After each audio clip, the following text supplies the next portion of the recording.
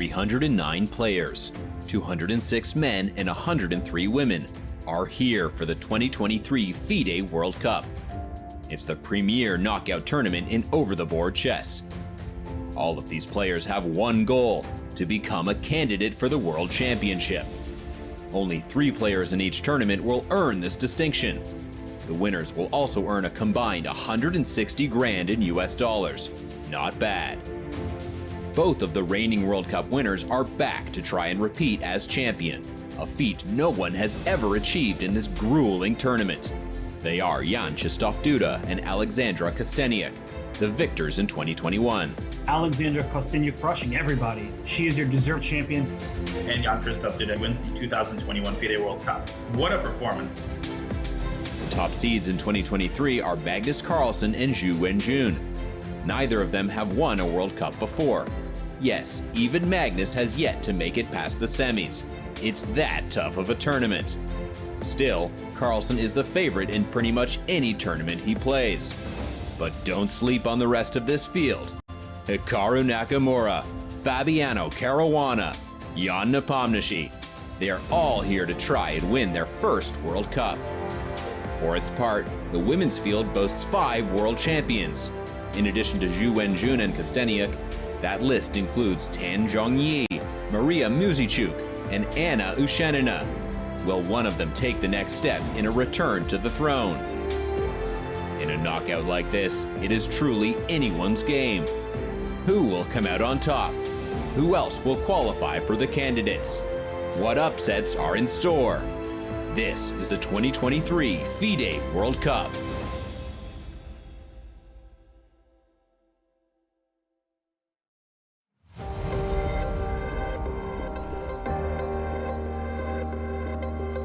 Hello everyone and welcome to the Chess24 coverage of what is going to be one of the greatest, one of the grandest events in the chess calendar. It is the FIDE World Cup and the FIDE Women's World Cup. And there you can see in Baku, in the playing hall, 206 men, 103 women will be fighting it out in an electrifying knockout for those coveted spots in the 2024 candidates tournaments.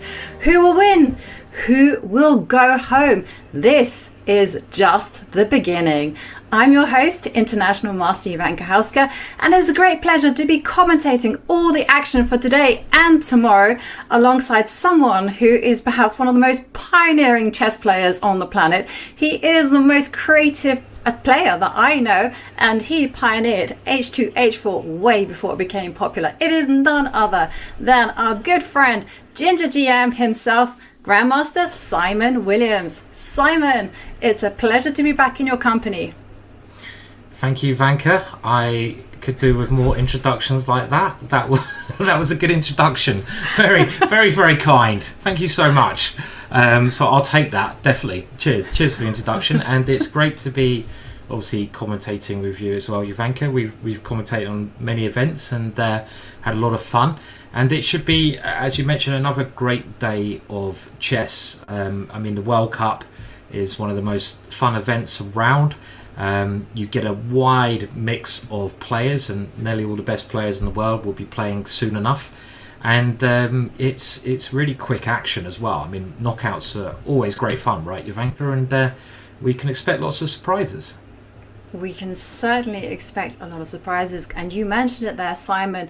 It is a knockout. Every match consists of 2 games, and we now are on game 2 of every match, and there you can see it. This is the format. The first person to 1.5 points will advance to the next round. 1 point for a win, it's half a point for a draw, and this is important. If the match is tied after these 2 games, tiebreaks will determine this whole result. Who will go through to the next? Who will go home? It is that brutal. It is very direct, and there you can see the tiebreak rules. This also is going to be part of every player's match strategy, especially in those matches where the players are evenly rated. And Simon, yesterday you were commenting alongside Dania for all the action. Can you tell us which games, which players were you particularly excited about? Well, there's so many games and players that are exciting, and we can expect, and we did get a fair few upsets yesterday. And in this type of event, you're going to get that. You're going to get surprises happening. You're going to get sort of the underdogs coming through, and I'm always rooting for the underdog because they the hero story, zero to hero, and we had that occur yesterday. So in the one of the games on the top boards, I mean, all the top boards kind of went the way we expected them to. The top 4 boards. But we'll go down the list a little bit more later on. You can see the top board here.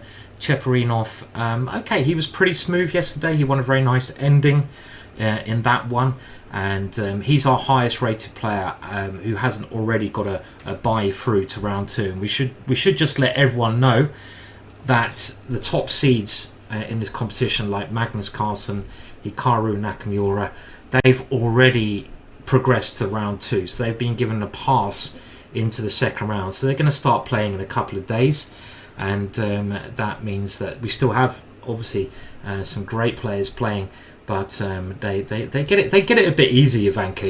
Do we think that's fair? They can chill out, take it easy for the first couple of days.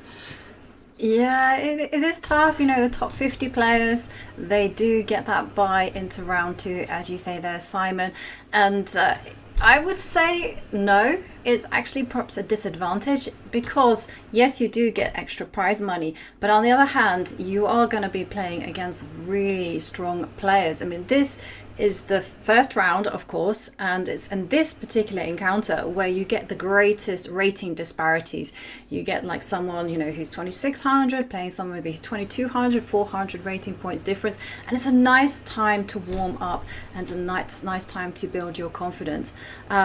I've played in the Women's World Cup Championship knockout formats, and I remember my opponent didn't show up, and it felt like it was a disadvantage because I didn't have that time to play. I didn't have time to settle those first round nerves. And there in the camera we can see 17-year-old Elina Robers from Holland, and she is a top seed for round 1 in the women's section, and she won a very nice game yesterday with a very neat tactic that was highlighted by former world champion Vishy Anand himself on Twitter.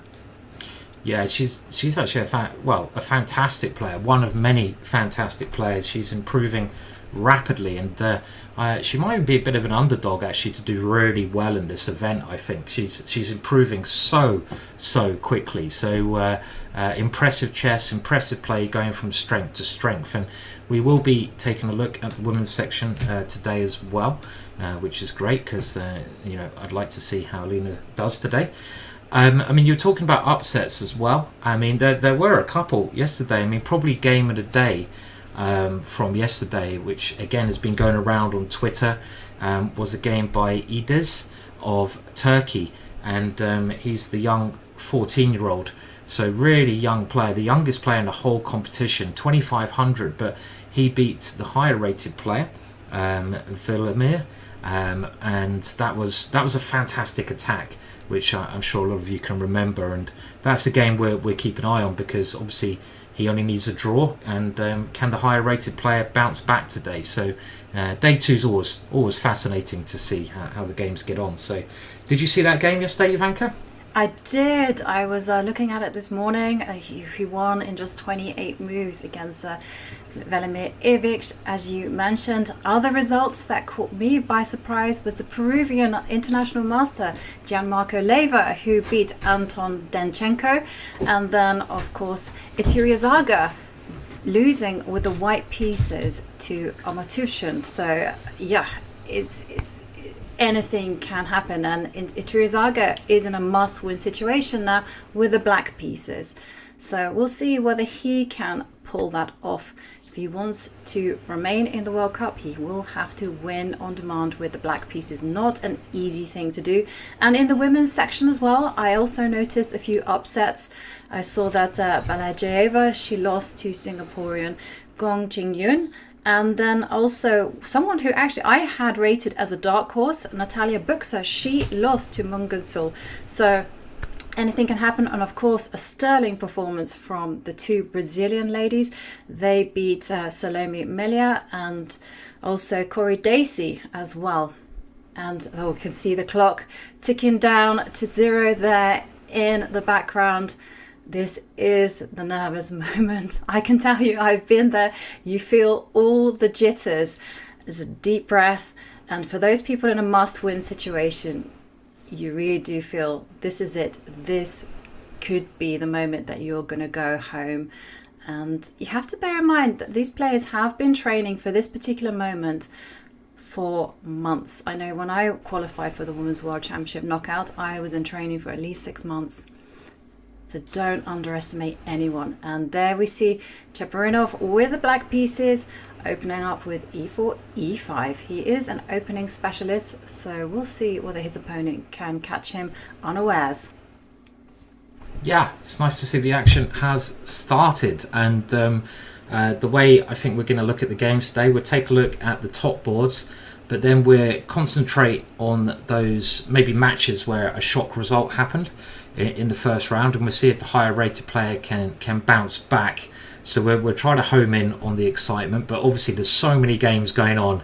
If you can help us out in the chat, and I'll be following on twitch.tv/24, so do get involved there, and we'll try to keep an eye. You guys can help us out find the right games as well. But let's have a look at the chess.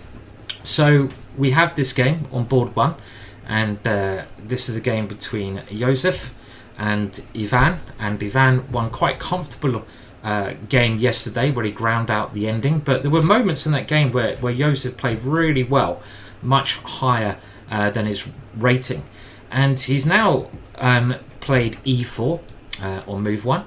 His opponent Ivan has played e5, and generally this is a good way to play if you only need, let's remember, you only need a draw here. Ivan doesn't need to win. And wow, my boards have gone a bit wacky there. I'll just bring them back. It was good to see. And let's just bring that game back. And after e4, e5, then we had a slightly odd move, knight c3. The main reply, knight f6. Now you can play the Vienna with f4 when d5 is a good reply, but bishop c4 played, and I kind of like this sort of way of playing, Ivanka, because Ivan is really well prepared, and it's quite a good idea to surprise your opponent. I feel. I have to admit, I'm not an expert at all in e4, e5 openings. I rarely ever play them, but this is, I believe, a way to try and get a gambit position, and it could potentially trap Ivan out. Do you know anything about this position, Ivanka? Do you know it well? I know we don't play e5 ourselves, so it might be an opening we're not as aware of as some other players. Yeah, I definitely don't know this opening so well. Obviously black can play like c6 and aim for d5. Another idea is just to complete development with knight c6 or bishop e7, but there we see Cheparinov thinking, and as you've highlighted, white's plan could be to play f4, and there we see him take the pawn. Oh yes, oh Simon, how could we forget this old chestnut? Yeah, well, I was going to say this is the main. We've been doing this one since we were kids. Yeah, this is the main move here, the main theoretical idea, and this is where I think we're mentioning that white has the possibility now to sacrifice a pawn. This is all theory. Yeah, I mean, when you put the bishop here, it's kind of known, isn't it, Ivanka, that knight takes e4 is supposed to be the so-called refutation of a lot of these positions. And of course, the point being, if you take on e4, then d5 happens. But this is the gambit line, queen h5, and now the knight comes back to defend the pawn on f7. And I believe there was a very interesting game recently, Ivanka, where Aronian might have got smashed with the black pieces by Nordibek in the Champions Chess Tour. Maybe in something very similar to this, if not the same line. And this is it's basically the Vienna Gambit, this one. And now, of course, white can take the pawn back here, but that is probably not the best move to play. Has he played it? I was going to say not. Yeah. I was going to say it's not the best move because now the queen's come off and you need to win. I don't know. I'm not sure. It's a symmetrical position. The queen's coming off. Is that a good idea, Ivanka? I thought he should have played it more gambits like there, but okay. What do we reckon of this? Well, it does look a little bit awkward for black on account of the knight being on d6, but it's a very minor gain for white, and I mean very. And I'm looking at this position and I'm thinking this is going to be very hard to squeeze out an advantage, and I do feel that if you're going to take on a grandmaster of Cheperinov's caliber, it has to be in more complicated positions. But white seems to be playing very quickly, so presumably this is something that he spent some time preparing. Yeah, agreed. I mean, like if we go back just a couple of moves, after knight d6, there are certainly other options here that white can play. For example, you can just move the bishop and keep this a pure sacrificial line. You know, let's say the bishop comes back here, something like this. When you still have a bit of pressure here, you have 3 pieces developed against 1, and taking on e5, I don't know, I just don't believe it, Ivanka, because the current position at the moment, well, you have to lose the tempo because your bishop's attacked, so you have to move the bishop back, and the pawn structure is dead symmetrical, and obviously the more symmetrical a position is, the more likely a draw it becomes. And okay, there's one idea, maybe the knight coming in here, but I'd imagine just the move c6 would stop that idea. Maybe there's other options, and I don't really believe that this is, you know, the way to try and test, like you say, a higher rated player when you need to win. But we'll have to wait and see. This is the preparation, and we'll see how it develops there, I think, right? So yeah. And let's move on. Let's work our way down, and there we see the players continuing in very solid fashion, and bearing in mind that white is in a must-win situation. So Ivan Cheparinov will be happy with the outcome of that opening. And I'm looking at this game that you've pulled up with Etienne Bacrot against Nei Lin Tun. So again, you can see a massive rating disparity. Etienne there with 2662 and Nei Lin Tun 2055. But everyone knows these days that ratings don't count for that much. Yeah, I mean, it's a crazy rating, right? I mean, like, look at the difference there, 600 points. I mean, you would have thought that if there's a 600 points difference, the high rate player would just crush it all the time. But that's not always necessarily the case. And we saw yesterday, actually, that in actual fact, Nei Lin Tun played pretty well. He got to an ending where he's a pawn down, but he had some very decent drawing chances there. It doesn't look like the live moves are coming through on this board, unfortunately. We can see the 2 players there.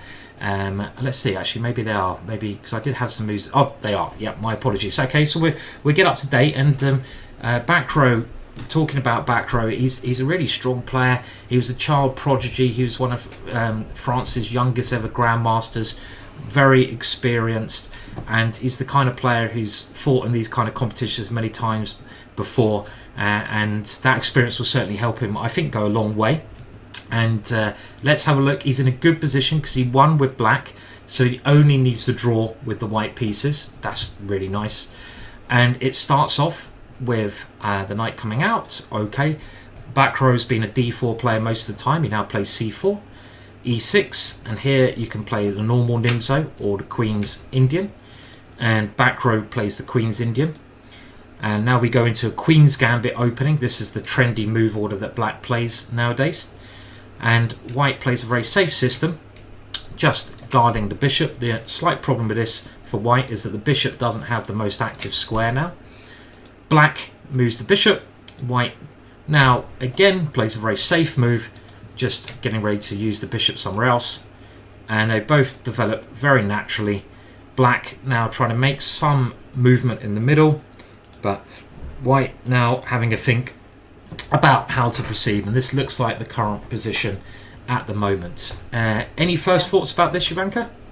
Well, it's a nice idea by Etienne just to get a great game, because the last thing you want to do is enter into your opponent's preparation. So when you're playing someone so low rated, the good thing is just get them out of any preparation and just get that proverbial game. And here Etienne has chosen a very simple position to play. It's just about developing the knight. Perhaps I'm predicting d2, putting the bishop on d3. He can also use a lot of pattern recognition as well. He can, because this almost feels like this is an opening that Black would have played, but White has played it and got that extra tempo. And there's a lot of tension in the center. There's going to be mass liquidations. And remember, Etienne is not concerned about rating. It's just going to be about progressing to the next round. So I think it's a good choice. Yeah, I agree. I always find this kind of centre so confusing. I mean, I've played d4 like nearly all my life, but whenever I get this, Jovanka, I'm like, hang on a minute, you've always got to work out every single move, the 4 options, right? You've got to look at pawn takes pawn that way. You've got to look at pawn takes pawn that way. And then if you don't do those moves, you've got to look at your opponent doing the same. So there's 4 captures there you have to be aware of, and you have to sort of judge if any of those captures are going to give you a better position or a worse position. Obviously, it gives you a better position, you play them, but you really got to know what kind of pawn structure you want. And I think for a less experienced player, as maybe Black is, just going on rating, this position can be quite hard to play because you can easily drift into the wrong capture and into a slightly worse position. I've seen Mickey Adams, England's #1 player for a long time, play this really well, and he always knows what to do at the right time. And so I kind of like what Back Row's playing. He's keeping it quite safe, and he's keeping his options open. And again, it's a symmetrical-ish position, but the main difference is White has this bishop on quite a nice diagonal, and if we look at his counterpart, the bishop on c8 is rather passive at the moment, right, Jovanka? It's stuck behind these pawns, so you could say that White has chances for a positional advantage because of that bishop. And Back Row now thinking how to move. Yeah, exactly. I mean, the only danger that I can see for Back Row is if he doesn't get his king to safety. And as you highlighted there, it's really important to always think about the capture c takes d4, because of course that opens up the dark squared bishop and any potential bishop b4 checks. But if you have that worked out, and I'm pretty sure that Etienne is considering whether he should capture the pawn on d5 himself, and again ask Black some questions. Which way are you going to recapture? With the knight, with the queen, with the pawn? Every single capture has some disadvantages to it.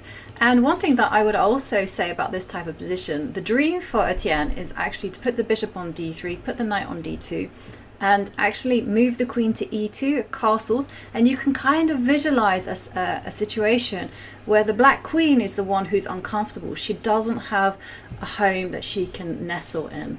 And this is what Etienne is hoping to achieve. And decision for him, there you go, he captures the pawn in the middle. One of my big mistakes, Simon, is I always confidently say he's considering this move, and then I think to myself, why did I say that? Why did I say that with 100% certainty? Because it might not happen. Be more confident, Jovanka. You see, you're showing your expertise of the positions there. You're like, he's considering this. You knew he was going to play this move. You know this position far too well to not say that. And again, that shows your expertise, Jovanka, pointing out that this is the main capture.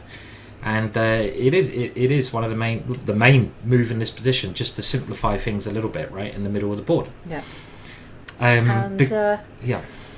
So a decision now for Black to capture with the knight. The ideal move is actually to capture with the knight, because if you capture with the pawn, you do give White the extra possibility of actually taking the pawn on c5, and then you have that long-term versus short-term. Long-term, White is much better. Short-term, Black does have some dynamic advantages. So we will see. There we see Black considering what to do, but we will find out, because remember, Black is in a must-win situation. Wow. This is gonna be such an exciting day, Simon. And there we see him capture in the center with a knight. Okay, so capture there in the center. Okay, and this is a more positionally founded move, but the danger of this is if you need to win, Jovanka, you see as a Back Row just takes on c5, and again, the 2 games we've seen so far, the 2 higher rated players have steered the game into symmetrical pawn structures, and this is quite clever, right? Because as long as you don't do anything silly with your pieces, you don't have to worry about the pawns. Yeah, because in chess you generally have to worry about pawns, pieces, and king. And if the pawn structure is symmetrical, you just don't have to worry about them anymore. So you could even say that white has the better pieces. He's just got to get his king safe, which he should better do. So I kind of think maybe black should have even gone for that isolated pawn position, because just to mix it up. But we are hearing Jovanka, and let's be honest, these two games, they're not setting the board on fire. We want some fire on the board, and we're hearing that there's an interesting position in the game, Blueberger versus Mas Strolovelis. And let me just bring that up, and I hope we're getting this right. So that's the good thing about a lot of the encounters, and this is very exciting. We go through the moves very quickly, and this is an all grandmaster encounter, and you can see these encounters on the top boards where the high rated players playing someone 400 points lower, but of course they are leveling out, and there are a couple of GM encounters. In the first game, there was a win for the player who is playing, let me get this right, the black pieces in this game. So Master Vasilis, yeah.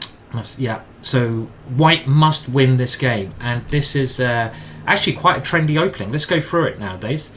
It starts off with white playing an open Sicilian, which is a very good choice. If you need to win, open up the board, get an open Sicilian. And now black playing this kind of sort of knight f6 variation. White develops normally, knight c6, and very sharp stuff. White now plays knight takes c6, and this again is one of the main moves at the moment. B takes, and this is the idea behind white's play. You kind of cause some problems in the center. The knight comes into the middle, and now your knight hops here, and you have ideas here.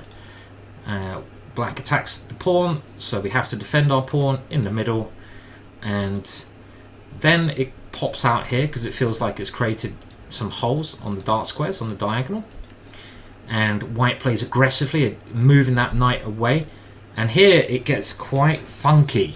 This is the kind of way you want to play if you need to win, Jovanka, right? I mean, I would not be able to play this way unless I was so sure that it's safe. Would you better play this way as white? You've got to guess the next move, everyone. You've probably seen it already, but what about you, Jovanka? Would you better do this? I don't know. I'd be very scared. I would be very scared, but at the same time, a little thing is going on in the back of my head where I'm saying that this position is theory. I have a sneaky suspicion that white's next move has been seen before. Even though it's really weird, super weird. But I don't think I could play this especially if I was in a must-win situation. But then again, if white gets away with his next move, he does have a massive space advantage, and he does have fantastic control there in the center. And Simon, you highlighting the move. Put it on the board, please. Boom. The king moves up the board. I think maybe he's been watching a little bit too much of the Magnus encounters with Hikaru, where they play. Oh my god, I can't remember the name of it now. Move 2. What's it called? Come on, guys, help me out here. The Bong Cloud. The Bong Cloud, yes. Either that or he's been smoking something similar. And no, I mean this is actually theory, Jovanka. And when you get to this stage, you absolutely have to play this move. You can't do anything else, because if you try to block the check, there's a couple of good options. One of them is a black piece coming into e3 because the bishop is now pinned down, and the other one is you can take this pawn. So going into this position, you absolutely have to move your king. You have no choice whatsoever, and you have to play this way. So let's have a look. The king comes out, and now black keeps attacking with f5, and the funny thing is this is theory, and it is actually I remember having a chat with a very strong player about this position, and they thought white was actually doing quite well here. It's the kind of thing you can only play with the help of computers, or if you're insane, right? Because let's keep going. The knight comes back. Another That's option forced. is that and now the bishop comes out, and it looks terrifying for white, because look, all the black pieces are attacking, and your king has done this insane march. So what does white now do? It reminds me of it reminds me of a Cypress Hill song, but I won't sing that song. You might better guess it. And the king comes out even more. I mean, look at that. What's he doing? And let's keep going. Black has to move the knight back, and now white eventually can start pushing black backwards. Attacks the queen. The bishop comes, and we exchange off some pieces here. And in we go. With a sigh of relief, right, Jovanka? I'd be happy to get the queens off here, wouldn't you? Absolutely.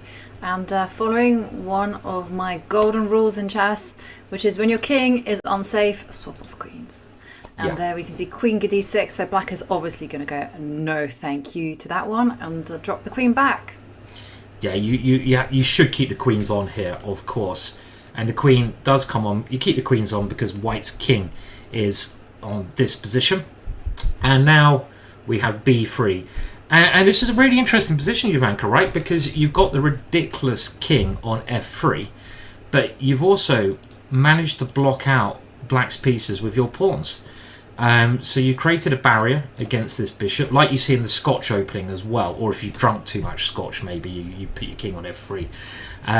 The black knight doesn't have a good way in, and you can't checkmate a king just with your queen, right? So in actual fact, I think the king is reasonably safe here, and the computer quite likes white's position, because you've got a space advantage, you've got a nice hold here, and if black can't attack you, you're doing all right as white. So it is modern theory, but maybe white has a small advantage here. I still wouldn't be that happy playing this as white. What about you? You getting convinced now, Jovanka?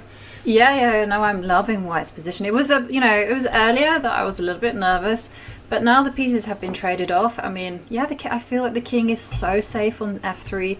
It can hide itself away on g3 if need be. And let's face it, moves like bishop b7 aren't that scary, because white can also just run away with the king, or again, if you want to kind of like really cement yourself on d6 with c5, there I would be a little bit more hesitant on making such a move. But then again, I feel there's nothing to be worried about, because it does really remind me of a Scotch, like you said, Simon, because there's that pawn wedge, a2, b3, c4, it's so good. It's really such a good thing. And then also, you have massive control over your d6 square, and as well the rook can line up onto d1 and then hit at d7. You can really, I'm getting so excited about this position for white. I'm a positional player at heart, and I'm just like looking at it, I'm just thinking, if the queens come off, you can just imagine double rooks there. And yeah, I mean, you can imagine the king being in prime position as well to step into the center. No, this is looking good. Yeah, I mean, it's actually this kind of idea of using the king behind the pawns and gaining a big space advantage of the pawns. You do see in some openings, I mean, very, very quickly. One opening that, again, I'm going back to Mickey Adams, that was very popular. This is the French defense. I'm just going to show you a very well-known line in the French defense. And you had this same idea where white's using the pawns like this. And at some point, you have a similar idea with black taking here, checking the king, and you get this kind of thing where actually the king comes to g3 in some positions. And this is again the same kind of thing where you use your pawns to basically say, okay, if you don't checkmate me, I've got this great position with my pawns. So it's not a completely crazy idea, and it's a really fascinating position here. I mean, I'm wondering what black should do. I mean, I'd love to play like c5, Jovanka, here, because I want to get my bishop to a good diagonal. That makes a lot of sense. And I maybe want to bring my knight into the game. I need to use these two pieces, but I also don't want to exchange queens. So that's the downside of playing c5, right? The downside of playing c5 is that you offer the exchange queens. If my queen was on a5 here, I'd be loving it, Jovanka, as black, because suddenly my pieces, and I've got to use my pieces, come to life. And in the, without this move, both of these pieces are kind of useless. So this is the kind of thing I think black needs to think of. But let's remember, Felix needs to win this game and I'm not sure this is really the kind of opening as black you want in a draw situation, right? I mean, white must be loving the fact he's got a very complex position on the board. Definitely. Black is a difficult position for black. I mean, I do think that c5 is a good idea, especially just to gain control of some squares, because white is in big, I was going to say black actually is in big trouble of getting completely squashed there in the middle of the board. So he has to break out, he has to give his pieces some purpose. Bishop b7, knight c6, put the knight on d4 as you highlighted. But, white also has their trumps as well. So going to be a very evenly matched game. And, okay, let's remind ourselves white is in a must-win situation. And talking about must-win situations, can we take a look at some of the higher-rated players who need to win? So I have a few. First of all, I'm really dying to look at how our 14-year-old superstar from Turkey, Adis Gürel, is doing. Yesterday, he won a stupendous game with the white pieces. He took down Velimir Ivic. How is he doing? I'm just going to find the game quickly, so we will go there. And this was a brilliant game. Game went around yesterday, and we can bring it up now. We'll go through the moves from the start. I think it's always useful. And so in the first game, the underdog, the young 14-year-old who's playing black in the second game, managed to win a great game, well worth checking out. And in this game, white must win to force a tie break. So let's see how things develop. And we see that Adis is playing, I would say a sharp opening, but an opening that you quite like, Ivanka. I mean, isn't this one of your favourites? Oh. I love the way you went all British there. You quite like this one. I love it, Simon. Yeah, no, Hikaru. I'm going to give it the stamp of approval, even if it gets me into a bad position. So c6. It does have its disadvantages, though, especially in this format, because one of the big disadvantages of the Hikaru is that you concede space. And I'm looking at, this is the move that is really trendy these days. Just play e5, and if the bishop comes out to f5, it's been very, very popular to go h4. And I'm guessing that was played? H4, Yep. Yeah, h5, and then bishop d3. I think Fabiano Caruana was the one. So I know this one, I think. So I know you've anchored this move h4. It's actually called the Tau variation, or it was. That's what I was aware of. And the point of this move, again, is black kind of wants to play e6 just to get the bishop out and play like that. But e6 is a really big blunder, right? Because all of a sudden you trap the bishop. You go g4, bishop e4, f3, bishop there, and h5, and that bishop is trapped. So it has a little bit of bite to it, right? h4 in this position, a little bit of bite. A lot of bites. A lot of bites. I mean, this is really dangerous, especially in the hands of skilled players. I mean, one of the disadvantages of it is, yes, if white doesn't put enough pressure on black, then black can simply equalize, and then playing for those counter strikes of c5. If c5 is not allowed, go for f6. But you're going to see that this bishop is going to get chased away. There's going to be a lot of pressure that black has to withstand on the dark squares. And I'm kind of curious, did he play h5? He did. He played h5, yeah. And so this stops at least g4. But again, double-edged move, because you do stop white's plan of going aggressive, but whenever you push a pawn, you weaken squares, and now my eyes get drawn to g5. Like, if I get a piece onto g5, you can't kick it away with h6. So just be careful moving your pawns. All theory, of course. I think we'll catch up with the current position. White, who needs to win this game, opens up the position, and can't be a more logical move. You need to win. You play aggressively. And now white starts developing his pieces. And at some point, I feel black has to play this move when black now has this lovely central square for a piece, but white's pieces are also flying into the game. So now black developing his knights. The bishop steps back from a potential attack there, just getting out of the way. Okay, a little nibble So white doesn't care. He basically says, okay, you can have my Harry pawn. Harry always likes sacrificing himself, doesn't he, Ivanka? You rarely care about that poor pawn. It's such a brave pawn. He's always throwing himself away in numerous positions, right? And very risky to capture that pawn. So it is very risky to capture that pawn. And an interesting choice by Ivic. C4 is popular, but it's actually not the main move these days.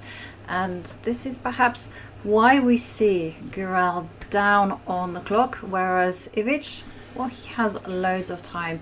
And I would definitely recommend not capturing that pawn for the time being, and instead just dangling it over that prospect to the white pieces. And there we see the rook come out. Oops. And the rook did come out to h6. I don't think lots of people would just look at that idea and just go, what on earth is that rook doing that? But to my eyes, it's absolutely fine. It's a modern way of playing chess. Basically, you just say, get the rook out, and then the king can just move to safety if need be. Move it to f8 or g8, and the rook is still pretty active on, can move to g6 or can move to g4, and it's going to be all about using those minor pieces, because black's position is very solid. e6 and c6, those are the pillars of strength. But on the other hand, if white stops black from establishing this stronghold on d5, then there really isn't that much of an easy plan for black. It seems like one kind of the typical position that you often get in the Caro, where when white's able to swap the c pawn for the d pawn. Both sides have their advantages. I mean, black has this lovely square right in the center of the board, so black can take over that square, sit there forever.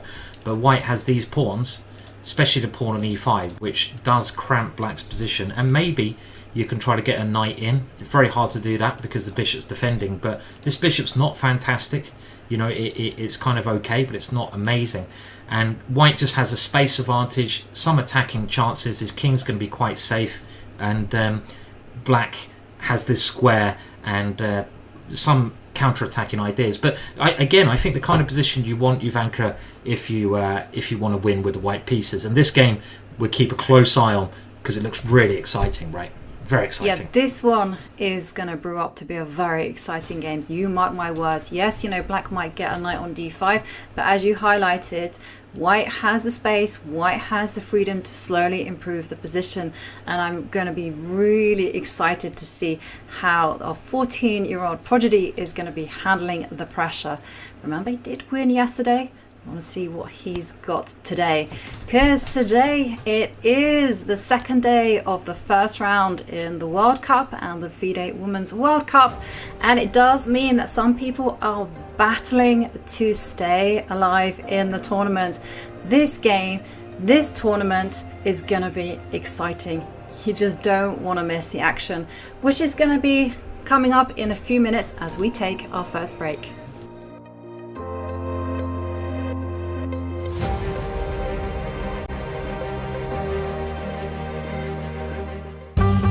This course is about white playing d4, all the tools you need to get an advantage with white and not be tricked early in the opening.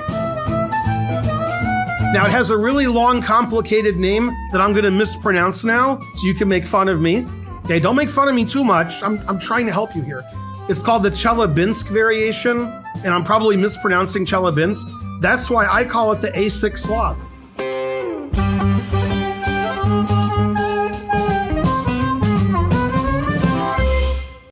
Your subscription makes shows like this possible, which is why our Twitch subscribers will never see ads on chess.com.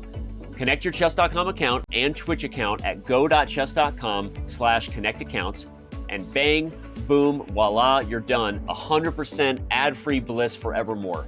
Whether you're following our events on site or on stream, type the command connect in the chat, and thank you for helping bring these shows to life.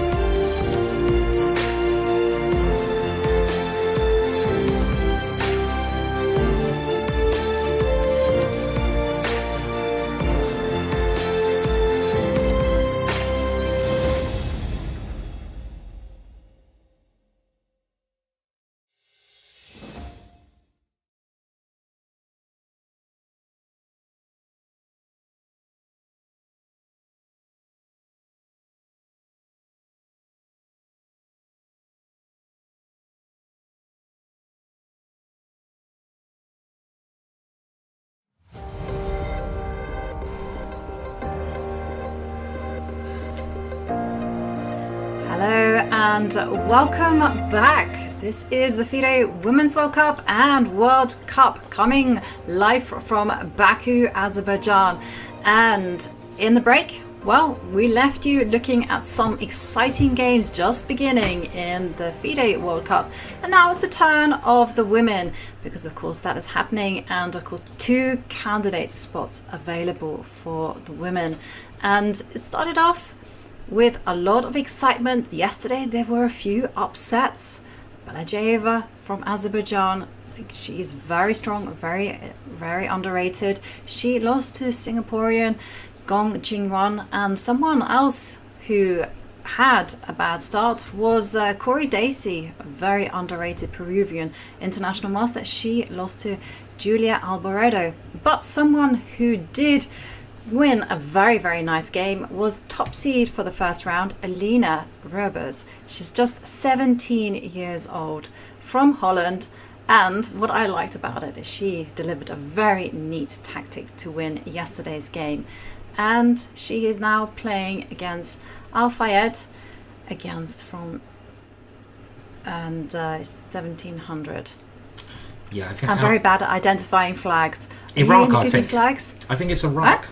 I think Iraq. Yeah, I think so. So and I say that not by identifying the flag, but by actually checking a couple of minutes ago, because my flag recognition is about 1700 strength at best, probably more 1300 flag recognition strength. Certainly not Grandmaster flag recognition strength. Okay, anyway, that's enough about flags. So this is going to be a very interesting game, and I think Alina, she's someone who could do really well in this competition. Obviously, you have the top seeds who have already progressed and they've got their place in round 2.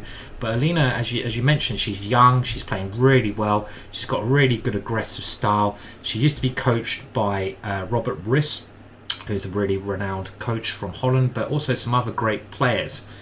And so let's dive in. So it starts with White needing to win, because lost the first game. So Aline only needs the draw. And she plays a sharp opening. She plays the Sicilian. I mean, you could play something a lot more drawish than the open Sicilian. You could play the Berlin. So she's showing courage, and she's saying basically, brave play. If you only need a draw and you play one of the sharpest lines, Queen C7 is, well, again, it's kind of this. We saw this earlier, kind of the can variation of a Sicilian, or something similar. And now a bit more of a positional approach, Bishop E2 here.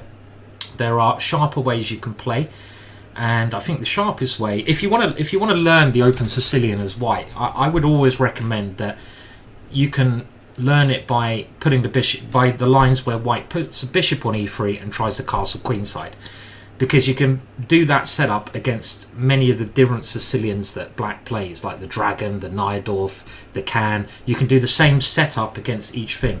So this is the really aggressive stuff, but Bishop E2 is a lot calmer. Black now rules out any Knight B5. The Knight comes back, another calm move. Black simply develops, White develops, and now Black gains space. And Yovi, what do you reckon about things so far in this game? I kind of agree with you. I think that if you really are going to challenge Black's like Taimanov setup, then I think you should be playing Bishop E3, you should be playing Queen D2, casting queenside. An alternative approach is actually to stake your claim in the center with a Maroczy bind. I always love the Maroczy bind when I played these openings. As it stands, White, unless they act fast, is in danger of getting just pressed there, because I mean even B4 is a potential threat. B4, and then Black can maybe steal that pawn in the middle of the board. So if White is constantly having to take some time out just to defend the assets, then I feel Black is going to be absolutely fine. Put the bishop on B7, put the bishop on E7. I've even seen them be cheeky and play bishop D6 on occasions if White has castled. Yeah, I just do feel that Black doesn't really have a problem. Yeah, I totally agree. I think against these kind of systems, you have to be very accurate with white. And there was a couple of moves that white played, like knight b3, retreating the knight from the center when you don't really need to. I mean, why are you moving this knight back? It's not that necessary. I mean, why not put the bishop on e3 first? And again, I don't know the theory here, but this seems like a bit of a, I don't know, a bit of a, can we call it a little bit of a soft move? You know, it's like, okay, not really going to test black. And if we go to the current position after b5, I think you're completely correct, Ivanka, that white would like to castle. You know, maybe white can castle here. Let's have a look. If white does castle, then again, and I'm not an expert, what happens if b4, trying to kick the knight away and take here? I expect that white gets enough compensation. You also have to watch out for this sacrifice, by the way. This is a common idea in these positions, but I don't think it works very well here because there's too many pieces in the way on the e-file. But maybe white gets enough compensation with something like this, you know, using the b6 square, opening up the c-file. But even here, I'm not sure. You know, if you didn't know this as theory as white, you could just be losing a central pawn as well. So Totally. yeah, so b5. Totally, and I suspect, you know what I suspect, that white doesn't really know the theory. And they were just kind of freestyling. Maybe she was taken by surprise. Maybe Alina doesn't play this type of setup. And so now she's just playing like natural, cautious moves. And we're probably going to see moves like a3 on the board just to kind of kill any b4 complications. Maybe that's necessary. But again, when it comes to open Sicilians, it is a question of timing. And if you are allowing black this free hand for development, you know, put the bishop on b7, put the bishop anywhere on e7. You don't need to be fancy with your bishop moves. Get the king to safety. Black is going to be breaking out with d5, and if they manage d5, okay, we see f3 played. So not a3, but still, then again, we have to ask ourselves, is f3 like in keeping with bishop e2, knight b3, bishop e3? I mean, I've seen a lot of f3s, but I've seen it always in conjunction with the queen coming to d2, a quick castle queenside, g4 on the board. Yeah, I don't really like the setup from white. I'm totally agree with you as well that you know, the other thing you might want to do as white in these positions is play f4. F4 is a really normal move and put the bishop behind your pawns. And this is a great way to attack. You can even just launch these guys tally-ho up the board. And it's kind of like, I see this mistake happen a lot from lower rated players that, you know, they're like, right, I'm going to play the Sicilian, whoa, the open Sicilian. And they start banging out and they get into a position like you see here, or, you know, after 5 moves, very aggressive play. And then they're like, oh dear, hang on a minute. Well, I'm not sure about this. And they're like, oh, actually, I'm just gonna run away a little bit. I'm just gonna go back. It's like, do you want to fight? And you're like, oh, hang on a minute. Let me just go to the toilet first. And they start playing like rather, you know, rather kind of unthreatening moves like bishop e2. It's okay, but if you're gonna play the open Sicilian, keep that energy up. You know, you've got to keep going. And f3 is another move which might be necessary because it defends e4, but it's also not really in the spirit of needing to win in this type of position. It just feels like white is kind of confusing their plans, right? Because, you know, again, take that move back, take the bishop move, bishop e2. You know, I've seen bishop e2 played, but it's always been with the idea, like you mentioned, of castling, queen e1, putting the bishop on e3, and then, you know, queen g3, because I remember I used to attack like this. Yeah. And yeah, I mean, that's one kind of plan, and then you put the bishop on f3 or even d3, you know. But f3 with the bishop on e2, maybe it will work out. It's because also fundamentally white hasn't done anything that bad, but I don't know, I just feel that black is going to get a comfortable game, so Alina will be feeling quite happy. Yeah, let's move on to another game. I mean, I think this, just showing a bit of lack of knowledge of the opening here, which is understandable. Low rated player against a higher rated player. Look at the clock times, 100%. As I see in the chat as well, a bit of news which is quite shocking in the men's event. That I think one of the sort of higher seeds, Safali from Azerbaijan, actually forfeited his game as he turned up late. And there's not really, I mean, I don't, you never know the circumstances. Maybe his car broke down, maybe, you know, there's always possible excuses that can happen. But this, I think it's the rule here where it's zero, the zero leniency. So if you turn up even like 10 seconds late, you lose the game. So, you know, it's a horrible rule, I think. That was the rule for many years, and it was really horrible, as you mentioned. And I did brush up on the regulations, and you are allowed 15-minute default time. And if you come like just under 15 minutes late, you will get penalized $500, I think. Okay. From your prize fund, right? And from your prize winnings, sorry. And if you come after 15 minutes, then that's it. You just lose the game. But you will not. The funny thing is, you lose the game, but you will not get that financial penalty. Right. Yeah. I don't know which is worse, but anyway, should we move on to another one, Ivanka? Do you have another game in the women's you'd like to look at? Yeah, I mean, I would love to see the people who are in a must-win situation, and someone who is an excellent player is the Georgian international master Salome Melia, and she lost yesterday. She is now in a must-win situation. Yes, and we can catch up with the game there. So you're right, very strong player, and she lost to her much lower rated opponent from Brazil. I recognise that flag. I've watched enough football to recognise that flag, Ivanka. Even if it's small on my screen, I can see that's a Brazilian flag. And we'll run through the moves again very quickly. So White must win this game to stay in with a chance, and we start with a Raul Lopez, Spanish, and one of the more traditional lines, except for the fact that d6 is played.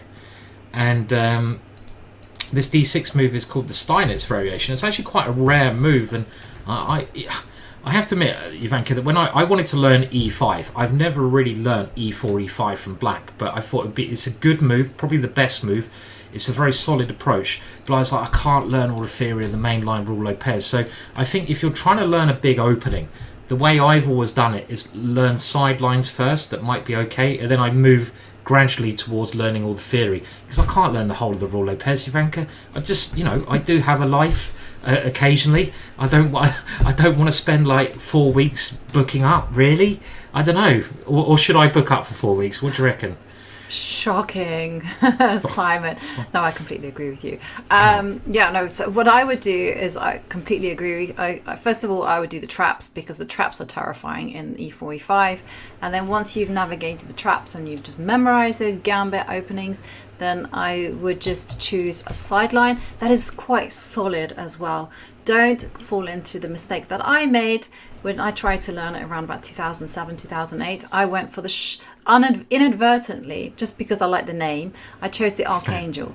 Now the Archangel I did the same, Rebecca. Can I just say that I was trying to find an opening e4, e5, and I thought, the Archangel, I like that name. It's so bad that we pick openings not because of anything on the board, but because of how they sound. And my God, it's a good thing I'm not playing the monkey's bum more often. But anyway, go on, sorry. Tell us about the Archangel. No, I mean, but this is literally the sharpest Ruy Lopez version.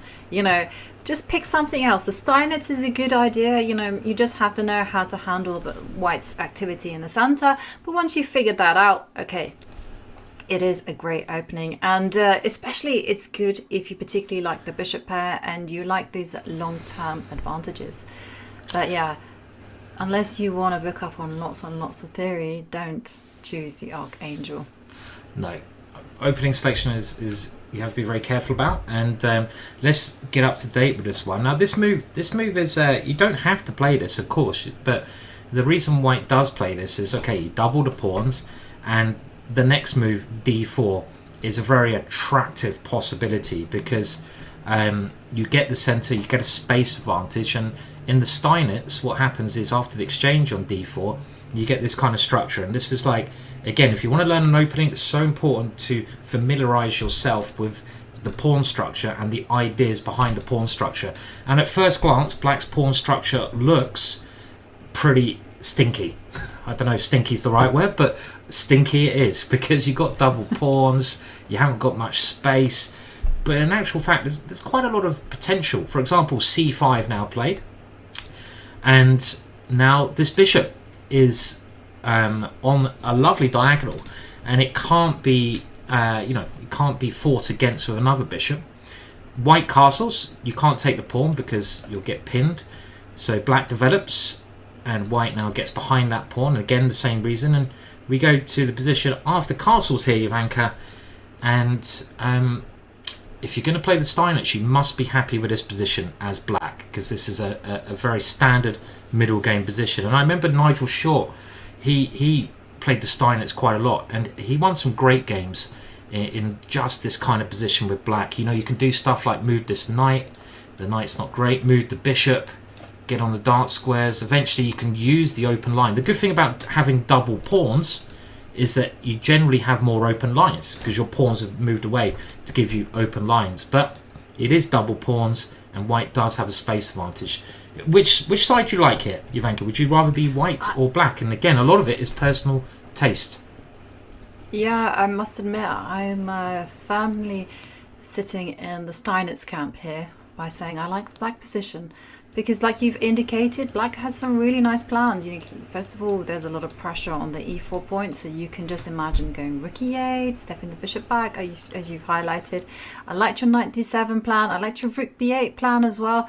I mean, black's has a lot of what I call happy moves, and whereas white, even if you do manage to break out in the center with like e5, black can simply go, I don't even need to take that pawn. I don't need to ruin my pawn structure completely by taking it.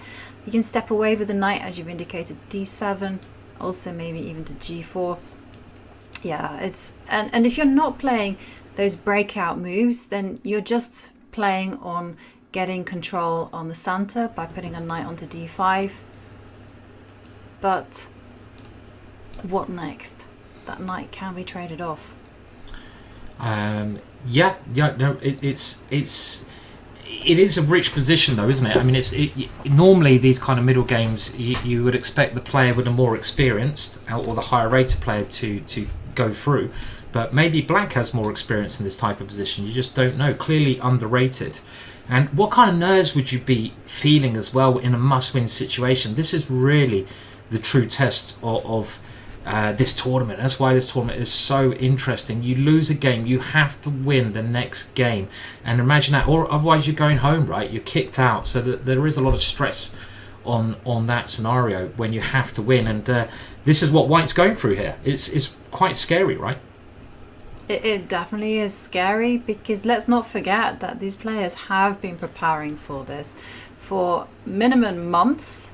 I would say they would have said, okay, these are the dates, this is what I'm going to do. They would have lined themselves up with a trainer. They would have decided this is going to be the approach, and when the pairings were released, then you start focusing on that player. You start trying to read them, trying to understand the strengths and the weaknesses, and this does make both sides, formidable opponents. And I have to say, I really do feel here for both players. And you mentioned their nerves, Simon. Well, I've been in this situation before, and it was nervous. I must admit I was more nervous in the first game than I was in the second game, because the second game it just kind of felt like, well, we'll see. You just kind of abandon your fate to the gods, and you just say, okay, well, it is what it is. If I need to rebook tickets, then so be it. But the first game I was really, I couldn't think. I was so indecisive, and I remember burning a lot of time on my clock when I was playing GMHikaru, and I ended up just losing that game and then playing this must-win situation. There was some freedom, but at the same time, Hampi is just a very solid player, and she just played very, very well. Yeah. And I think Salome, well, she just has to accept what's coming towards her. She just has to find the best plan and forget about this actual circumstance, and forget about yesterday's game and keep calm, which is so much easier said than done. Have you ever specifically trained to keep yourself calm, Simon? No, not really. No, never. I think it's a fine line, isn't it? I mean, you want to keep calm, but you also want to use the nervous energy that you have. So it's like getting in the zone, and there's a fine line between getting the right level. But no, I probably should have done some practice on keeping calm, but I haven't ever done that. It's a really important thing, I think, for most chess players. I know you have, Ivanka, done some practice on that yourself, and probably highly recommended, especially when you get to this kind of level, right? When you're actually competing for serious money. Let's remember, every round they get through, the prize money goes, and for a lot of these players, this is big money, life-changing money for them as well. I was just looking at the position, Ivanka. I mean, I was just wondering about some knight h4 to f5. This is the kind of thing. I was wondering what side I'd like to be. And you know what? I would happily take either side here. I just think it's kind of an equal position. This side, okay, queen d3, very sensible, defending that pawn. But black is doing absolutely fine. I love the idea of getting the rook to e8 that you pointed out. That looks like a nice way. And you just improve your pieces, right, in these positions. You don't need to rush, do anything too quickly here. Get your pieces to the best squares. But yeah, I mean, should we pick another game, Ivanka, as well? And this one developing nicely at the moment. But it's a long way to go for white to win this one, right? A long way. It is a long way to go. And definitely let's have a look at another player who is in a must-win situation. So I got my eye on a few people, and one of them is Natalia Buxa. Now, I've always rated Natalia as a fantastic player. You know, I played her when she was very young, and I won, but it was just due to a big fluke. I mean, she was so strong. And I've seen her in action, and it surprises me that her rating isn't as high as it could be, because I think she's just a victim of this whole rating deflation thing. But how is she doing with the white pieces?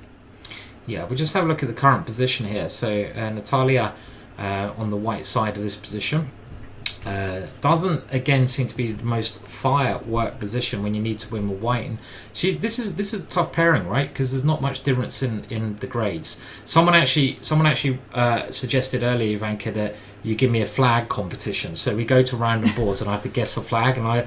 Oh, thank This is goodness.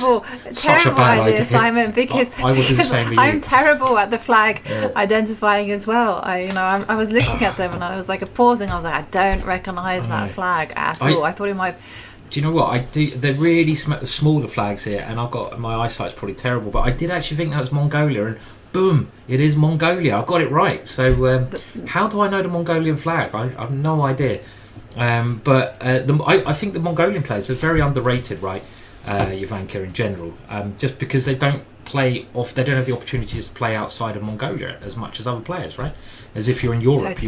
you can play all over the shop. And let's not forget that the continent from Asia is just so strong. You know, anyone playing there. I mean, I would say these days that the Asian championships are so much stronger than the European ones. And as you pointed out, I did know that they were playing in a lot of tournaments around Asia. Like, I do know that some of the Mongolians, they went and studied in Russia, in Moscow, and trained there. But this was generations back. It might not be the same anymore. Have you heard this story? I think it was someone was telling me this story from someone else. So this is like a third-hand story, and I probably can't remember it correctly. But there's a story of this Soviet grandmaster going over to Mongolia to help the Mongolian team. Maybe you were telling me the story, Ivanka, but then I'll try to tell it quite quickly so everyone doesn't fall asleep too much. But this Soviet grandmaster went over to Mongolia, and Mongolia at the time, their highest rated player was like 2100. But then he was teaching these 2100s, and one of these guys goes, I know someone who will beat you. And the grandmaster, the Soviet, goes, yeah, whatever.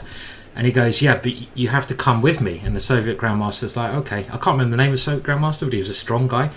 And the guy goes, right, you have to come on this horse. And he's like, what? I've got to go on a horse. And he takes him on this horse out into the wilderness for a day or two. and he's just traveling out in Mongolia through these fields, and then they come to this big yurt, and it's like, right, we've got to wait here for a bit.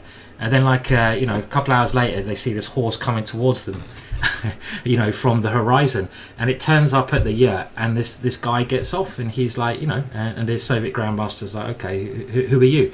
And he goes, oh, I'm just like a bit of chess. And he crushes the Soviet guy, like 6-0. And then the Soviet guy goes, where did you learn? And he's like, oh, just like, traveling around on my horse. And he gets back on his horse, and he just disappears off again into the horizon. And the Soviet Grandmaster's like, what happened to me? Who was this guy? This legend of Mongolian chess who just, goes around this horse beating everyone. And I kind of like that story. But, Mongolia's like this obviously massively beautiful place. And, that kind of, sums up, they don't have the opportunity to play as many competitions, right, as other people. So there might be a lot of hidden talent out there, just riding around in the wilderness, right? Who knows? Definitely. No. I mean, you're spot on. I like that story about the mysterious horseback figure who just like randomly appears and beats all the chess players and then woofs away where the wind takes them. Yeah, it's a dream. That's a fairy tale. I want that to happen in real life. And yeah, I mean, it's just Kasparov on holiday probably, but yeah. Anyway. But what do you think about this position? Does White have good winning chances here?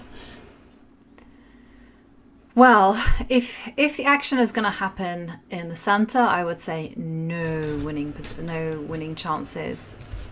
But White does have your old friend Harry, the H-pawn, on H4, can move up to H5, and Black does have some small things that are going to be a problem. Like, for instance, the knight on c6 is just saddled to that square because as soon as it moves, the white knight will jump into e5. And there is that possibility to go rook h1, h5.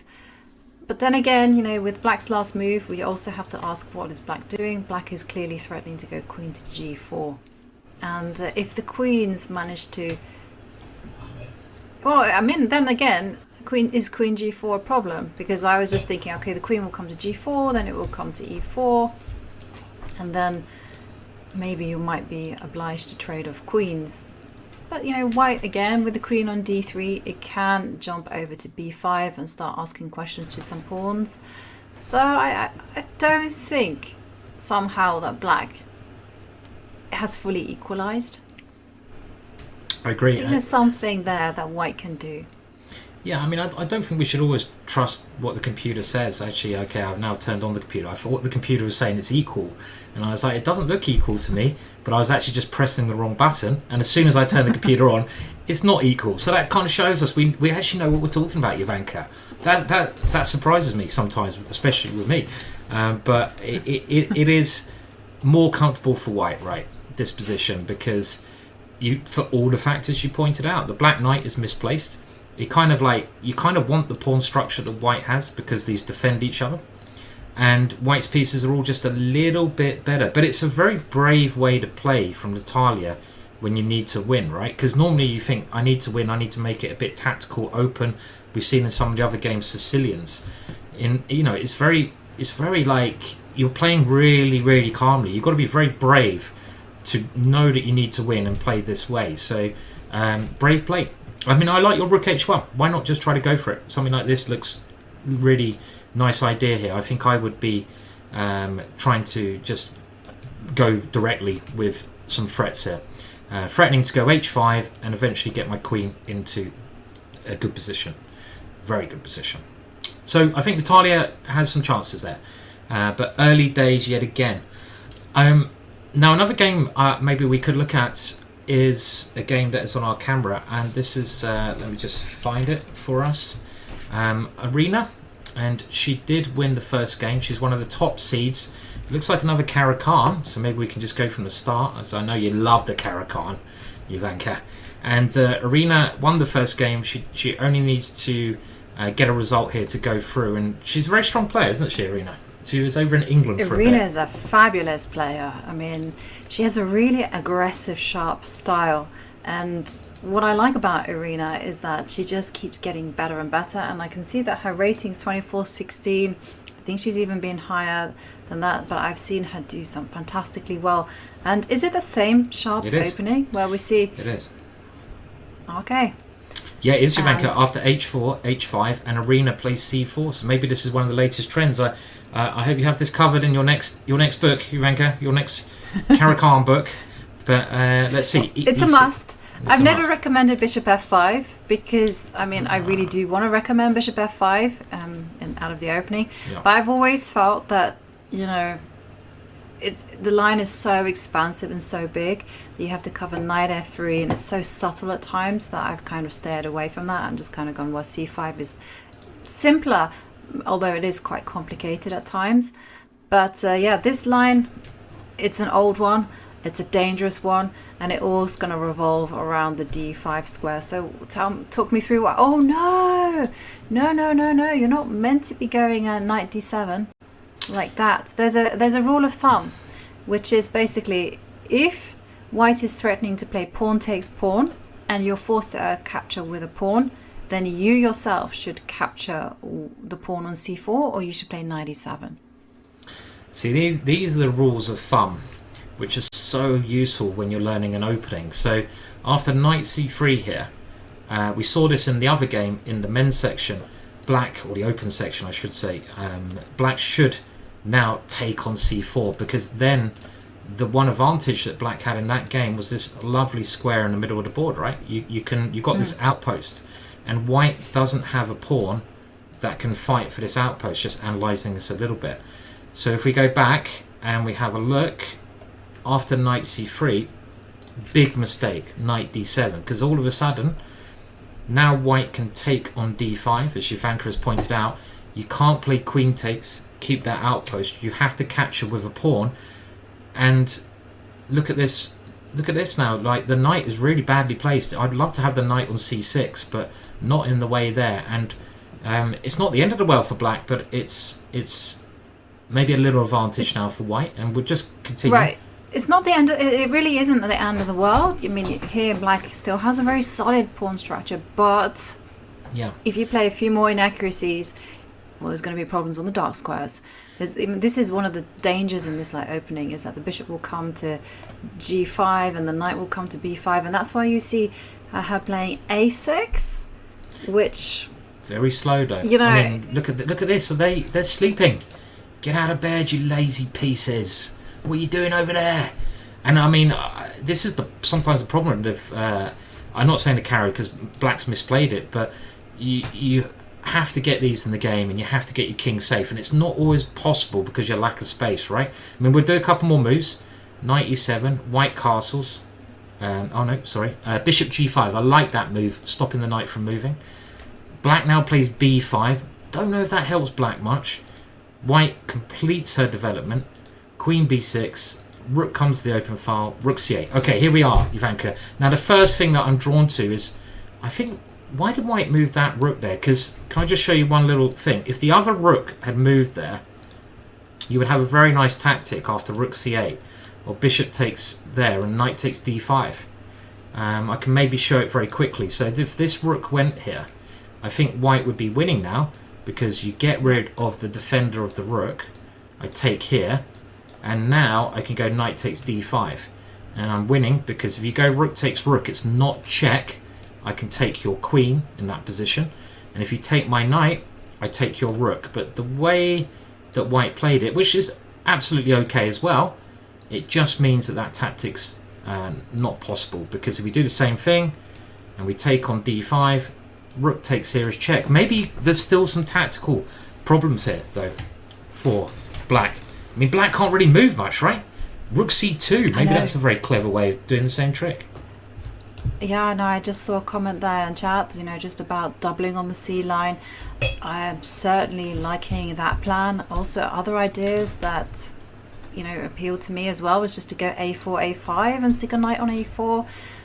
I mean, white's position is just so nice, and I hate that word nice, but here it really just does describe it to perfection. And especially if you just think about, if you play the most natural move, rook c2, rook c1, You've Well, got what's your that? idea. After rook c2, you've got your idea in operations, because if you try to go the dream move of knight f5, boom, knight d5 is coming. That will be the end, my friend, in every single possible way. So you black really can't untangle. Rook c2 is just a very simple move, and I can understand why Irina left the rook here, because your very clever idea a4. Maybe it's even a better move than putting the other rook there. It's always hard in chess, Ivanka, I feel, to know what rook you should move, in those situations, and Karpov was so good at that. But I never know which rook to move. I just I'm more like it's 50-50. I'll just move one of them. I've got a good chance it's the right rook, but I don't really know what I'm doing. That's kind of. Do you know what, Simon? Yeah. I think most people on the planet, that's the situation. It's 50-50, and you only come to realize like 20 moves down the line, you're like, you know what? If my rook had been on the queen side instead of the king side, I could have done this. And then you kind of put it in the brain to kind of remember the next time, and then the next time you pick up the wrong rook again. 10 moves down the track, it's like, oh my goodness me. My rook should be on the king side. Yeah, it often works like that, and we can see on the camera that Irina, she only needs a draw in this game. She's looking very confident.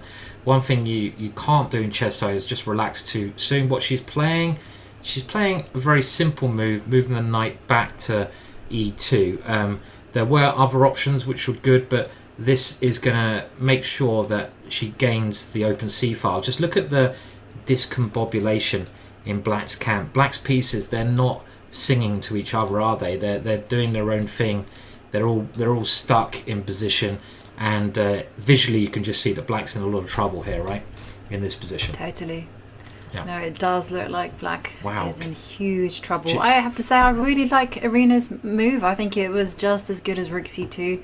She's just taking control, and I did see a quote was like, Black is going to get squeezed like a lemon. Absolutely. That is going to happen. Yeah. I was a bit worried that Irina's opponent there was wearing a fox on her head, but I don't think I think it's just a hat. So okay, must be cold in the playing hall there. Yeah, so I thought, wrap a fox around, like you're going into battle or something. But no, it's just a scarf, so it's okay. Foxes will live, and yeah. More like a bear, right? Bear. It does, yeah. I can't really see it that well on the camera, but it was like, I remember when I went over to Iceland, Jank, and I went to the local market, and I was probably a little bit hungover, in those days, and they had this. Oh my god, it was like the most brilliant but most disgusting thing I've ever seen in the local market. They had literally a bear jacket. Yeah, it was a bear, and I was like, "What's that?" And it's like, "It's a bear." And it was a bear coat, but it was actually if it was a real bear skin. I'm like, oh my words, no. I like my animals, and that wasn't good. That flag, without looking, I believe is Indonesia. Is that right? Let me have a look. Bangladesh. No, I it's was not Bangladesh. close at all. Oh no. Indonesia's like Poland, because one of my closest friends is from Indonesia, and I was trying to see what he was playing, and I was like, oh look, yeah. So that one I know, but I failed miserably there. Sorry. No. I'm not even gonna lie. I mean, I'm just laughing, but I'm feeling for you, Simon, because that could easily be me as well. And I was having a look at some of the positions, and let's do it. And someone else who, as I recall, is also in a must-win situation is Jennifer Yu. Now, Jennifer Yu, she did win the US Women's Championship, but she did lose yesterday. And this one just looked a bit exciting because I saw the pawn on g6, and I was like, hello. Yes. How did that one get there?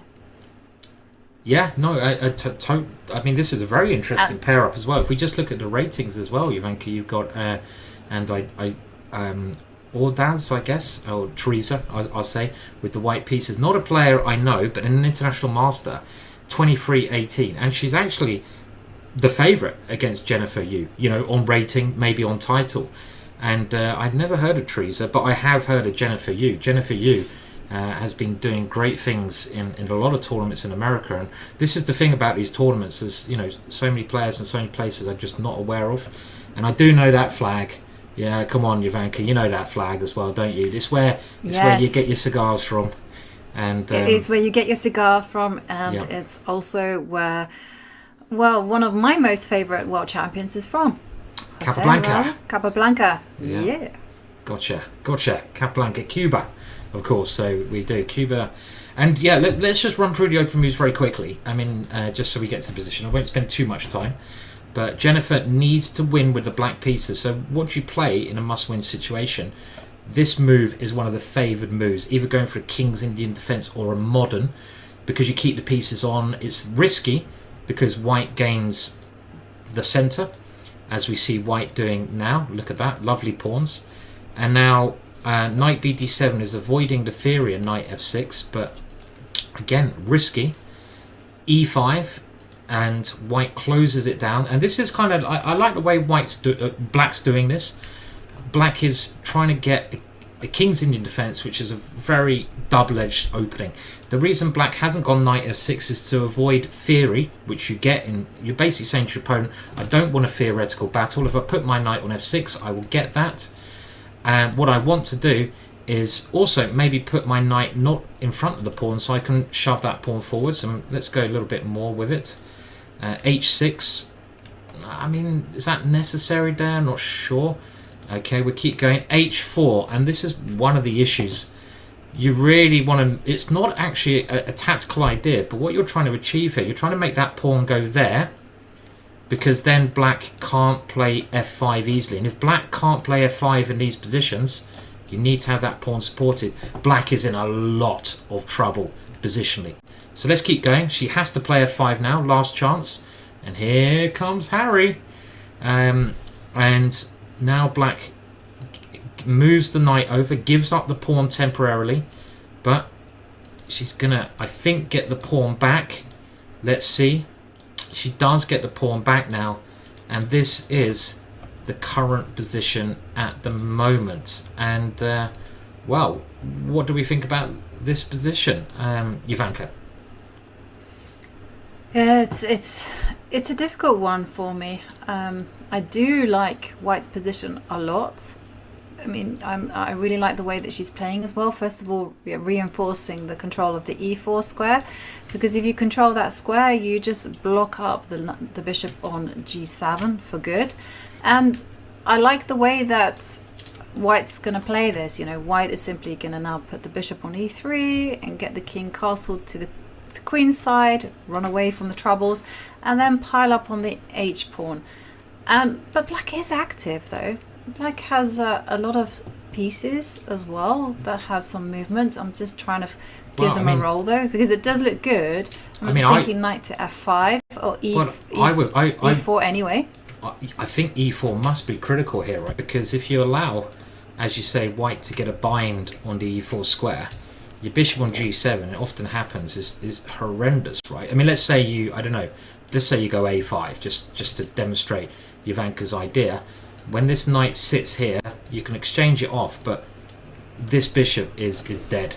And this kind of position is always better for white because it's such a nice piece. So the normal sacrifice line, and I really hope black plays this, would be e4. And I haven't calculated this move at all, as in, you know, it just feels like the right move because now your bishop is free. And if we have the same thing happen, let's say the knight takes here, knight takes here, knight takes here, yeah, black's a pawn down, but you've got this beautiful bishop. And the white king is not that safe, Ivanka, because if it castles queenside now, you're running into these two bishops. If it castles kingside, there's open lines there. So I think just instinctively, black is at maybe a critical crossroads here, and the move e4 to me seems like a move you kind of should play, I feel, in this position.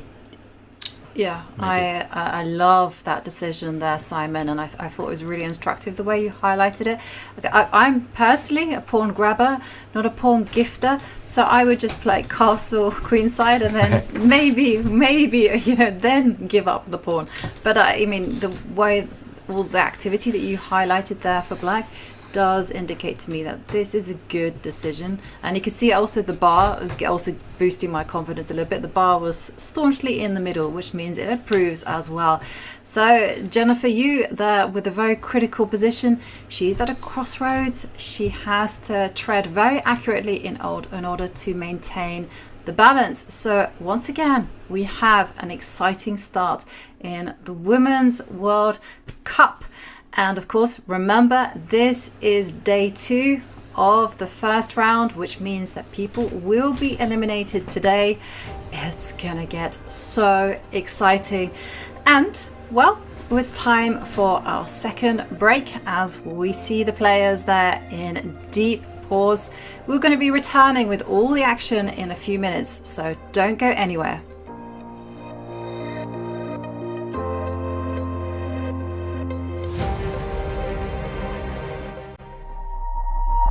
Chess.com's game review recently got a major update. Here are 4 key notes.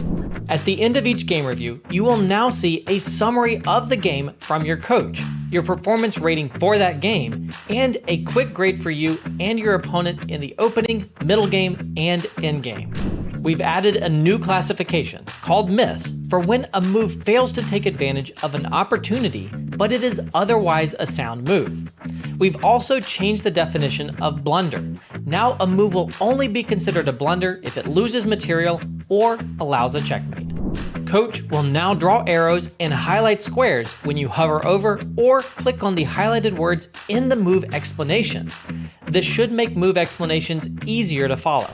Finally, Coach's explanations will now reference specific pieces and threats in the explanations, making move explanations much more intuitive. The new game review experience is available on chess.com right now.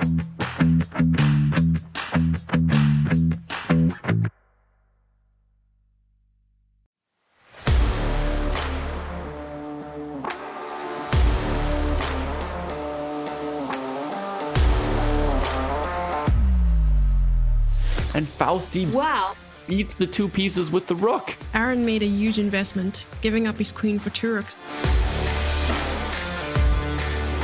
Black pawns are still quite fast. I literally have no idea what's going on. Oh no, he's about to lose on time. Will you resign now? Oh, Patrick still doesn't resign. Patrick, please.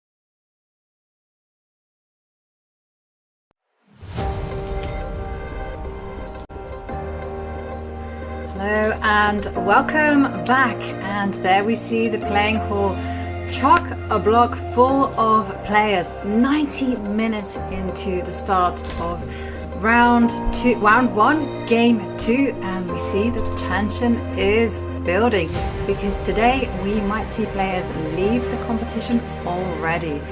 And Simon, goodness me, what a start we've had already. We've had a bit of drama with one player, Eltaj Safali, not showing up, so he will be playing a tiebreak match tomorrow.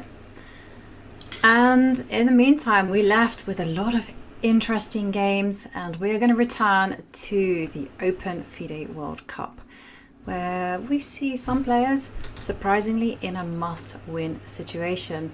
And I can see there is a very exciting game already put up there on our live board between Salem from United Arab Emirates and Abera. And that clearly is the Ethiopian flag there, which I just clicked on to make sure. So, yeah, I mean, yeah, many interesting games going on. So we're back now into this section, and we're going to be catching up with the activity of these high-rated players. And just to confirm, it's round 1 of the World Cup. This goes on for most of the month. It's a fantastic tournament where you get all the players in the world playing this knockout, and most of the top seeds are joining in round 2. So Magnus Carlsen, Hikaru Nakamura, if they win all their matches, they face in the final, being number 1 and number 2 seeds. And the money goes up every round. So I remember, Jovanka, you know, when I was playing chess a lot more, that this is the one tournament, I know you've played in it, the one tournament I really wanted to get into because the money was so good. You know, even if you get knocked out in the first round, you were getting like $5,000, which was fantastic. You know, when I was trying to get into it, and I narrowly missed out on qualifying a couple of times. But it's a really brilliant tournament. Now let's just catch up. Sorry, Ivanka. Yeah, go on. Yeah, no, I was going to say totally a brilliant tournament, and it's also the first time that you can, well, not the first time, but it's an opportunity for a player to shine on the world stage. You know, in the Football World Cup, you see so many players, you know, give it their all because they want to be headhunted for the next Premier League or European top league team, and it's actually here. Take a look at it. And the first prize will net someone $110,000. And not only that, but they will get a place in the Candidates 2024 Championship Tournament. The top 3 and can players, you imagine that? 3, yeah, no, I know, that's the thing. But can you imagine if you win, if you actually, you're an unknown and you get a spot in the 2024 Candidates. I mean, you would have had to knock out a few big names, let's be honest. But wow. What an achievement. Yeah, I mean, like, you know, you come third, you get the $60,000, but that's not all you're getting. It's the 3 top players get that place in the candidates. So you're not just getting $60,000, you're going to get a lot more money by getting in the candidates, right? I mean, the candidates is a serious money event. And as you say, Ivanka, it's your chance, right? It's the dream come true scenario, you know, so it's a really big tournament. It's one of the only tournaments that low-rated player can qualify for the candidates and become world champion. You know, this is how to do it. Win this one. Exactly. And yeah, let's catch up on these games. So we did mention we have Salim of UAE playing with the black pieces. He only needs to draw here, and we'll just have a look at the current positions of some games now, just catch up with the action.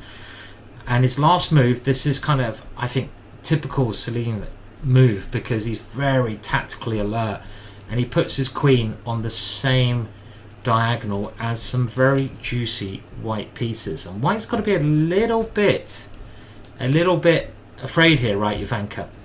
And I just see Cormac McCarthy in the chat is saying the saddest person in the tournament will be the person who comes 4th. I bet you that'll be David Howe, Ivanka. you know, I hope not. He's missed out on the candidates very closely twice, so we hope he gets there this time. But who knows? And White's got to be careful here, right? Because C4 does seem like maybe a bit nasty move in this position.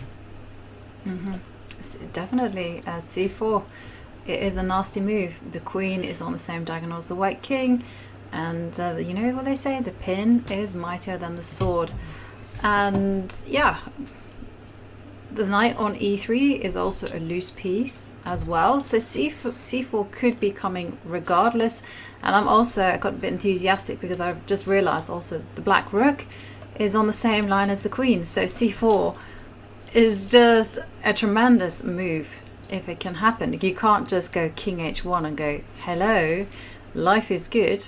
No, c4 is coming to rock your world. And then that means that you have to somehow or other find a good reaction to that. And even stepping with the queen to say e1 or e2, still a problem. Yeah, it's very hard. It's very hard to stop this move from white. You know, this idea of playing c4 and just causing problems, not just on the diagonal, but as you point out, Ivanka, on the open file, and it's a big threat, and you have to be very alert here. And let's not forget that the b2 pawn is on prise as well. It is. I don't think you can take it at the moment. I thought that obviously the knight's a bit loose.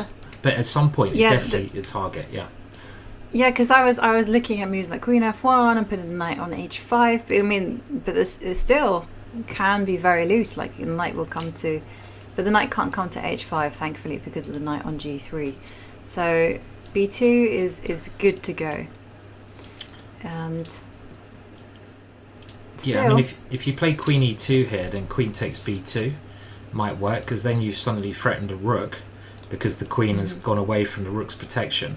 At the moment, queen b2 could be met by there, even some little tactics there. But the big question remains: how does white stop c4?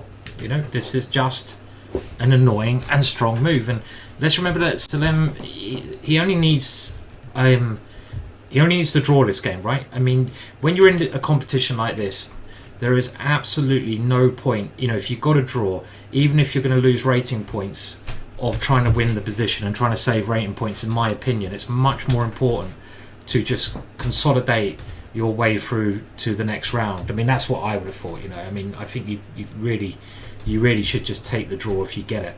But again, I'm struggling to see a way to stop c4, Ivanka. I mean, how do we stop it? I can't find a move. I mean, like, there must be a move, but I'm not easily finding it. And actually, I've just cheated there. I just had a look at the computer, and oh my words. I was looking at queen f1.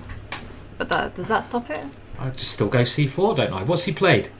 Oh, he's played knight e2. The only move, really good move there from white. White puts the knight on e2, and this is the only move, Ivanka, because I think you have to be able to play d4. I think this is the point.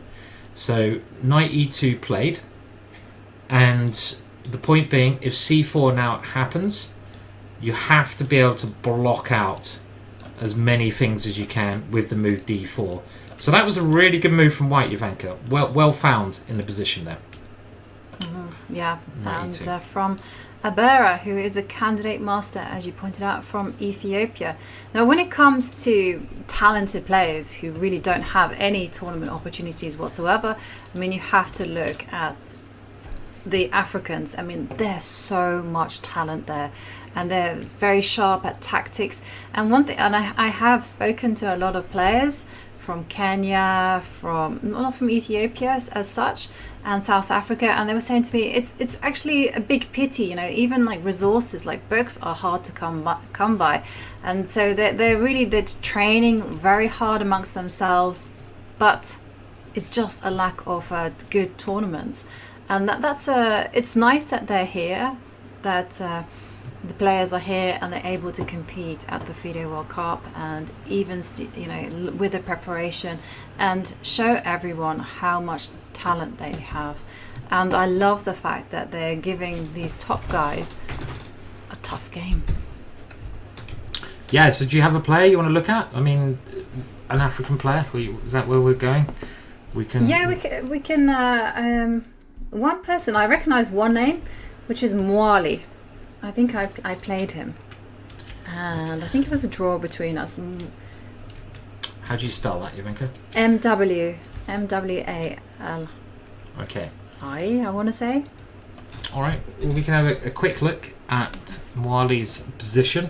And also the guy who drew against Dante is his first name. I think he's from Dante. I think we should look at Dante because we spent a lot of time. We'll have a very quick look at Mwali's game first. But if you were following the commentary yesterday with myself and Danya, Dante played a brilliant game against Saric.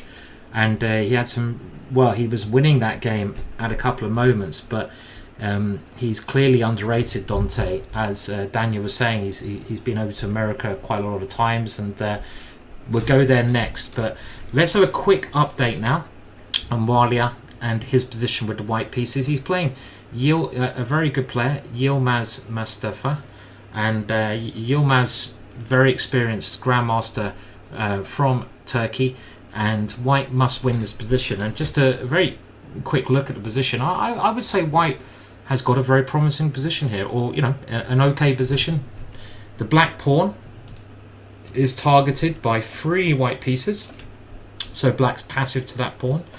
White has chances to come in on the open file, so that file looking pretty nice. And you never know. It looks like a reverse French, this position. You could even get some chances against f7 at some point with a well-timed e4. The question remains, though, what do you actually play as white here? And what is the next step in this position? Something like rook c1 might be the lazy and sensible way just to improve things, but is there anything a bit more dynamic in this position, Ivanka? Yeah, no, now that you've said to me it's a reverse French, I can't unsee it. So I like your rook c1. It's also really difficult to come up with a move for black. I mean, what is black going to be doing? Bishop b7? That kind of looks passive.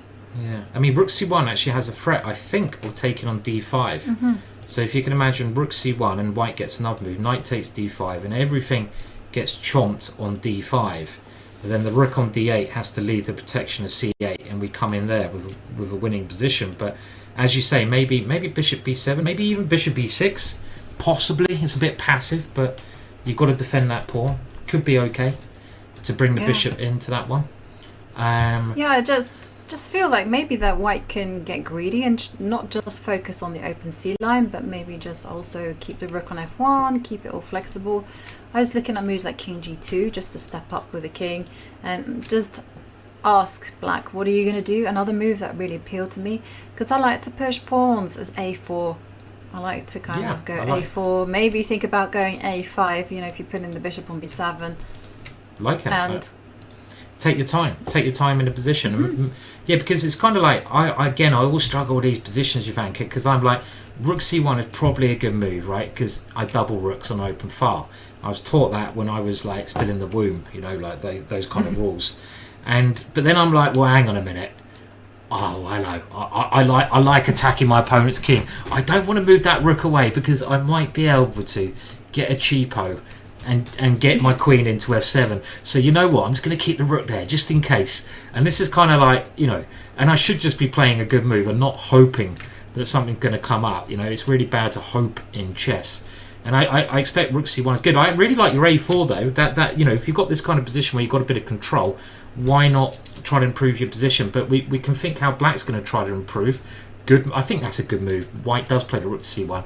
I guess black can try to just make exchanges at the right time, but even then, d5 drops. So rook c1, good move. I like white's position here. White's a little bit better, I would say, here. Yeah, and we'll see how that develops. Yeah. Mustafa Yilmaz, Turkish grandmaster, very fine positional player. So I'm curious to see how this one will develop. And well, you promised us we should check out Dante. And let's have a look at how he's doing. Yeah, this was the highlight yesterday, was Dante's play against a really, really strong opponent in Ivan Saric. And Ivan is a dangerous player who's really well prepared. And Dante just seems so underrated. Okay, what flag is Dante Did you already notice, Ivanka? That is a tricky cheated. One. You cheated. I cheated because when I saw it yesterday, I was like, I don't see where it's from, and it's Namibia. It is. Yeah, well done. And Dante, I think Daniel was saying he's spent some time over in America as well, but Daniel was saying he's got a ridiculous ELO rating. Daniel was saying that rating is just absolutely balmy. He's an IM for a start, international master with 2180. I mean, what happened in his life? I mean, something. How did you go from 2400 to 2180? And by watching the quality of his play yesterday, he played so well, Ivanka. And here he's got the black pieces. What do we reckon at this moment in time is happening? First thoughts about the position. First thoughts is white is better. How much better? I don't know. Because, white has some potential discovered attacks against this bishop on c5, and black is yet to develop the light square bishop. But how dangerous, first of all, is this potential attack? So one thing that I would not be doing is I would not be going bishop d7 so quickly, unless I had full confidence that the bishop and knight could hold off a bishop pair. So for instance, one of the things that worries me is after bishop d7 you've got like knight e5, and white collects that small little advantage that grandmasters like to use to deadly effect. And then the other kind of question is, can you just simply go, where are you going to retreat the bishop, or are you going to defend the bishop with b6? But if you go b6, suddenly I always like to think of you, Simon, like, hello, look at that. There's an open line, diagonal, and the bishop and the rook are on the same far line. So yeah. Yeah, everything you said makes sense, and it does seem a little bit tricky, doesn't it, for black here? And again, it's hard to find a move for black. I mean, in these kind of structures where we talked about them, where the pawn structure is symmetrical, you look at the pieces, who's got the better pieces, and it's always this bishop on g2, which is a pain for the opponent. Let's just compare them. It's very simply, who's got the better light squared bishop? Well, obviously white. Black's one's terrible. Who's got the better black dark squared bishop? The one on d2 is not great, but it's safe. The one on c5 though is a target, and it has no safe squares to go to. We can always capture it if it goes there, and there could be some major problems. The rook on a8 compared to the rook on c1, it's bad. It can't get into the game. Rook on d8, well, okay, it's okay, but it's still not doing much. So it just seems like there's a lot of little problems here. And if we have a look at what black should play according to the computer, black, according to the computer, should move the king to e8. Why on earth? Really? Is that? I don't know. To give the bishop a hiding place on e7. Yeah, I think that's the reason. Because at the moment, this bishop, as you spotted, let's say I don't know, h6 is played, or something. I don't know. This bishop doesn't have a good square, does it? Basically, this is the problem. So if after king e8, if I play knight e5, maybe, then, well, in this case the bishop can go to d6, but in general the bishop will have this retreat square, right, which is safe for it. But king e8 is a really hard move to find, and even then white has some small edge. So wait one second. If black doesn't play the sophisticated king e8 and instead does a normal move, let's just go, I don't know, f6 or something. I'm just f6. F6 looks really normal. Really normal, and not a bad move. And because the white knight now can't go this way, to increase the pressure, the white knight can actually go the other way. And this is also quite a common idea. It's one of the times where you put the knight on the rim, but combined with the bishop there, it makes life quite tricky for black. Black would love to go b6, but then the knight obviously jumps in and wins the game. And after knight a5, the pressure remains for black. Where does that bishop go? Should we try bishop b6 here? It feels like something nasty might happen, but let's try bishop b6.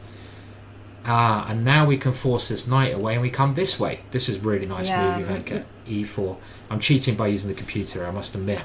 but e4, and the bishop comes to b4, right? So pressure. Yeah. Yeah. Okay. Yeah, so black has to tread with caution. King e8. What do you think? Do you think Dante will find this move? I think king e8 is a really hard move to find, because you put your king in the centre of the board, and the idea, let's just remember, a king to this square is mainly to, I think he's gone f6, is to give the bishop the e7 square. And I think he has played f6, which is the much more natural move, because you take away the square and you keep your king in the middle. I don't think king e8 was easy at all.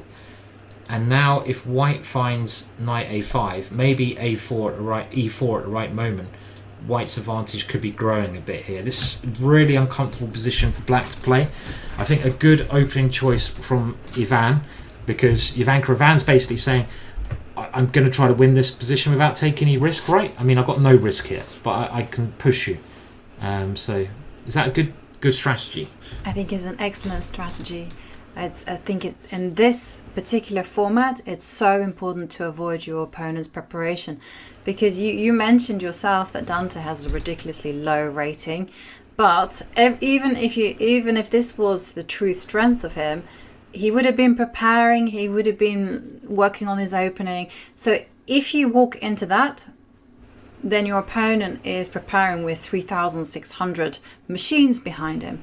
But if you just play something unexpected, then you get that game. You allow your opponent to make mistakes. And I think this is a great opening choice from Saric. He has the white pieces. He's happy to take it to tie breaks tomorrow if necessary. Remember, play gets speeded up. It's like 2 tiebreak games of 25 minutes plus 10 seconds, and then you kind of time keeps getting shorter and shorter until there's no Armageddon anymore. It's not my favorite Armageddon, and instead it's that eternal 3 minutes plus 2 second game until there's a decisive result. So tomorrow we're both doing the tie breaks. Simon, how many games do you think it will go down to? Do you think anyone will go down to this decisive 3 minutes plus 2 seconds where they're just first person who wins walks away into the next round? I would have thought that there'd be more tie breaks as the tournament goes on. Just logically, that in round one, the difference in grades is quite immense. So normally the higher rated player will win comfortably, the better player. But of course there are a lot of pairings where it's very close, and we're going to check out some of those pairings actually in a minute or two. So I don't know if we're going to get so many tie breaks, but there'll probably be like 10 still, maybe 5 to 10.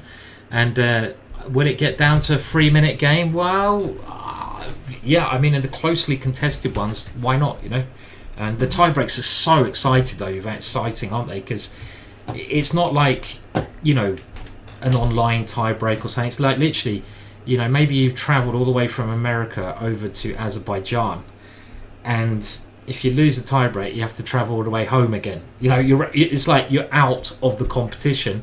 You're not getting any more money, and it's like it's not nice at all. By the way, not pleasant to be in that scenario. Also, when do you get your plane ticket, Ivanka? Because you've got to buy your plane ticket. Do you assume you're going to lose to a much higher rated player and just get your plane ticket the next day, or do you get your plane ticket for the end of the tournament and then be really confident, but maybe have to stay an extra week in Azerbaijan? Yeah, I don't know. So the way that I did it is, so the first time I played, I got a flexible ticket. I paid the extra money and I just got that one, and I was like happy. Second time I wasn't able to get a flexible ticket, so instead I just planned for the middle of the tournament, and I was like, okay, maybe I'll get there, and then and then I just paid the extra money and booked my ticket back when I was eliminated in round 2. So we'll see. And definitely some people though who are dreaming of tie breaks are some of the surprise losers of yesterday's game 1. And one person that I'm really looking forward to seeing is Itiria Zaga. So yesterday he lost with the white pieces to Amatushvin. I think he's from Mongolia, just a teenager, 18 years old. Yeah, let's go over there. Then we'll have a look at the ball 4 game between Gashnov, but very good pick. And Eduardo is a brilliant player. I mean, he's been playing great online in the Champions Chess Tour. He's playing there, and he was getting some very good results. And here, he's got to win with the black pieces. You know, there's no two ways about it. He lost with white in the first round, and that's a really scary situation because you suddenly got the black pieces against someone who can clearly play great chess. Is that Mongolia again? Did we see? Oh, look at that. I'm so good with the Mongolian flag. I could pick out the Mongolian flag at a distance of 5 miles in a windy day. I'd be a great lookout scout if Mongolia ever came and invaded the UK. I'd be like, yeah, that is a Mongolian flag. That is in the horizon. The Mongolians are coming. Let's hide. So I'm getting good at that. Anyway, what do we think of the position here? I mean, Eduardo has spent a lot of time. All the pieces remain on the board. What's happening here? Yeah, so the first thing I'm asking is, so white to play, is black threatening anything? Because the first thing that kind of jumps out is that the bishop on e3 doesn't have that many squares. So is d4 an idea? Then, you know, just looking down the center and then preparing e5 at some point. I'll be honest, I'm not really sure about pushing the d4 pawn, but then there is a lot of, pushing the pawn to d4, but then there is a lot of tension in the center against the c5 pawn. It's a tense position, I have to say. It's a very tense position, and this is what Eduardo with the black pieces wants, right? I mean, he wants to have a lot of tension because clearly, and again, I'll say this, the Mongolian players seem to be underrated. His opponent, an international master, young international master, 2407, can play chess very well. And the moves that black might also have this knight g4, but I think the critical move here is this bishop is lined up against the queen, right? Can we force the issue? And we should always try to look at the forcing moves first. And I expect that white now is spending his time trying to work out if the move b4 works. And I think against b4, black would have to play d4 and counterattack. And as far as I can see, I think black is all right there. But what else? Yeah, should we have a look at it? I mean, let's see. Let's have a look at it because, and then let's also have let's assess the ending because things are going to get simplified big time. So b4. So if you do go d4, so d4 looks normal. The first thing that looks normal, right? Yeah, because I'm threatening to take on d5, open up the queen, and win a pawn on c5. So d4 looks normal, and now there's a couple of possibilities. Pawn. Yeah, I mean there's I think even 3 possibilities here, right? You can even and again pawn takes pawn critical without a shadow of doubt, but you've got bishop f4, and because we got b5, Ivanka, we could even consider bishop h6 and then b5. It's really complicated, this position, right? I mean, let's try pawn takes pawn, the most natural move. Okay. Now if queen takes, again, this might be possible, but there's a knight b3. So when you're calculating these lines from the start position, I think the best way to do it, they talk about the tree of calculation. You start by analysing the line which is most obvious, and bishop takes is most obvious here. And if you think it ends up giving you an advantage, you move to the less obvious lines until you try to cover everything. And this position, I really don't know. It's incredibly complex here. There might be a d3 and bishop f2 coming. So what is happening? There might be a rook b1. So much going on. Yeah, there is so much going on. And yeah, and let's not forget that the bishop on e3 doesn't have that many squares. It can go to f4 and that's it. I'm just saying this. I'm saying this because of knight h5 ideas, and I'm also saying this because there's also d3 ideas that you mentioned. So that's too complicated. I would rewind and go back to something else. Well, there's one line here I have to show which springs to mind from black. I mean, rook b1 looks very normal because you have this problem, as we say, of this diagonal. So if you went bishop f4, d3 looks scary because the bishop is suddenly coming down.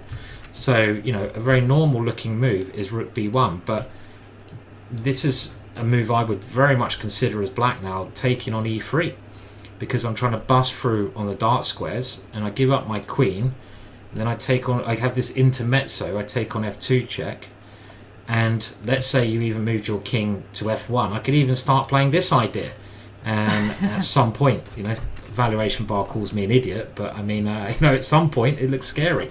Let's take that rook first. But what a position this will be. This would be a wild position. And you do feel that with the king on f1 and with the knight now about to hop into g4, it is going to get really scary for white. No, this is... I would not touch this one with a barge pole. Yeah. Yes, that's it. Okay, well, while we wait and see what white plays in this position, because as we saw, there's a lot to think about. The good thing that white has on his side is the time advantage. We have a very exciting game going on, and we want a bit of excitement, so we're going to go over there. And let me just bring up the game.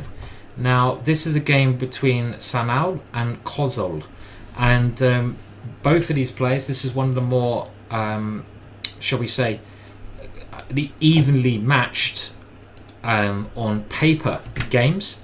This is a game where in the first round, actually I should have checked that, I think it was...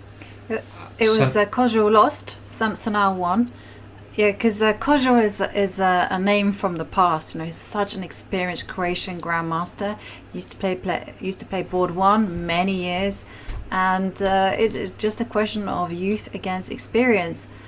And looking at the position on the live board, I'm like, well, youth is looking like it's winning. Yeah, let's get there. I mean, you're right. Kozol has been playing for a long time and very experienced, but he needs to win with black in this game. So it picks a Sicilian, and I love these open Sicilians when you get d4 because they're just so exciting, right? There's so much action, and we have the exchange on d4. And now, what line does black play? Kozol used to always play the classical Sicilian because I learnt a lot from watching his games actually. But he plays the Najdorf, the sharpest Najdorf, bishop g5. I love the way that, you know, white only needs to get a draw, right? But he picks the sharpest possible variation he can think, and that's often the best way to get a draw, right, Ivanka? Don't get it by trying to draw, get it by playing incredibly tactical. It works out so well often. Yeah, definitely. Just stick to what you've prepared, or stick to where you're comfortable. Don't just play passively and make those negative decisions. And there we see knight d7, and how did the game continue? Queen e2, getting ready to castle the queen. King, even, queen side. Yeah, and now we had queen coming to c7, normal square on this variation. White does castle, super aggressive. Black forces the bishop to make a decision. In these kind of structures, it's less about keeping your bishop pair, you know, it's more about keeping the initiative, so every tempo counts. So white doesn't lose a tempo, he takes on f6, and now white plays a very interesting idea, e5, boom, and Kozol's like, what's that? I will have that pawn, thank you very much, sir. And look at this for an idea. Oh yeah, put that in your pipe and smoke it. Seems like this is very much home preparation. Definitely. Is that I'm looking at the move suggested by the computer, and boom, that is it, is on the board. What a move. And I think you need to have this prepared at home if you're going to go into these lines, and it is a boom move. You might as well take that knight, why not? And now there's always knight c7 checkmate as an idea. So, you know, black would love to have time to give his own checkmate, but that is checkmate first. So in this position, the queen has to move, and now white just tries to force the knight into c7. So the queen comes in, supporting that idea. and black has to at least block the rook so it's not checkmate. The knight comes in anyway, and it grabs on a8. The queen floats into f7, and the current position is after king c7. And maybe around here black thought, oh yeah, I can breathe a little bit now because I defended the onslaught. It's a bit of a messy position. This is the kind of position I want as black, so I need to win. I might go e6, come down there, but hang on a minute, there's a second onslaught. Rook takes d7, boom, and the computer hates it. Simon, Simon, I was going to say, the computer's like, what in God's name is this? Give that a question mark, and there we can see the definition of a mistake. I mean, white only needs to draw this game, and white has gone bonkers. I mean, like, that last move, you know, it's funny because actually this whole line, even though white played this brilliancy, if I put it on the computer, which I am now, the computer says that black's better. So even though white played this brilliancy, and let's just show it, e5 opening up the rook, knight b5, which the computer gives us, oh, this is amazing, you know, oh my god, white is like absolute genius. He's like, you know, give up, Carson, this player the white pieces will crush you. And then it's like you play all these normal moves, and it's like, well, actually, even after all that, white's just a little bit worse. So you weren't that good after all. It's tricking us. It's tricking us. So I don't know. This is one for the opening preparation. And where did white go wrong then? Did white go wrong somewhere, Ivanka, or was this actually better preparation by Kozul? Did Kozul come better prepared? Because it seems to me after this key position in the opening, maybe the sacrifice, even though the computer gives it as brilliant, is just not very good for white. In actual fact, you know, I'm very confused. This computer is causing me trauma at the moment. It's confusing me because all of these moves, I thought, yeah, queen c4, white's going to crush this position. But when you turn the computer on, it's like, well, hang on a minute, you're just bluffing, because knight c7 has to be played. You have to take the rook, otherwise you're worse. Yeah, you take the rook. Yeah, you have to take it. And actually, I'm guessing that is just saying after queen takes pawn, the position is dynamically equal. That's something they use in the books, which just means it's wild. You know what, Ivanka? I used that in the books quite a lot, going back like 20 years when computers weren't so good.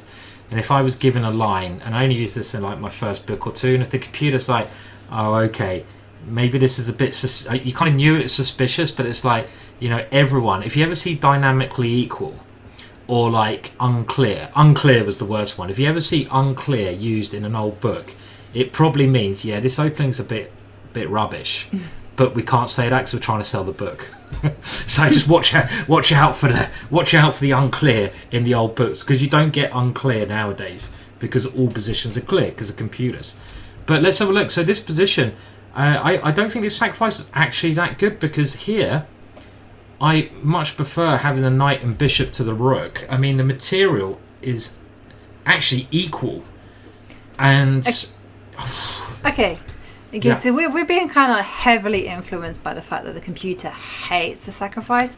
But on a practical level, let's do a little bit of a deep dive and see how scary it is. Okay, so let's not look at the engine and go knight takes rook, and you go knight is a king's best friend. Woo-hoo-hoo. Well, I think we have to go knight takes, don't we? Because if we go, I mean, king takes, white brings the bishop in with check, and the rook comes in. So you're right. So knight takes is forced. Must be. Yeah. Actually, the computer's saying king takes now. Oh, this is where I'm just like, I don't understand anything about chess, because look, the computer's playing perfect chess. Let's not run with that engine. Yeah, let's forget about it. It's too. Exactly, yeah. Because I had a look at the assessment, and it's saying, you know, let's bear in mind that white is down quite a significant amount of material, and the computer's like, it is minus 0.97, which could mean that, you know what, the position is really, really dangerous for black. So let's go knight takes rook. Let's pretend that no human is brave enough to get their king out there in the open with no clothes on. I agree with you. I mean, if you were in Kozul's shoes now, and we're not, because we've got lots of games to look at. This is our excuse. I don't know if I believe it, but if you're in Kozil's shoes, obviously you look at both options and you have to calculate as deeply as you can, because this is, and work out which one is the best. We're not going to do that because, well, I'm too lazy, so knight takes. Okay, let's just play that. Okay, knight takes. Yeah. What is white going to do next? So I guess like the first move that I would think about is you got to invite everyone to the party. Bishop b5, check. No, it's not check. I don't know why I said check. It's check to the knight. Check to the knight. Yeah. Put that knight in check. I love bishop b5 because queen c4 is a check, but I'm not going to win just with my queen, right? I need to bring him to the party. So bishop b5. Let's go for it. I like your move. Yeah. Let's see if we can refute the computer. Okay. Bishop comes in. Now, bishop takes knight is being threatened with the rook swinging over. Yeah, I like it. Just remember, a perpetual check is good for white because that will get white get into the next round. There's queen moves there. I guess. Oof, scary. Yeah, it is scary. The queen is coming into c4 check. The rook is coming to rook d1 is coming. I mean, how is black untangling? Well, I mean, again, this is where apparently the only move, and I think we have to use it a little bit of computer here to keep an edge, is knight f6. But these pieces here, from a human eye, if I was white here, I'd be feeling very confident because even though I'm a piece down, you can't get these ones out, and I've got moves like queen e6, I've got rook d1 here. I'd be like still here, I mean, without a computer. And this is why playing these sharp lines, Ivanka, nowadays, chess has changed, right? You could play like this 20 years ago without having as much preparation because you could go by instinct, but nowadays, at this level, you really need to have done your homework in order to play some of these sharp Sicilians. And I feel that's why I avoid them a lot, right? So yeah. No, I mean, I think that this position is so dangerous for black. I mean, I wasn't thinking about knight f6. I was thinking about queen c8, trying to involve everyone into the defense. Yeah, queen c8. I already see. I see already the bar is creeping up in white's favour. I mean, it's crazy. Well, actually, you take on d7, getting rid of a defender, and you bring the rook in, and you. I think the point is you're just attacking with two pieces against the queen and king, because again these ones are sleeping, and this rook has come in with tempo. Black might be surviving, but it's not easy, right? I mean, the rook also can swing round in a lot of positions and attack like this as well. And the bishop is not coming out. Bishop's not coming out. And the last line we will have a look at here, I know we're going quite deep, but it's such a fascinating position. Just before we take a breath, is after knight f6, the computer thinks after queen e6 that one of the only ways black can be better, and who would find this, is queen c8 now. And after queen takes pawn check, it looks diabolical for black, but black is actually doing well by putting the king there. I mean, ridiculous, yeah? Ridiculous computer. I'm not so sure I would be happy with the black pieces there. But okay, when it's out there and you got the confidence of having the computer's stamp of approval, you're like, okay, I understand that the king is pretty safe there on a dark square and that the queen can come to its assistance. But to get to that way of thinking is going to require a lot of time and a lot of nerves. So we'll see what happens, because this game is looking to be super exciting. And there we have it. We are just over 2 hours in to play of the FIDE World Cup. It is round 1, but it is game 2 today. Players will be leaving the competition. Who will go? Who will stay? Well, we'll bring all the action to you just after this break.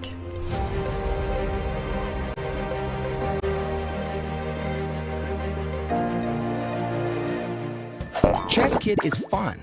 Chess is great for the brain, but it's also fun to play. And Chess Kid makes it easy to have fun. Whether your child is a total beginner or a prodigy, they can hop on and find a well-matched opponent from around the world at any time. Chess Kid is the safe, parent-approved way for your child to play chess online. Chess Kid is educational. To kids, it feels just like playing, but chess is a great way to learn patience, strategy, and critical thinking. Chess Kid features a comprehensive training program that guides kids to level up on their way to mastery. There are more than 50,000 chess puzzles and a whole library of entertaining videos that teach strategies, tactics, openings, and endgames specifically for kids. Chess Kid is easy.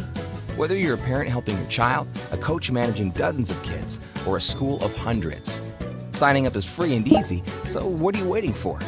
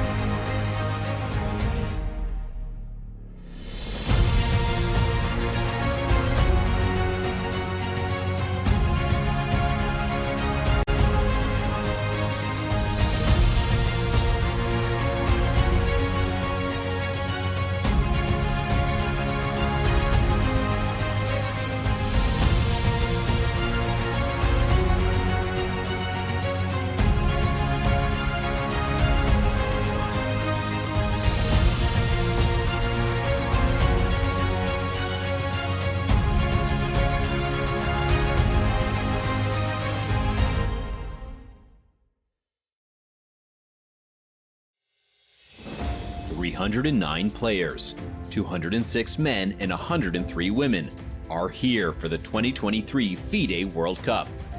It's the premier knockout tournament in over-the-board chess. All of these players have one goal: to become a candidate for the World Championship. Only 3 players in each tournament will earn this distinction. The winners will also earn a combined 160 grand in US dollars. Not bad. Both of the reigning World Cup winners are back to try and repeat as champion, a feat no one has ever achieved in this grueling tournament.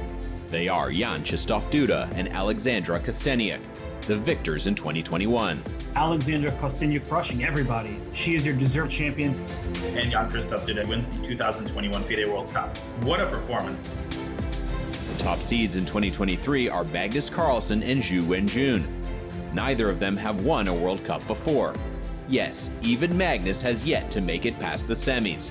It's that tough of a tournament. Still, Carlsen is the favorite in pretty much any tournament he plays. But don't sleep on the rest of this field. Hikaru Nakamura, Fabiano Caruana, Jan Nepomniachtchi. They are all here to try and win their first World Cup. For its part, the women's field boasts 5 world champions. In addition to Zhu Wenjun and Kosteniuk, that list includes Tan Zhongyi, Maria Muzichuk, and Anna Ushenina. Will one of them take the next step in a return to the throne? In a knockout like this, it is truly anyone's game. Who will come out on top? Who else will qualify for the candidates? What upsets are in store? This is the 2023 FIDE World Cup.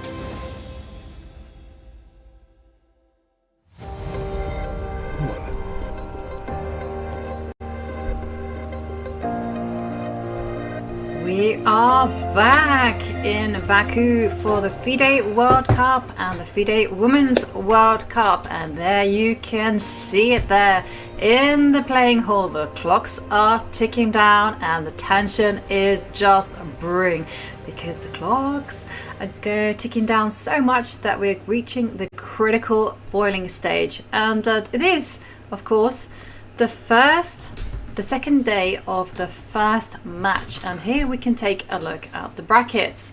And the first bracket we've nicknamed the Magnus Carlsen bracket. He's the top player there, and then here we have another one. Hikaru Nakamura is a big name. You also have Maxime Lagarde, and there we can see other names.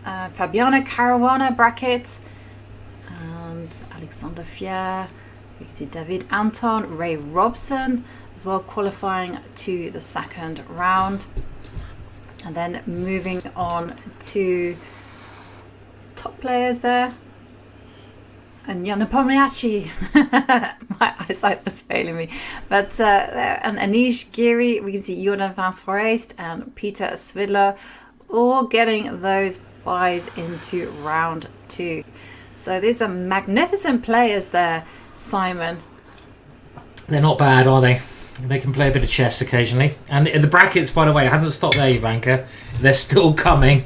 You've got the Wesley So bracket, another legend of the game. Kirill Shevchenko in there. And you already see that we know a pairing. And it keeps on coming.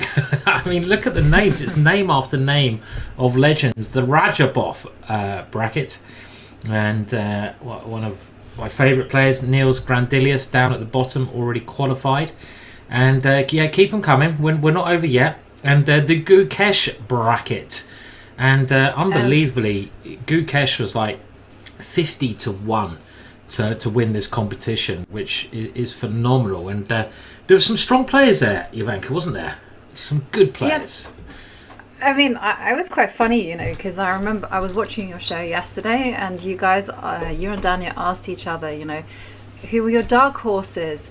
And, I went and looked at the complete list of players, and it was just impossible to kind of call, because you have Gukesh, you have Pragnananda, you have Arjun Erigaisi, you have Nordibek Abdusatorov, of course you've got Hikaru, Fabi, Yanchistov Duda, Nepomniachtchi, Giri, Vincent Kaimer as well as another prodigy playing.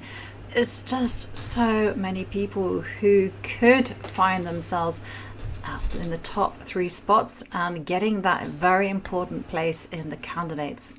Don't forget David Howell as well. I didn't actually see David Howell on that list somehow. But where was David? But he is there. Our friend from England and commentator extraordinaire, Mr. Howell. But you're right. I mean, it's so open, isn't it, Ivanka?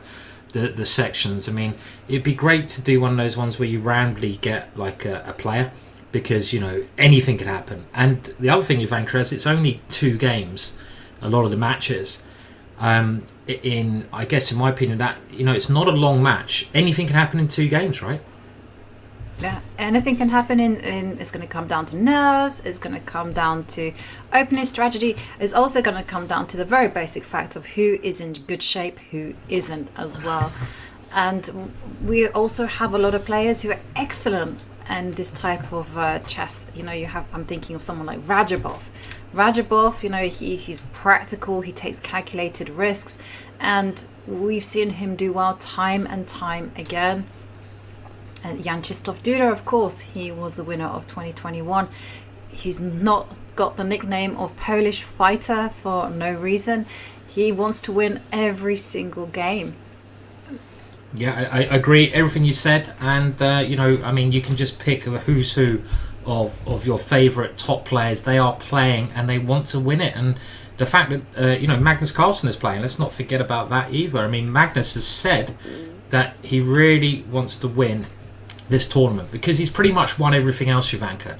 He's won the World Championships, he's won, you know, he got to the final against Jan Krzysztof Duda last time around, but he lost to Jan Krzysztof Duda, and he really wants to win this competition. So, you know, it's a who's who of names, and if, you know, if Magnus wins all of his games, he will face a player, if he wins all of his games in the final, Hikaru Nakamura.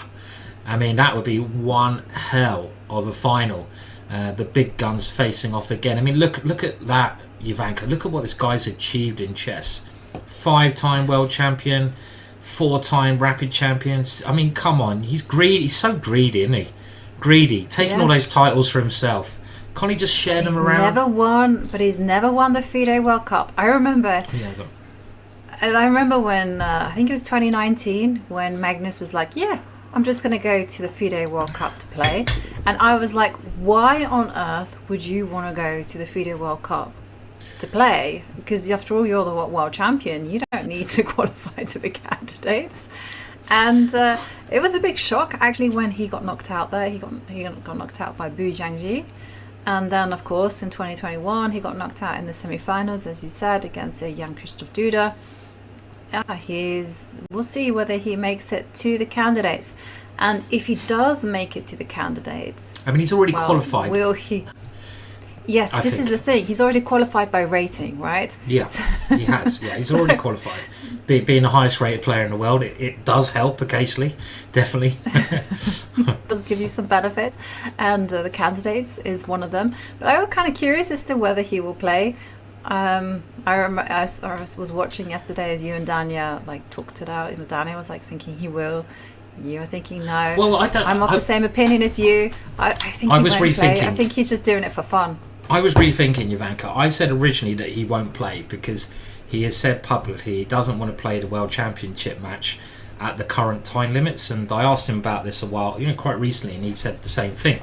But I think an even cooler move, Ivanka, would be he plays in the candidates, he wins the candidates, and then he decides not to play the World Championships again. Yeah. So he like trolls it. He completely trolls it. I think that would be a Magnus manoeuvre. What do you reckon to that? I completely agree with that one, actually, because I was just thinking that as I was saying, hang on a second, he's gonna want to play the candidates just to show everyone who's the boss, and then when he's get there, he's like, easy. Yeah, I think he does want to show everyone who's boss, but he's going to stick to his principles, and as he has actually said, I don't want to play the World Championships until they change the time limit. A player like Magnus is not going to suddenly back down and be like, all right, I made a mistake. Why would he do that? I mean, he's not going to. He's going to bluff out FIDE until they change the time limit. So I could see him playing the candidates, winning the candidates, but then be like, yeah, I've already been world champion. You can keep your title. I don't want it. So that would be the ultimate, I think, cool maneuver to do, right? But we will have to wait and see, right? Yeah. Be fascinating to see. Fascinating. And talking about waiting and seeing, we have to go and take a look at some of the games because the clocks are ticking down to half an hour. I mean, I'm just looking at some people have got like 12 minutes on the clock. Others have got 40 minutes. Others have got 20 minutes. And this is where things are getting critical. So one kind of player, I mean, I see you've got a game between Gusenov against Jaiswal. So again, we see a big rating disparity between the two players. Gusenov is a massive rating of 26.61 and Jaiswal 21.22. And Simon, since you're practicing on your flag game, can you tell me where Jaiswal Rupesh is from? Okay, without looking, I think it is Burma, right? Is that right? Is that the old country? I have no idea, Simon. It's near. Let me say that again. Near Burma, but a bit more mountainous.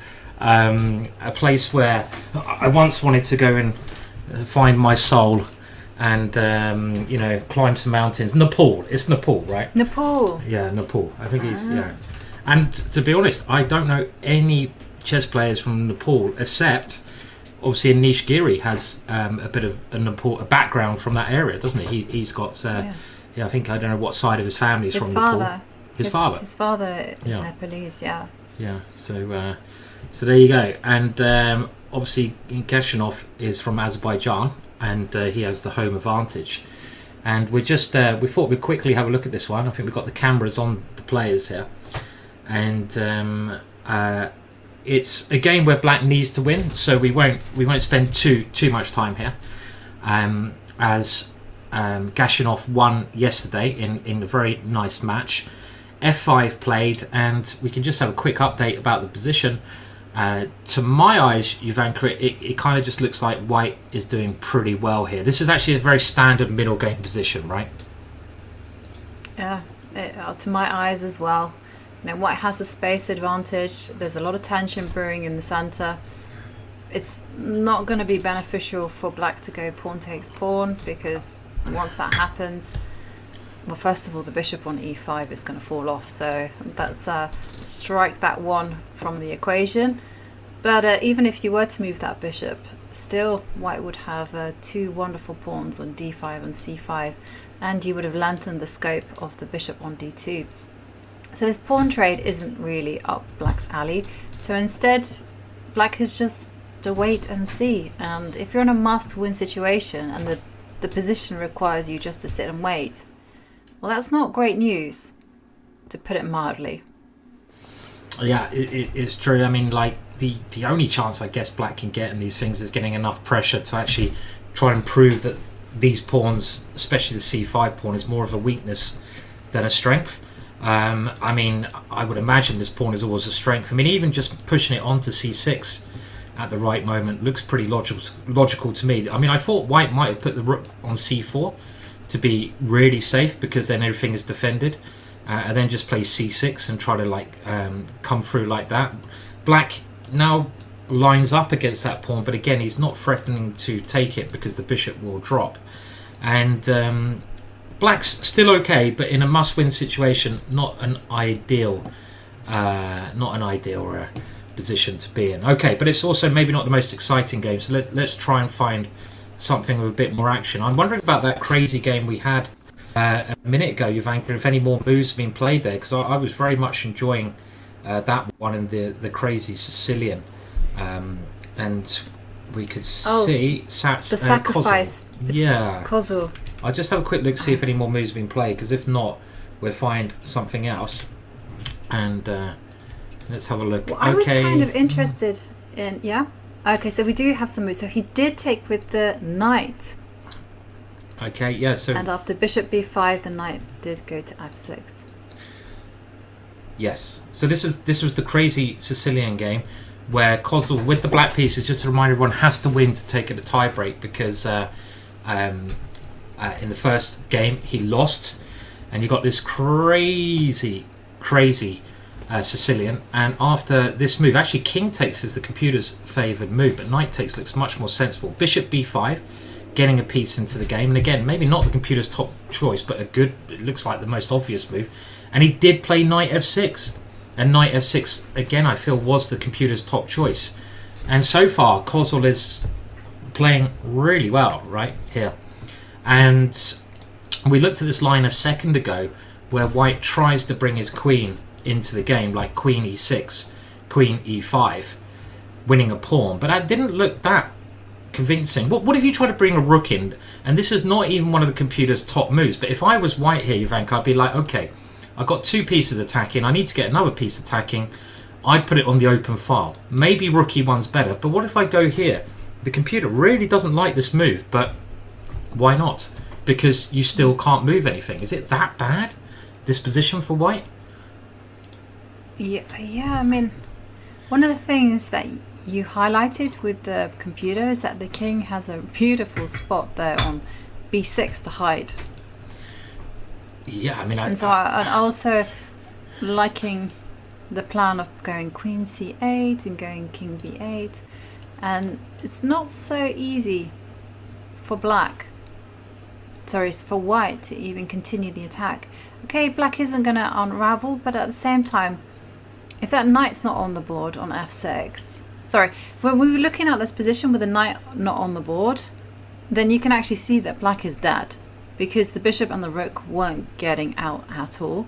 But with the knight on the board, you do have b5 ideas. You can go rook h7, sorry, not b5, g5 rather, and then rook h7 and just kick the queen away. Do you know what, Ivanka? I mean, I understand what you say, but I have to still say, to my eyes, I just don't understand this. Computer says it's very good for black, but to my eyes, I just don't.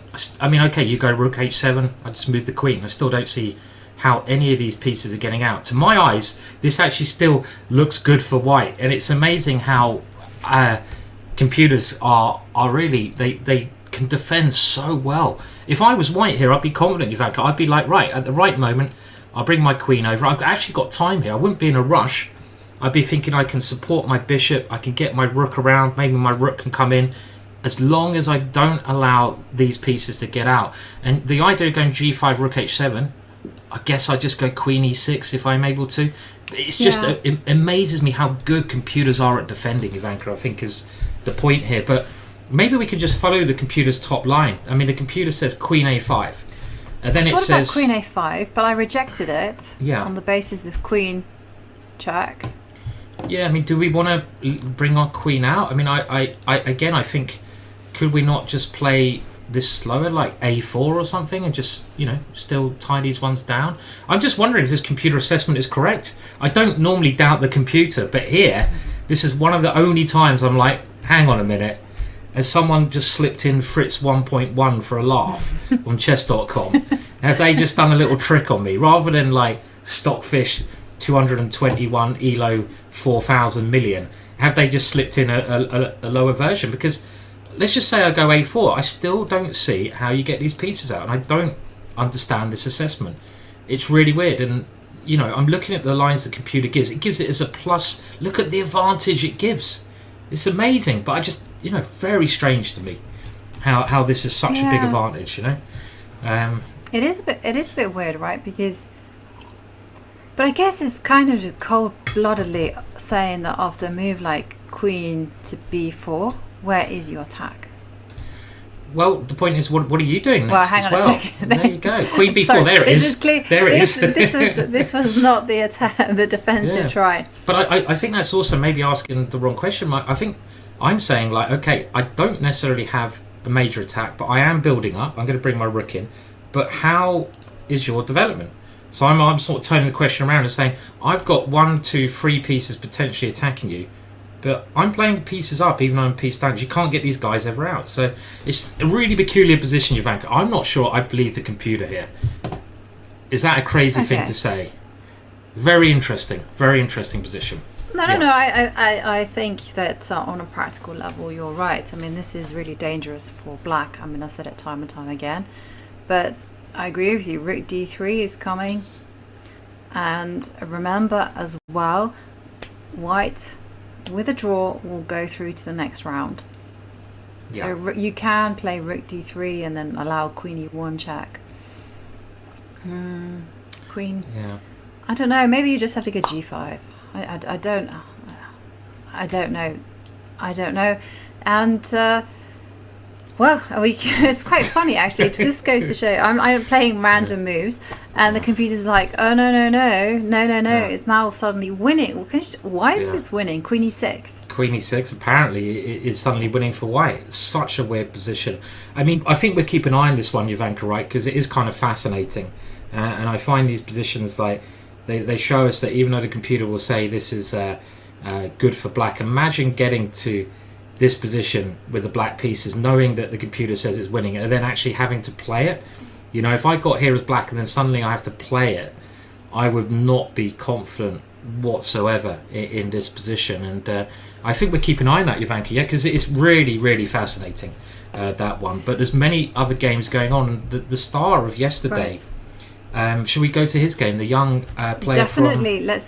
Let's go to Aditya's game. He's just 14 years old. Yesterday, he beat Velimir Ivic. Today, well, he has the black pieces. And I just wanted to say that someone who is in good shape is Alexander Indijic. I'm not quite sure if I pronounced that name correctly, but he has won his second game and he is now comfortably through to the second round. And the great news for him, no tie breaks needed, so tomorrow will be a rest day for him. One of the tallest grandmasters in the world, right? I mean, I remember standing next to him and I was like, oh my words, he's like a giant, yeah. And I'm not a small guy either, but yeah, very good attacking player. And, you know, talking about fight backs that need to happen, the game yesterday from the young player of the black pieces here was fantastic. It was game of the round. He won a brilliant attacking game with white, meaning that in this one, he only needs a draw with the black pieces, but white seems to be doing pretty well here for two main reasons. Well, maybe more than two, but number one, look at that. That's a beautiful piece. Stopping black's pieces finding natural squares. Number two, this is a pawn weakness here. It can't be defended by another black pawn. And I guess finally, Jovanka, the black king seems to be a little bit weak here because we might have at some point a chance to get in on the dark squares. I like white's position. I mean, do we think black has chances to hold this one? It's tricky, right? And it's primarily because I feel that black's king is super unsafe. If he were, if black were to swap off queens, then I think he has good chances to hold this. But without the queen, with the queens on the board, I liked your plan of queen d2, and then you can just imagine something with g4, h5 crashing through. And question number one is queen takes pawn is threatened. You got to defend it. It's actually very hard to defend because the only way I can see you can defend that pawn with a piece is queen c6, and that's why this knight is also very well placed, because black would maybe want to put a rook behind the pawn, but if you play queen c6, then I think we just go b4 and we use the pin on the pawn, and that pawn will drop anyway. And I guess the simplest plan for white is just to win that pawn and queen it, right? So that's all you need to do. So this could be heading to tie breaks if white can keep his cool here in this position. Yeah, and I think Ivic, he's a very experienced competitor. I remember in the 2021 World Cup, he was the one that was doing all the upsets. And anyhow, today it looks like he is on course to equalize the match and take it to tie breaks. We'll keep an eye on this game. And what about some of the players who were in must-win situations? So another big surprising result for me was the Peruvian international master Gianmarco Levia beating Anton Demchenko. Good call. Before we go, a little quiz question without people googling. No googling. Now the player in this game we got on the board, the young player from Turkey, who's only 14 years old. Anyone guess, and don't Google, where he is ranked in the world? What is his world ranking with his ELO rating? I'll keep that one there where we go to Demchenko's board. No Googling. Of course everyone's going to Google now. Whenever you say no, don't do that, everyone does it, of course. And if someone says exactly the right, oh, look at that, tick, kitty, tacky, you are a Googler, get the hell out of here. That is a Google answer. I'm sorry. I don't. And Callum, you saw this a few minutes ago. Oh, okay. Some of you. Okay, he is rated 666. And he's also apparently changed his name to Damien. And he's not allowed to go into churches for a while. No, that's not true. Don't listen to me. I'm talking rubbish. Lovely kid, I'm sure. Okay, let's go to Demchenko before I get in too much trouble. And yeah. Just 14 years old though, Simon. Just 14. I liked his response. Yeah, you know, he likes to think. He likes to sacrifice. He likes to think. That's why he plays chess. And okay, Demchenko, he has the white pieces. Must-win situation.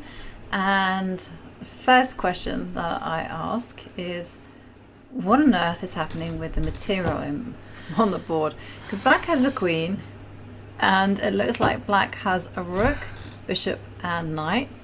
So immediately I can do maths. My maths is telling me that that is a favorable trade for the pieces. And how many pawns? And oh, well, the queen and 2 pawns. So it's 11 points versus 11. It's exactly the same material. You know, if you count points. Literally. Can we see how this happened? Because this looks like a fascinating position. It looks like a dragon, I'm guessing. And how on earth did they get to this position? And let's just have a look. Was it a dragon? Okay, we're not going to go the whole way through it, but it was a dragon. We'll just pick it up. Oh, hang on a minute. It was... Oh, you know what it was? It was kind of a Dragadorf, one of my favourite openings. Good lad. Okay, we will pick it up because they had pieces flying in typical dragon fashion. White attacking. Look at this. Black going for a counter-attack. Knight takes d5. Giving up a piece for knight b4. And this is how you got the material balance. b4, okay. Black might have been doing well without that move. And let's remember this is a game that white must win. Otherwise white is going home. Blocking the a pawn. And yeah, what a position this is, Shvanko. And the next question is, what side would you rather be? Would you rather be white in this position or black? That's a hard question to answer. It is a difficult question to answer because white's bishop on a4 is offside. And until white can get that into the game, I feel black isn't doing that badly. Because this is the thing, when you have piece imbalances, you have to get them working nicely towards a point or honing in on a weak square. And here there's no coordination whatsoever between these pieces. It's true. Whereas the queen is such a dynamic piece, you know, she's so volatile. She can go from the queen side to the king side. I'm detraining myself, Simon. I've started using the king side and the queen side. I was avoiding it for a long time, 2 years in fact.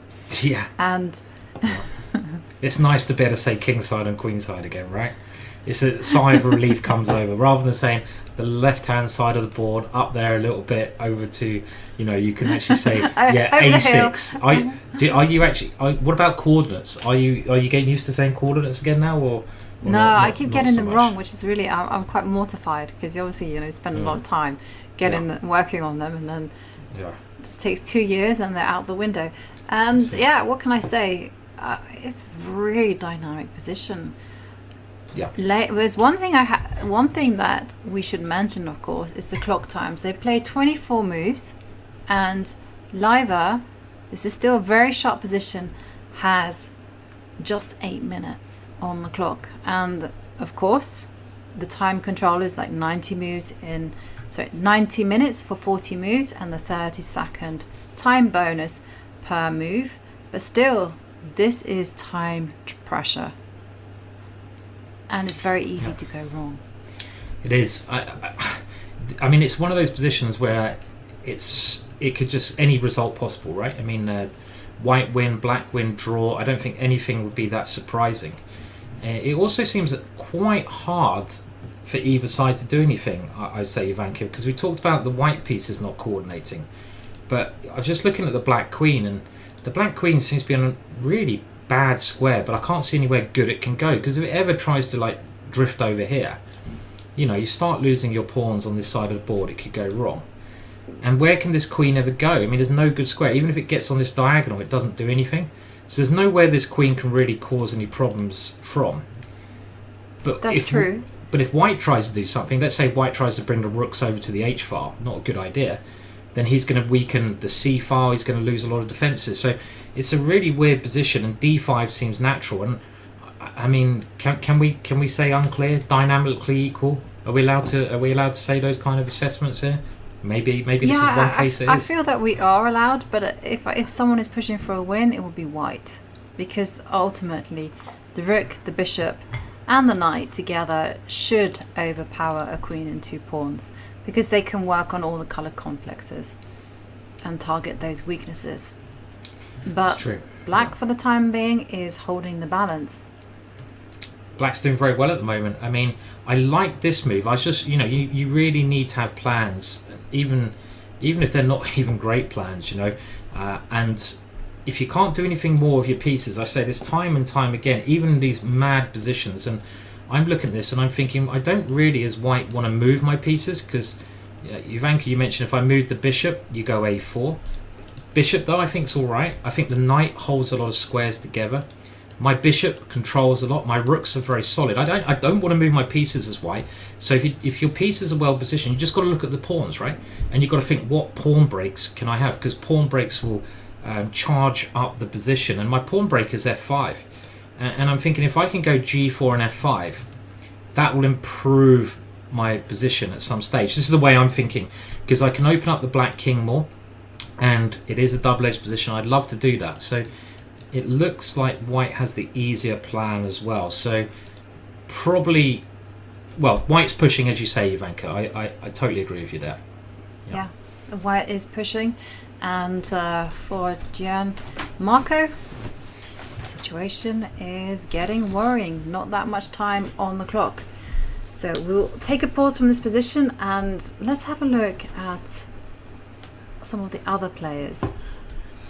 Do you have any requests? Okay, so we're just going to have a look through, and another encounter which was very close yesterday, and we spent a lot of time on it yesterday, so it'd be nice to see how it develops today, was this encounter between 2 of the closest graded players. And you have Levan with the white pieces from Georgia against Harsha from India. 25-64 against 25-63. And then they had a very exciting game yesterday where Levan was doing well, but Harsha, when he was short of time, started playing excellently. And we've got another situation where black is short of time and white might be doing well. But let's remember, white needs to win. Harsha did win a brilliant game yesterday. It was a lovely finish, but can he get a draw in this position? And did we just see, I think we saw a result there in Salem's game. We just saw a result from Salam. What was the result in that game? I don't think he lost. He looks very happy, so he's certainly Either way, it looks like he's progressed. Yep, yeah. Salam did win against Abera from Ethiopia, so he comfortably goes into the next stage. Well done to work. Salam. Yeah. And we send our commiserations to Abera. Tough pairing for him. I hope he's enjoyed his experience. I mean, it must be just great to be in this competition and just to, I guess it would inspire a lot of players, to be around all these great legends of the game and pick up some money at the same time, and hopefully to do bigger and better things in the future. Okay, so we'll come back to Kozul. That's probably the game of the day a bit later, but let's just first evaluate this position. And black needs to speed up. White has just exchanged on g4, and the reason that I feel white is just better here is because of the c pawn more than anything. This c pawn is so dangerous. It's 3 squares away from queening, and even if you don't push it through immediately, it cuts the bishop off. So this bishop is left a little bit stranded. There might be times when it can be attacked and it will be a little bit loose. The pawn on d4 is also a little bit loose. Maybe white can just pick that off at the same time. The only thing I'd be thinking of, well, not the only thing, but if I was black here, I'd be like, okay, well, white's pieces are hodled on the queen side. Your king side is a little bit loose. Can I try and maybe attack, with the queen taking the bishop and getting through here? Can I just go for it against the king? But when you're in a position where you only need a draw, it's also very hard to go all in like that. But he's got to play a move soon, Ivanka. Do you like... I was going to say, something that strikes me as being loose is his clock time. I mean, take a look at it. He's coming close to 1 minute, and they have played just 18 moves. This is serious stuff. He needs to make a decision. He needs to just go for it. I think that instinctively he's probably going to go for the kingside attack that you mentioned, like queen takes knight. I mean, or knight takes bishop, and then just put that rook on d5 and start swinging, throwing out the pieces. I mean, the reason why he's thinking is, I guess he's calculating the consequences. Okay, we see knight takes g4. I must admit this is the one I would also go for as well. He's calculating the consequences of bishop takes pawn. He's calculating what's going to happen after the kickback of h3 first. That knight is sitting in white's half of the board. Should kick it away. Yeah, I mean, let me show you one variation, Ivanka, just to show you that there is danger to white's king. Let's say you play this h3 move, and I don't know if this works, but to hell with it. I'll move the knight there, and you grab this pawn, and I go, all right, I'm just gonna defend. This will definitely work, by the way, this way around.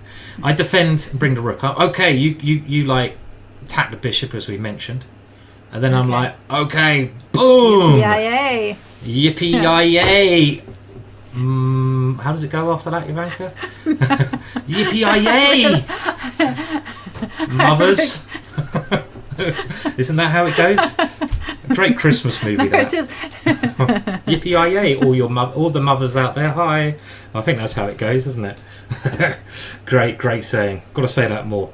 And this is the kind of danger that that could be facing white. And all of a sudden, I mean, I don't know if queen. Let's say I take here. Maybe rook check is better, but you can see, bang, white has suddenly got killed. So yeah, good point, Ivanka. I like your idea of taking with the knight, but look at the time. Oh my word, he's got to move soon. Well, he has moved. He moved with 2 seconds on his clock. Ooh. I know. That's tense stuff. Okay, h3 played. The game's just going to finish like you said. Knight e5. Bring it in. Bring it to e5 and think about sacrificing there. Yippee-yi-yay to all the mothers out there, is what we say. I wasn't thinking when I just said yippee-yi-yay. I was just thinking, yeah. Oh, sorry, Si. You've seen Die Hard, haven't you? No, I haven't. You haven't seen Die Hard? No. What do you watch at Christmas? It's not Die Hard. Best Christmas movie ever. Anyway, I just sorry. read chess books. No, I don't. No, okay, you so don't. knight e4. So now I was thinking bishop takes. So in answer to your question, I was thinking bishop takes pawn, because I am. If I see free material, I'm grabbing it. Yes. And also, there's no sacrificing just yet. Yeah. On f3, although that's something to think Certainly watch out about, for. because Levan Pansulaya isn't a must-win situation. That's Hang right. on a second. Look, Should we try? if you sack right now. Let's do it. In we go. In like Errol Flynn. And pawn because pawn black takes only knight. needs a perpetual, right? Yeah, you take it. I mean, Yeah. Then I resign. Just resign. There's Okay, no I follow-through. take Queen it. takes. Yeah. Yeah. And I'm trying to swing it around. So you need to defend. There's only one move here, Ivanka, that keeps the advantage. So it is actually quite dangerous, this. Only one move. Every other move, black's got at least a perpetual check. And this rook coming over is a dangerous swinger. It is so you have to stop Swingaroony. it, I guess. Yippee-yi-yay, So- swingaroony. Queen I'll C- be so you have quiet to go soon. queen c4. Okay. You do. So rewind. Rewind. So knight f3 not possible. Let's just show that. So the only way you have to stop this rook coming in, and the only move that keeps you advantage is moving the queen here to stop that, because otherwise black has at least a draw. So but it does show some dangers with this knight coming in, and if you can't move the knight in, maybe after bishop takes d4. If I was white here, Ivanka, I'd probably take that knight next move, because that knight is so scary, right? I mean, if I tried rook d5, take the knight, just get rid of the knight, eliminate that dangerous attacker from the board, yeah? So that would be... Yeah, I like my bishops, so I would be going F4 Really? and going, yeehaw! So we'll... Okay, let's try. So I'm going to go rook d5, and I'm setting up knight to f3 check. I'm gonna and this try is where it. Cheapo I always city. love to push my pawns F4. Good move, Ivanka, isn't it? And the point is, I can't go here because you're covering that square. So good move. I mean, even if I go maybe here, you can go knight c6. It's still not clear. easy. No, it's true.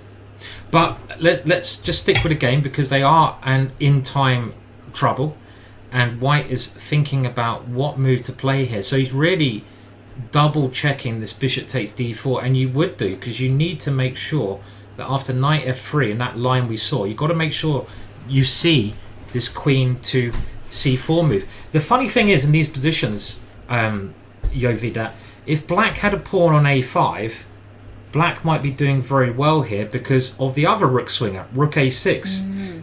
So there's little things like this that can make a major difference in the position. But White is doing okay here, but it's very complex, and black only needs to get a draw. So yeah, Totally. okay. So, Totally true. But black doesn't have too much time, and White is considering to take the pawn on d4, either with the knight, either with the bishop. yeah. It might be tempted to actually go with the knight, but yeah, go on. I was just going to say, can we go back to Kozol's game, because that game was balmy as balmy is. And okay, we're going to go back to probably the game of the day so far, and we looked at it in this position here, and White only needs a draw, but he's literally gone completely mental. He thinks he's Bruce Willis. He thinks it's Christmas time, and he's got the guns out and he's shooting. But black is a piece up, and the computer thinks that black is doing well, but it was really unclear. And now White throws in what looks like a natural check, but I did like the idea of the white queen staying over there, controlling black's pieces. So is this a possible mistake? Let's see. The black king runs, and now White goes queen c3. Peculiar maneuvering, Ivanka, aiming for the pawn, or maybe genius-like maneuver. And the queen dives in. Queen takes a2, but the computer says no. Computer says no. Mistake. Queen. It's a mistake, but why is it a mistake? I don't know. After this check, king here. It's a mistake because of just rook d1. And look, rook d8. Big threat in the position. But if you drop your queen back to a5, what's the biggie? What he does, I think he does it with check, right? So he flicks in a check on a1, forcing the king to d2. Then he flicks in a check on a5. And here, White misses a golden opportunity. What a move. What does White miss here? In the end, White plays I'd say an obvious move and puts the king on a square where it's pretty safe. There's no checks. You keep some pressure. But there was a really good move here, Ivanka. Could you have gone b4? You would have played b4. I would have played b4, right? And after queen takes b4, you think you gotta... Now you have to find... Now you have to go c3, right? Well, c3, the queen exchanges off. You've got to avoid the exchange of queens, queen d6. And you can't go king e2. King e2, the queens exchange queen off. e4. Queen e4. Exactly. So and then I was thinking king e3, but you can't go king e3 because of knight to g4 check. Winning. So you got to go king d3. We got there in the end. King d3, queen d6 check, swapping the queens off. Oh yeah. I think you tried every move except for you'll get there. King c1 then. King c1. And now you go king c1. I mean, this is magical. And the point being, you're again threatening rook d8, and it's all about tempo. So the queen on a5 was defending that one. But this is king c1. No one would see this, Ivanka. You'd have to be like, I don't know. I mean, who would see an idea like this? No one. You saw b4, to be fair. You saw the right idea. That's very impressive. And after this move, if you go check, well, the computer says that black needs to take the draw. Because if he now goes back here, for example, you have that extra tempo and you have this amazing move, rook d4, and white is completely winning. Amazing, yeah? Cool. Amazing that's variations. so beautiful. And it just goes to show the bishop and the rook were not working there on f8 and h8. But let's catch up with the live board, because again, looking at the clock times, I'm seeing that Sonal is just under 3 minutes and they're still only on move 25. Yeah. And so he played the mistake of moving the king to e2. Looks quite normal. It does, because you got the big threat of b4, haven't you, Vanka, here anyway? Yeah. I mean, you get one more move, b4, and the rook has this square and this square to come into, both attacking the king. At the moment, that queen's defending it, so you try and divert the queen away, but Kozul keeps his cool. Let's remember, black needs to win this game to take it to a tiebreaker. He controls that square, and now white should still go b4. This is still apparently a great move because of rook a1, and there's only one move that black can play here to keep an advantage, and it's a move that I'm not even sure I would see. Knight g4. Simple chess, eh?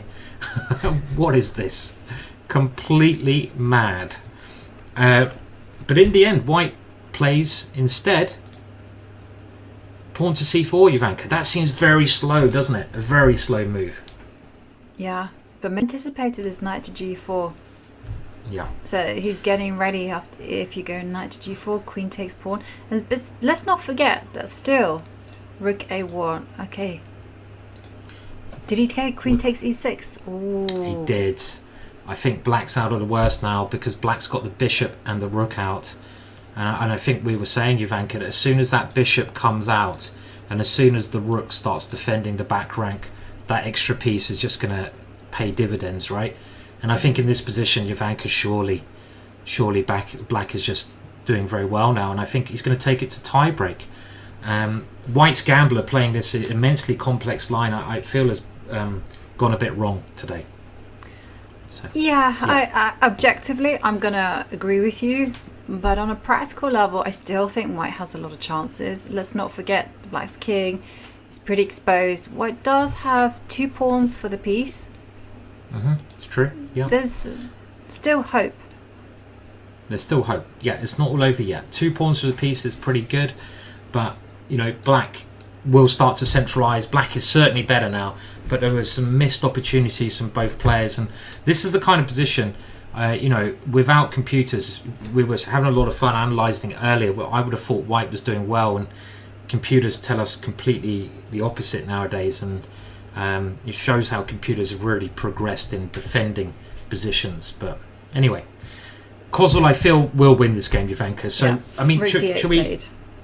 Rook d8, good move. And very brave play from him. What game should we go to now? Let's have a think, shall we? And in the chat, if you do find a very interesting game, please put it in the twitch.tv/24 chess24 chat. Keeping an eye on the chat there occasionally, where we can. And we could, while we look for the next game, and we'll have a little search, just go back to the last game we're on, because of course there's so many interesting games going on here, and the harsher game was really getting exciting. And we'll just pop back there very briefly. We had this position. White did grab the pawn in the middle. Black decided to keep the knight, attack the bishop. The bishop has gone to a very solid square, and now a5 and rook d1, rook d7.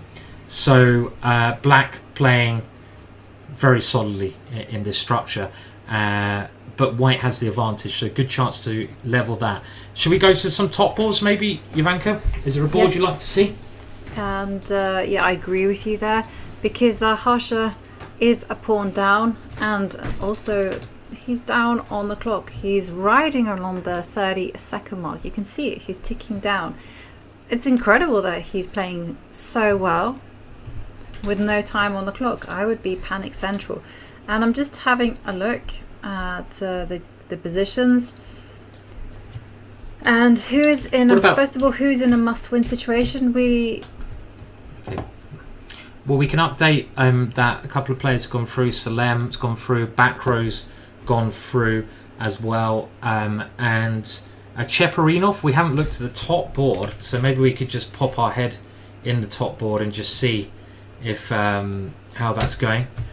Well, that was actually a draw, so Cheparinov is through. And lastly, Gashinov, we were wondering about. So Gashinov is still playing. It looked like this position was good, and we could just again go to this position quite briefly. White only needing a draw in this game, the Gashinov game. We've got cameras on them. You should be able to see them in the background there.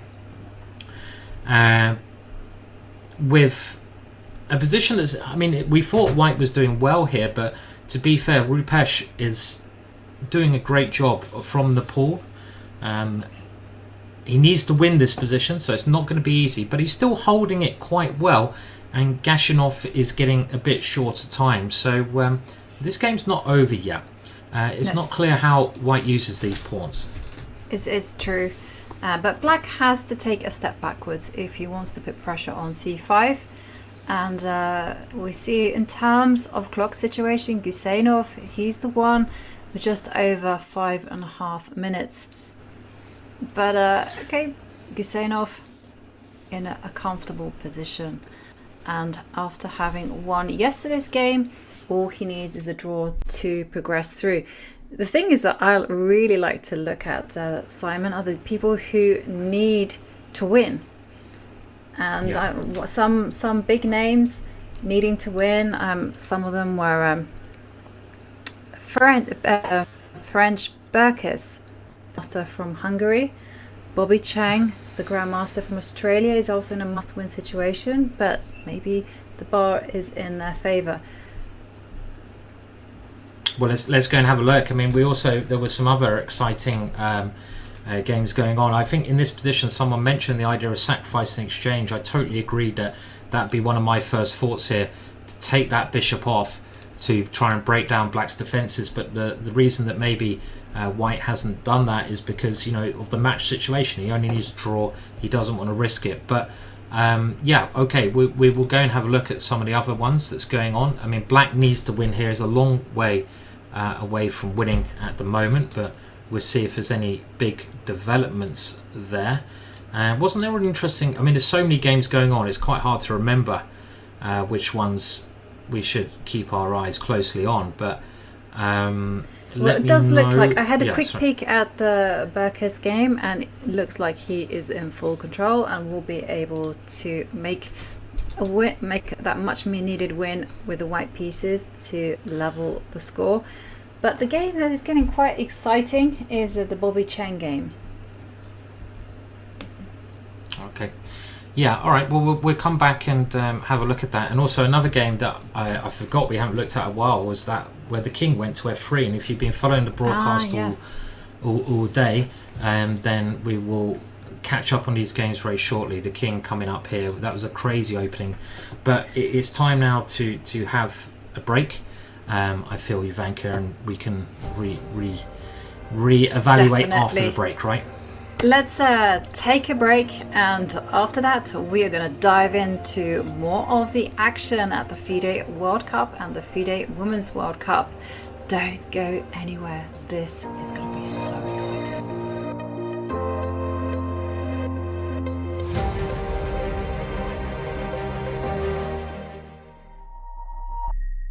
So I loved puzzles. I loved solving any puzzle you put in front of me. So chess was a natural for my brain. It was the unsolvable puzzle. It wasn't one of those things you just looked at, here is the puzzle, what's the solution? It was a puzzle inside of an enigma, inside of a mystery. Like, what is this game? And there was so much to it. The more you learn, the more there was to learn. So that puzzle solving gift that I had, or desire, wish, you know, I would do crossword puzzles back in the day as well as a high school kid. Fell in love with New York Times crossword puzzles. I had to do one of those every day that the puzzle came out in the paper. So I always was a puzzle solver, and I think that made it easy for me to transfer over that skill set to chess.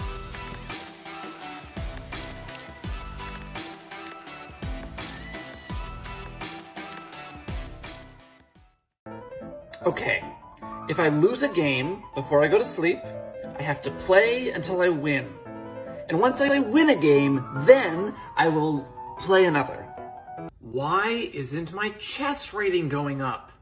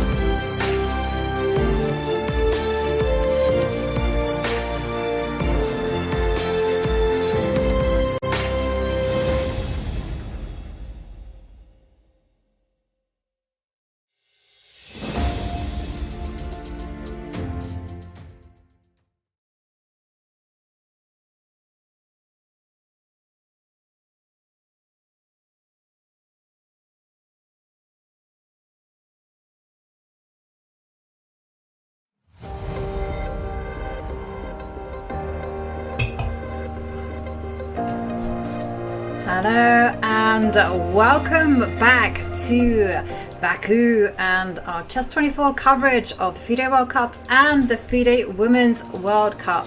And let's head to the women's section because chess is super exciting today.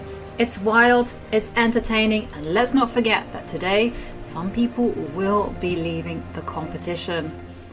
And there we can see the players and the pieces.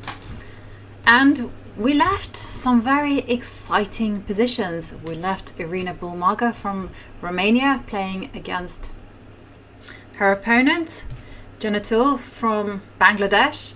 And when we left it, Irina had a very good position. Is she still doing well, Simon?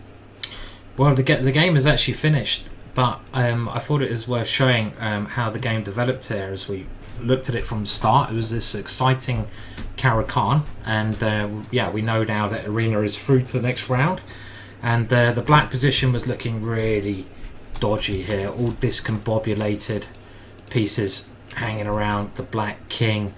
And after the move knight c6, white now played a very nice idea, knight f4, and there was a big threat here, Jovi, wasn't there, in the position? I mean, had, let's say, black play a5 or something, the idea of this move would have been knight takes e6, and that would have led to horrendous position for black because of this quite pretty checkmate there. And very nice game, and it looks like Arena is in great form. So black had to move the knight backwards, and this is the kind of move you avoid at all costs. And that allowed allowed white to take over the c file after a capture of the defender of that one.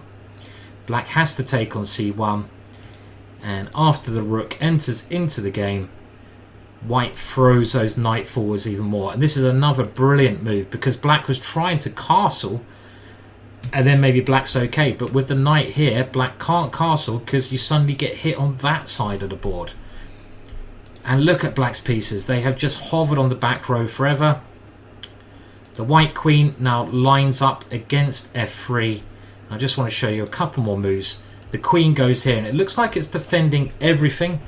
It defends f7, it attacks the rook, but there's another brilliant move here. Knight takes d5. Fantastic game. One of the best games of the day, this, without a shadow of doubt. And you can't take with the queen because queen f7 is checkmate, and there's no wonder there's a tactical blow. Tactical blows often happen from positions of strength. And black had to take this one with a pawn, and the point behind this combination is that rook takes d8 check at 2 double exclamation moves in a row, followed by knight to f7 and just taking the rook on h8 left white 2 pawns up in a completely winning position, which was converted in nice fashion. So that was a really good game, Ivanka. I love that one. Very crisp tactics from a position of strength. Is that what normally happens in the Caro? Black gets completely destroyed like that? It was a beautiful effort from Irina Bulmaga, and the answer is no. Black doesn't normally get destroyed, but they can do if they play inaccurately. And I've been taking a look at some results, and it seems so far that the favorites are comfortably through.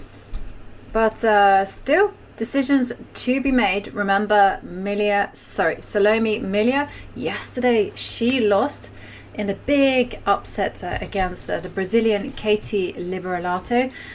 And still that position is very much unclear. It was a battle whether black could utilize the bishop pair against white's strong center. And it does look like Salome is nurturing an advantage here.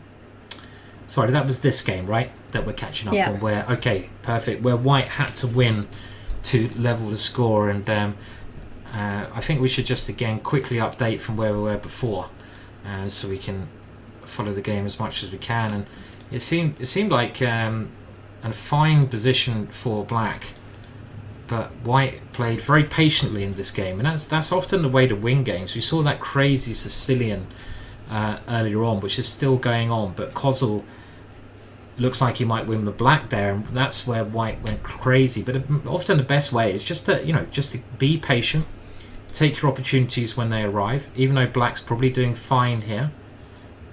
How did white increase the pressure? Well, this break, a lovely break, and this kind of splits the black position apart.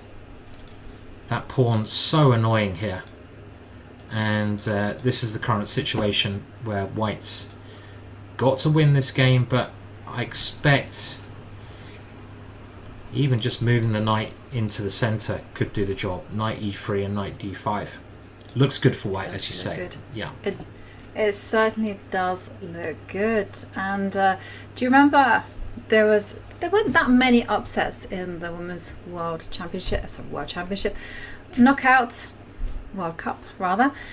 But yesterday, the Canadian Jade Miley Uliet, she did beat Xiao Yi, and she won again today. So it is Jade Uliet who is now through to round 2 in the World Cup. So that was a nice upset. Very nice. Yeah. That's a big result. Great result for there.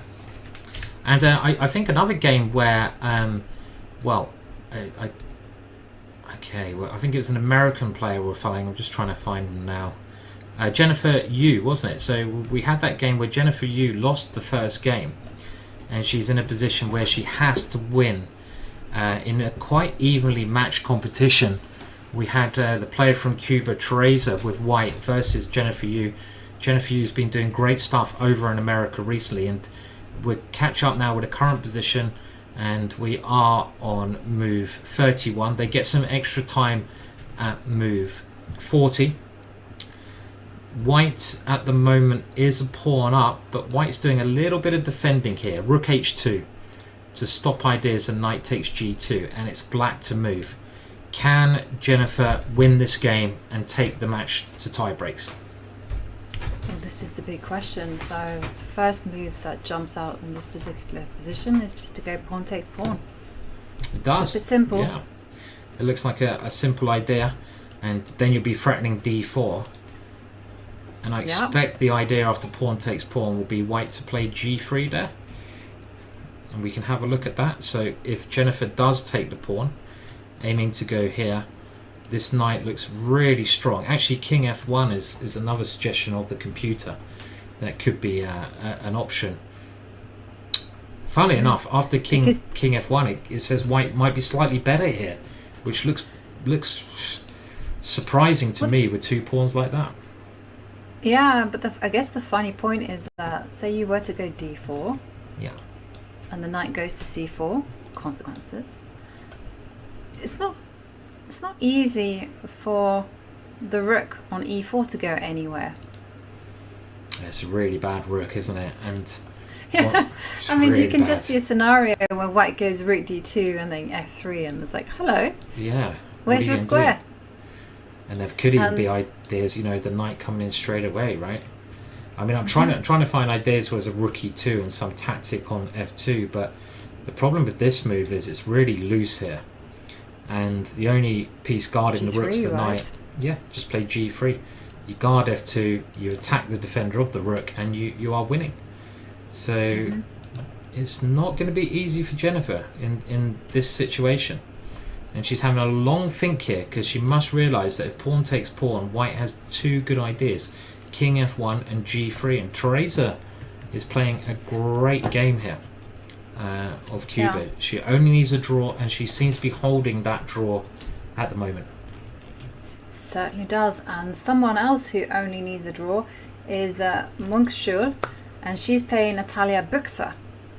And Natalia Buxa has a rating of 2365. She lost yesterday, so with the white pieces she is in a must-win situation. This was a game that we saw, and we thought Natalia was doing very well. She had ideas of pushing h4, maybe going h5, and if you were to go to the main position, it's quite a curious position, because white is a pawn up, but her king is walking around the houses. On e2. What's it doing there? And do we know what flag that is? Yeah, Ivanka. That's the flag you can see 1,000 miles away. And yeah. And we know that if ever a country is to be invaded by this country, Simon would be on top of that mountain, identifying it. Identifying. It's Mongolian. It is, making sure that nothing bad happens. And yeah, I'm trying to get to grips with this as well. And the king on e2 is quite near to safety. Black getting shorter time, as all the players are at the moment. If white only needed a draw, then there might be even ideas of knight f6 coming in, and the queen can come to g6, but that's not the case. But it is black to move. Can black keep this attack going? White's a pawn up and needs to win this position. So what do we play here? Well, one idea it is, as the computer is helping me out, is just to exchange rooks, and black's going for this so that the black queen, and the black queen is actually not very well placed. You kind of want your queen in the center of the board, and the idea that I think is going to occur here is that the rooks will get exchanged, and black will bring that queen via a check back into a better place. But that extra pawn seems to be more useful than any attack at the moment, Ivanka. Yeah, no, if that's black's best, then black is in serious trouble. Yeah. Because you are a pawn down, and you kind of, with the king on e2, you kind of want to keep the pieces on. But as you highlighted, knight takes pawn is a potential threat. Now rook takes rook is coming. The pawn on b5 is loose. Maybe this is the best of a bad lot. Yeah, it's always complicated though, isn't it, with queen and knight, because the queen and knight coordinate so well. And I suppose if you take on e1, you check. If the king comes to d2, can we get the knight working well there as well, with a check? And if the king comes to e2, can we come this way around with some chances? So it's... Well, we can have a go. Let's have a look. So which way do we go? Do we go to d2 and allow a black knight to gain a tempo check? Or do we come to e2 but not control c1? And actually, rather than centralising the queen, doesn't have any good squares. We don't want to exchange queens as black. We're a pawn down. I think we need to come round the back and try to cause problems like that. So, so it's not easy to work out where this king goes. I mean, which one? Yeah, I guess you could... see, my first instinct is actually to go king d2. Computer says they're both very similar. Okay. So there's not much difference, and white is only very slightly better in both of them. So wow, it's not a big advantage at all. And black seems to be active enough. For example, after knight e4, just following the computer line here. And then king c2. Yeah, is my idea. I feel like if you run up the board, you're just asking for trouble. And now queen e1, just going for a check here. But the problem with this, okay, white needs to win, because there's many ways white can get a draw here by checking on the light squares. The black king is very exposed, but to win this game, it's now black who has many perpetual checks. But that's really interesting. Like, how is black gonna draw it? So for instance, you grab the pawn on b5, which is the first move that I would be playing. After all, queen e2 check. Oh, and you can see that would be a terrible move. I've blundered. Oh yeah, now the knight drops off. Easy mistake to make. You go, and then really you go hard. queen to d1. Yeah, no matter where the king goes, we're going to pick up that knight there, and it's that queen and knight coordinating so well together. So it's a hard position. I mean, maybe white is doing well here. Black's just deciding what move to play. I don't see any other option after this check, apart from taking on e1 and then trying to cause problems. But she's played it though, Simon. She has played it. Oh, yep. Sorry. She has played it. So she's come in and she's played the check. Queen h1, given that exclamation point by the game review, the computer. And now the big question is where to go. King e2, king d2. And if after king d2, queen f1 is a problem, then you should move up to king e2. Yeah. So we saw that before. If you go to d2, it allows the black knight in with check. But if you go to e2, the difference is now c1's not defended, which it was with the king going the other way. So now my queen can come here, and I kind of even feel practically, the more I'm looking at this, Ivanka, the more I'm liking black, right? Because it's like, in these kind of positions, you want to be the one who has all these tricks, and it's very hard for white to consolidate that pawn. I mean, I don't know. Can you take on b5 again? I feel like the answer is probably no, but I'm not sure why. I guess I'm going to pick that knight up again. I check and go here. So this is another way that you can lose the knight. Let's say I try to go 2 pawns up. Well, after this check, okay, if you go here, I go queen e4 and I win the knight at least. And if you go here, king f3. Hang on, wait. Show the checkmate. Oh yeah, Simon. sorry. Oh, you can't even go to king f3. Unfortunately, yeah. It's king f3. Oh no, that's bad news. Queen e4 checkmate. Yeah, and that's why you have to go back here, right? It's the only move, king e1. And but now it's a draw. Now apparently black has a draw with knight f3, and it's that knight and queen coordinating so well together, Ivanka. So it's we're just going to go. Apparently we're going to do this kind of checking. So it's like, I think black's all right? And what is white going to do? We go back to yeah, the key and position. that is the question. Yeah. And there we see Natalia Buxa. She has just under 4 minutes and 45 seconds. And they're on move 40, so plenty of time to think.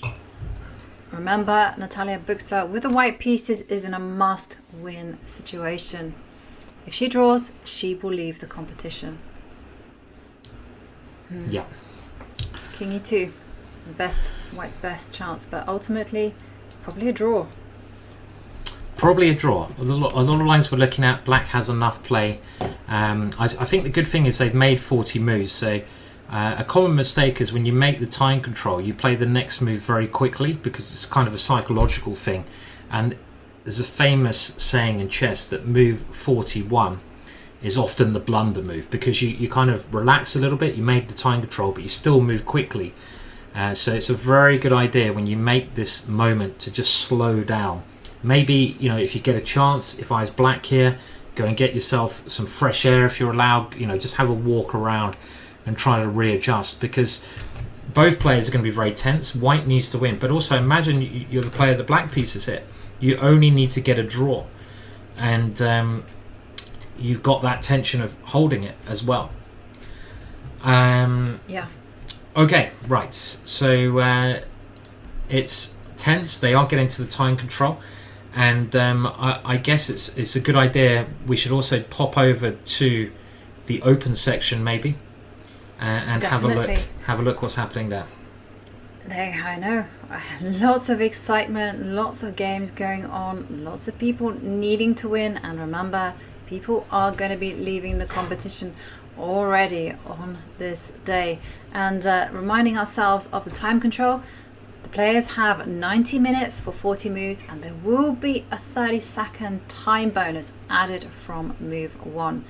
And once they reach the golden move 40, 30 minutes will be added on the clock. And this gives the players, as Simon mentioned, that time to pause, to rest, and just to regather their thoughts. Very, very important. And there we see on the picture, on the Azerbaijani Grandmaster Geisenov, who is playing, and he has the white pieces. He does have the liberty of being, after having won yesterday's game, he does mean that a draw is sufficient for him to go through to the next round. Yeah, so we'll go over to his game now. It's nice to have them on the camera as well. And he did actually sacrifice the exchange, so we were thinking this might have been a very good idea. If we just go back to where we were before, this is the game that white only needs to draw. He looks very confident on the camera there, doesn't he? Really confident. And I noticed that a couple of people in the chat were also pointing out the idea of rook takes e5, because this bishop is kind of the glue in the position that's holding everything together for black. So white breaks through by first of all getting his pieces to the best squares he can. And look at that double exclamation mark. Rook takes e5, a really strong move. And yeah. Okay, we'll keep going and see where we stand. White getting 2 pawns now for the exchange, and here bishop e3. I can understand that black wants to eliminate that pawn, but now the white rook comes in and it's white to move here. White only needs a draw in this position. I mean, one thing I would say, Ivanka, black's played excellently here just to get some chances, right? I mean, you're outrated by a serious amount of points, Rupesh, and he's been defending quite a tough position. And okay, he shouldn't be better here, but at least he's got some sort of unbalanced position with the extra exchange in the ending. I think he's played well today. I think he has played well today, but unfortunately he needs to win. Such is the scenario. He lost yesterday, so Gusenov, he's doing what grandmasters do best. Move the rook back to e4, make sure it can't be chased down. And his plan is very simple. He's just going to back it up with b5. After the trade of pawns, he's going to try to get that c pawn through to the 8th row. And just, yeah, trying to queen. Use that extra pawn that you've got. I don't know what happens if it's just 2 rooks versus rook and bishop. Is that supposed to be a draw, Ivanka? I don't know. I assume Nothing it else. is. I imagine so. I assume it depends. Like maybe it depends on what corner your king is in. If it's the same color as your bishop, then you might be in trouble. But I do have some news though, because earlier on we were looking at the games between Harsha against Pansulaya, and there it was all crazy. But in fact, Levan Pansulaya, he managed to win with the white pieces. So that means tomorrow they'll be back in the arena, back in the hall, playing chess and battling out in tie breaks.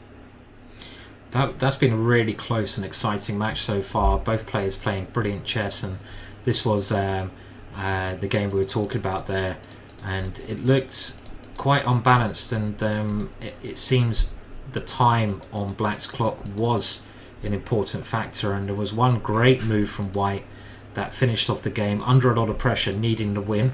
We looked at this quite recently, and White's knight finds a beautiful square.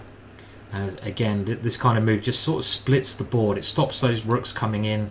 It attacks some squares on the king side and queen side, but it's a great blocking move. Knight e5 looks normal, right? I mean, you want to try and get some tricks going, but it doesn't work out well. The white pawns floating through the board, and the killer move here, or very shortly, is this c6 move. That's a great move there, Ivanka, breaking the position up. And actually Black just resigned here. There's nothing Black can do. The pawns are just too strong in this position. That pawn coming all the way down to the end. Yeah. Nice game from Levan Pansulaya, needing to win on demand. He does so. Tomorrow we will see them back in action. And someone else we will see back in action, like earlier on, Simon, you and I checked out this game where the white king in the opening ran out all the way to f3. Well, guess what? Yes. It was a victorious strategy, because white Felix Blauberger did win that one against Master Vasilis. So it did look good for white. Well, let's have a look at that, Ivanka. This was a modern trend in openings, and looks like a very exciting game. And just to show you the fun opening that I think we were enjoying greatly, and how it went, we had, and I'll jump forwards a little bit more, we had this position in sort of a can variation, one of the modern approaches, where white kicks this knight away, but he has to sacrifice for the sort of short time period the safety of his king, and he's got to move his king here because of the e3 square. You can't block that check, because you block that check, for example, queen e3 is a very strong move. Black is doing well here. You can't take the queen anymore, so you have to move the king up. And now after f5, okay, bishop a6, to the human eyes it looks like white is a patzer and he's getting destroyed. You know, the bishop's attacking, the queen is attacking, the knight is there, but you move the king to f3 and you're like, yeah, I've got no fear. And the knight is now under attack because the pawn's no longer pinned, and you get this crazy situation. And the modern assessment of this, actually, I remember someone telling me about this, is actually that white is doing pretty well, because after a couple more moves it becomes quite clear that black's minor pieces just can't get in to the position, and this king has been really brave of just coming out, but it's defended by a lot of the pawns and there's not enough open lines to cause it issues.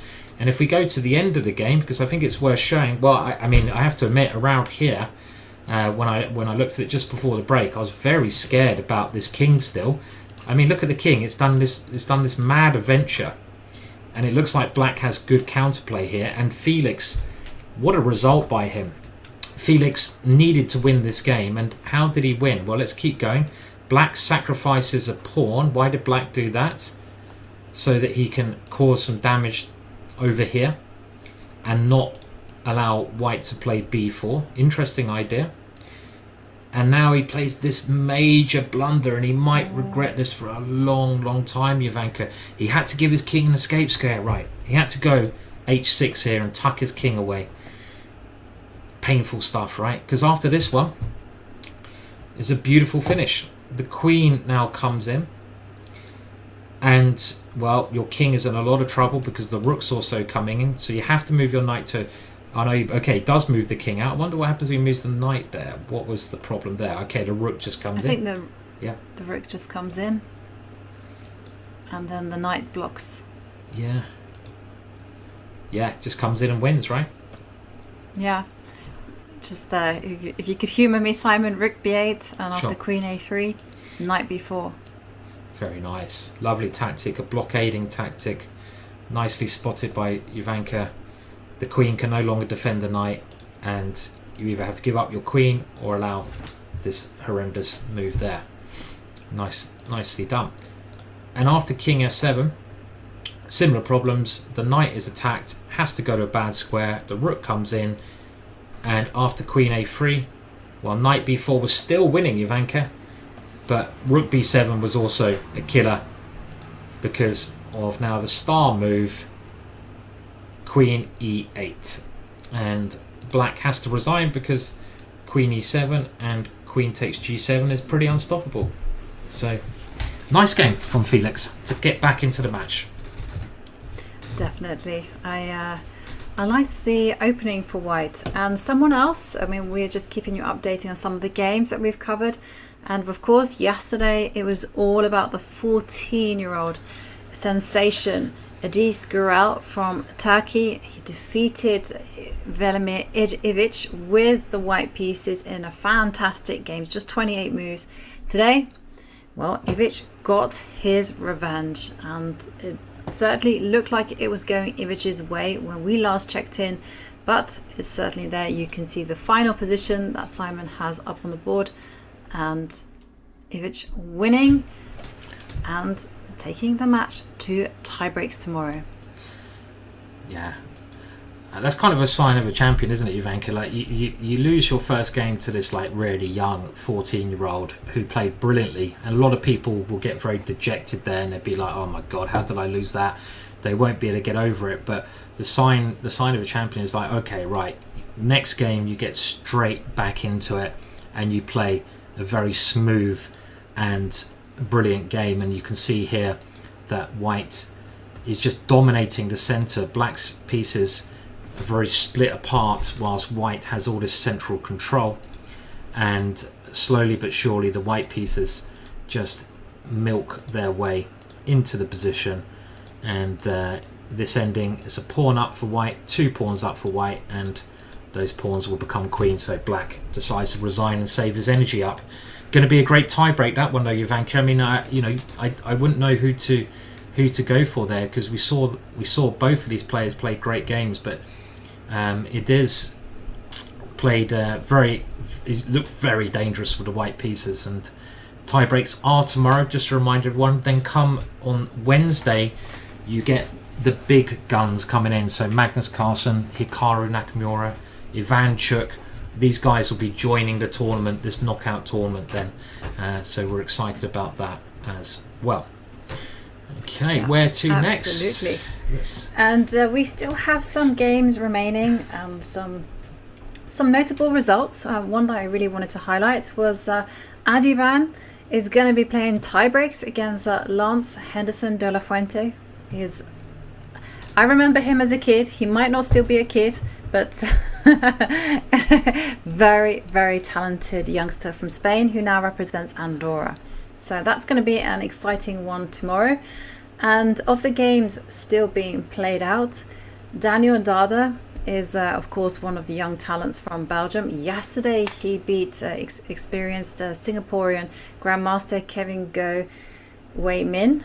And today, well, it is Kevin with the white pieces who is a pawn up, but will he manage to make that much needed victory to take the match to tiebreaks? Well, we can only take a look at the position, and what do we think? Yeah, so far, yeah, Kevin lost yesterday, as you mentioned. He needs to win this game with white against this very talented player from Belgium.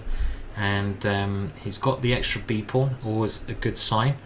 And it looks like he's got good chances here. There's a lot of work to do though. You don't have any pass pawns here. You don't have any big advantages except for that pass pawn. Black's got some grip on the dark squares around here, quite an active rook, so it's not straightforward, but good chances for Kevin. I'd love to see Kevin win this one. Seems like a really nice guy. He's the second highest rated player from Singapore, and I think there's a bit of a resurgence in chess over there as well. And he's also the president of the Singaporean Chess Federation, and he you also were has over a there very recently? inspirational. I was over there recently, and Cool. but Kevin has one of the most inspirational stories about how he became a grandmaster. So he wanted to be a grandmaster when he was younger, but of course, with job, with family, etc., you kind of put it on the back burner. But at some point, his father was diagnosed with cancer or being seriously ill and didn't have that much time left. And Kevin thought, you know what? It would be so nice for my dad, who has always been my biggest supporter, to see me being a grandmaster. So he gave himself a limited time, and he did it. Nice. And Brilliant. that's like such a beautiful story. That is, that's really nice. How much time did he give himself, to become a grandmaster? I think a year. 1 year? Wow. I mean, he was already around about 2450, but so he didn't have Okay. so high, that many points to kind of gain. Sure. But Still, he still. just, but this was also, he didn't give up his job. He just simply just finished his work, and then he would dedicate time on training and physical training as well. That's And brilliant. it paid off. And he was working with some of the Armenian grandmasters, and they helped him a lot. That's a great story. I love stories like that. So and maybe what makes that even more impressive, Ivanka, is that you mentioned he didn't give up his job, so he's still working a day job, probably to support himself and his and his family, and he's just working all other hours, right, to become a grandmaster. Yeah, it's really impressive. And what is his day job? Do you know? Anyone know? I wonder if we get that. in chat. Well, no, I don't know his day job, but I do know that he's in his spare time. He's now president of the Singaporean Chess Federation, and it's a very ambitious federation. They're working quite hard with a lot of the world's top grandmasters so that they can nurture their talent. And talking about their talent, it is Ting Jing Yao, and he's Singapore's #1 chess player. Very young, 23 years old. And of course, And at the minute, yesterday he drew against Vladimir Baklan. Today he has the white pieces. And one of the great things about Jing Zhao is that he's quiet, but at the same time he's super confident. He has a firm belief in himself, and in interviews he says, yes, I think I'm going to try to win the tournament, and I like that. I think it's very important in chess to be confident in your abilities. Whether you sing your praises or not, you just have to have that mindset that you're capable. Yeah, I mean, even the players I've met that don't seem optimists, I don't believe them. I believe that inside they're actually very optimistic. They kind of like to have the approach, like this, but actually, more you get to know them, more you actually think, hang on a minute, it's a bit of an act. You're actually really optimistic. I've noted this before about certain players, and I think you've got to be optimistic, especially in an event like this, Shivanka, where you need to bounce back, right? If you lose a game, you can't be like Eeyore and be like, I might as well go home then, You've got to be like, okay, I've got to bounce back and I've got to win the next game. And it's so important. Talking about that, I think I was just looking at this position. I'm trying to work out knight h5. If black can play that move, it gets quite complicated. But it's really nice to hear these other federations like Singapore. I haven't known many, historically strong players from Singapore. That might just be my ignorance, but I don't really know the history of Singapore in chess, But you were over there, weren't you, Vanka? How did you find it? Was it Singapore that you were? Yeah, I was over in Singapore commentating on the Olympic esports chess series, and that was a beautiful experience. And I do recommend that everyone checks it out, because it was the first time I've ever done commentary in front of a live audience of hundreds to people who didn't know how to play chess, and the players were playing fantastic games. That we even had an Armageddon, just incredible. kind of esports gaming experience. And yeah, it was a great country to visit. I'd love to go, actually. It sounds like a lot of fun, and also commentating in front of a live audience. It doesn't necessarily have the best understanding of high-level chess. It must be quite exciting as well. So yeah. And okay, well, we can just have a look at this position, and I guess now, no offense to Daniel, but we kind of want Kevin to do well. I don't know if we're supposed to be biased when we're commentating, but a playoff would be nice at least. After hearing that story, and I was just, whilst we're chatting, have a think about this position. White is a pawn up, and the only danger I can see is the knight and queen. In general, certain pieces coordinate with other pieces fantastically well, and the knight and queen are two of the best coordinators, and that's the slight danger to Kevin's position. And with that in mind, I was trying to work out if this knight coming into the hole is a potential issue, and I think Kevin's idea with his last move, which he played pretty quickly, is that after the knight comes here, he might potentially be playing queen to d5. That was my first thought. I don't know if it works, but I was like, is this his idea? And I thought, if it was, that's a really, relying on tactics, this check looks so scary. For example, the check, he just wants to go king g1, so there's no more good check. Well, this check here, but the king runs to f2. That's it, because black only needs a draw, so obviously you can't go back here to h1 because it's a draw. You can't take the knight because your bishop's defending the queen, but you can play here, and you're right, Ivanka, the king runs, but to play this so quickly shows a lot of confidence, right? And as the evaluation bar is saying, white is actually winning here, so this is a really nice idea. If it's what's going to occur after queen d2, if knight h5, the scariest looking move. You might have other options here. Maybe you can just go king g1 straight away, but this is a forcing move, and you kind of want to play the forcing moves first of all to get out of trouble in the most direct way that you can. And I think this is all right for white. This seems to be okay. So. Yeah, I think this is a great position for white. Still going to be a long squeeze from Kevin as he tries to win with his extra pawn, because after all, the b3 pawn isn't really going anywhere just yet. But definitely it will be Daniel Dada. Remember, he's a super young talent from Belgium.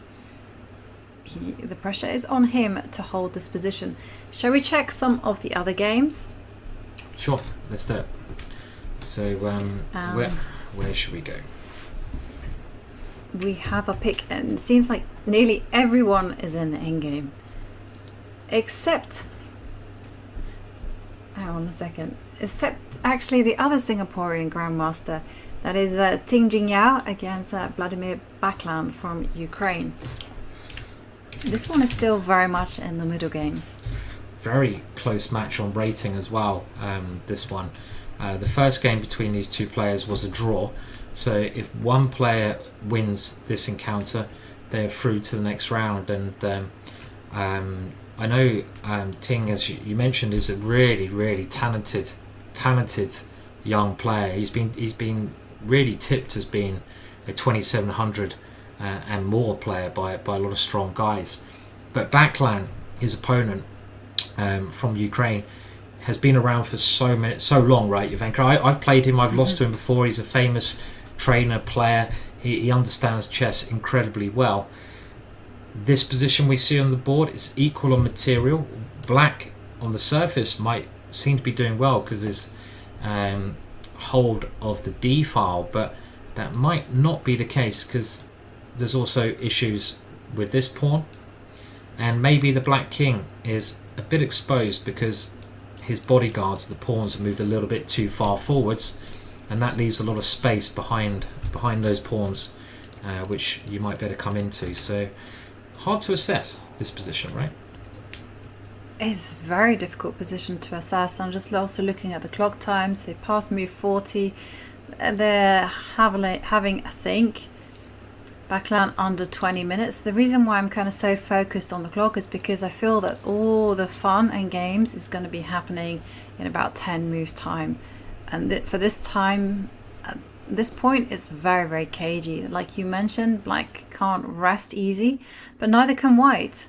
Because I feel if white doesn't play accurately, then you might have moves like rook d1 coming in, and suddenly white's advantage is just going to be disappearing. Yeah, maybe even rook d1 now could be an option, right? I mean, it kind of looks very dodgy because of the ideas against the knight, but we could have a look at it, trying to use the open file and also pressurize on the back rank. So you come down to d1, and here you're hoping for exchanges, I think, because if you get exchanges, you suddenly get into the position, right? And the black king just comes in, right? And then suddenly, the black king's the king strength. can walk itself to b5, and there's some weak pawns there on the queen side for white. Eventually that king is coming. And look at the bishop as well, Ivanka. The bishop now looks a really bad piece. The knight might be a stronger piece in these types of endings, and white's double pawns become targets. So it looks like white, for that reason, should not be exchanging queens. It's what you said earlier. Ivanka said if you've got the weaker king, that king is weaker, you want to exchange queens. If you've got the stronger king, then you want to keep the queens on. So after rook d1, a move like queen c4 check makes a lot more sense. You attack the knight, you force the next move. That knight has to block, I guess. I think so. It doesn't need to, actually. You can play fancy moves like, so for instance, if you move with the king, it might not be very good. Maybe not there, maybe not there. Okay. So I was thinking if you move the king somewhere, just put G. Yeah. Oh no, it's going. So the idea that I was thinking was after queen takes knight, you could go rook takes bishop. Nice idea. Yeah. And luckily I have king h2 here, otherwise I'd be in a lot of trouble. And I guess the reason, and again I've got the computer so I'm cheating, that this doesn't quite work is that white can first take here. But even this doesn't look that clear, because you're not losing material as black, because you're coming here and you're attacking the bishop. And again it comes down to king safety. That's the only thing in this position, right? I haven't won any material, but the black king is so much more exposed now, and black's losing because of all that sort of space in front of it. The white king totally tucked up, and there's no way you can even check the white king. So that's the key thing there. But interesting position. Could go either way this game. Very, very close. And do we have any more moves? We do. So let's have a look. So, oh no, that is it. No, we're still here. Rook d1 he's thinking of, and the key line might be something with the knight coming to e6. But the problem with the knight coming to e6 is white can just win a pawn. Rook takes a6 here in this position. So issues for backland. Vladimir, like I mentioned, he's been around for a long time. Very experienced grandmaster. I wonder how many times he's played in this competition. Many times, I would imagine. And we can now just see if there's any other games of interest going on. This one, I think white seems to have the easier position to play because of the king's safety. And talking about easier positions, I mean, I completely agree with you in that position. But can we visit the game between Maxime Lagarde against Santiago from Brazil? Because this ending looks mad. Black has a protected pass pawn on d3. White has a pass pawn on b6. Wow. Who is better? And incidentally, whoever wins this match will play Praggnanandhaa in the next round. That's a tough pairing, right? Very tough pairing. They drew their first game, so it is winner takes all, this one. They're both grandmasters, and a crazy position that we have. Maxime's been a lot higher rated than, I think, 25.99 as well. He's won a lot of competitions. He's very active on the chess scene, and I must admit, I don't know the Brazilian player. Haven't come across him before. On the board, black gets behind this passed pawn. The white king can stop the other passed pawn. If we're counting points, white does have one pawn extra. The bishop not looking very good, Ivanka. You'd love to have a dart square bishop, wouldn't you, where you can sort of work on the dart squares, but this bishop is kind of caged in by your own pawns. So I would have thought white's a bit better here, but how do you progress? That's the question. Can you just push your pawn? Yeah, that's one question that I had, just to advance the pawn. And another one that I had was what happens if the white king just takes a step back to e3, and then the idea is to go b3. Nice. Might be a bad idea. Yeah. Well, let's say I go king. Let's say I've just moved my king in. Just might as well get my king a little bit nearer. See if this b3 is tempting, but you might be changing one pass pawn to another one, right? Right. And what I'd rather do though is I'd rather keep that idea in my pocket and continuously bully black with the idea. So I'd like to switch to your plan of going b7. Nice, I like it. And this ties down the rook. So now my rook can't move. And let's just say I wait and play a move, because I don't think black has anything obvious. If you ever move this rook away, okay, you can go check, but my king's probably quite safe on d1 in a lot of positions. You've got to keep that rook on the pawn, and black doesn't have many moves. So if I go g6, we've got to be patient. There's an amazing idea here, actually, the computer is pointing out. Can I just show you? Can you go knight c6? Is that possible? Very tempting move, knight d4, yeah? Yeah, with the idea of knight d4, and then you capture the bishop. Apparently black has rook takes here, threatening checkmate. And you don't quite have time to capture the bishop. We'll just show this line, because, well, maybe you do if you play f4, but if you get greedy here, that'd be most embarrassing. Just one more line I'd like to show you, Ivanka, and I guess we'll be taking a short break, but again, I'm cheating with the computer here. The computer points out that this is a possibility, and you might be thinking, what are you on, computer? With the idea of h5. What about that for an idea? Ridiculous, yeah. But the evaluation bar just immediately shot down. It did shot down. It's not a very good idea, but it's still. I love the idea. Wow. That whatever you I love take the it idea. with. No, but this is the kind of idea that one should always be on the lookout when you have that construction of the b7 pawn and the rook as well. Just crack open a line against the king so that you can give a check, and and this idea is not working just because of black's very refined bishop f5 move. Otherwise, it would be spot on. Yeah, we'll just show that if you take with the king, I now get my rook out. And you don't have time to take my pawn because it's check. And if you take with a pawn, same thing, I get my rook out, it's check. And I win because next move I queen my pawn. And the reason you can't move the rook out, let's say in this position, is that there's no check, so black has the extra time to take this pawn. So it's a funny little combination, that one. Looks good for Maxime at the moment though. It certainly does look good for Maxime. And it is the perfect time for us to take a very short pause. There you can see the playing hall is looking a little bit more empty as the players, they reach the final stages of game 2 in the first round. What will happen next? Well, we'll have to wait and see. We're going to be back in a few minutes. Don't go anywhere.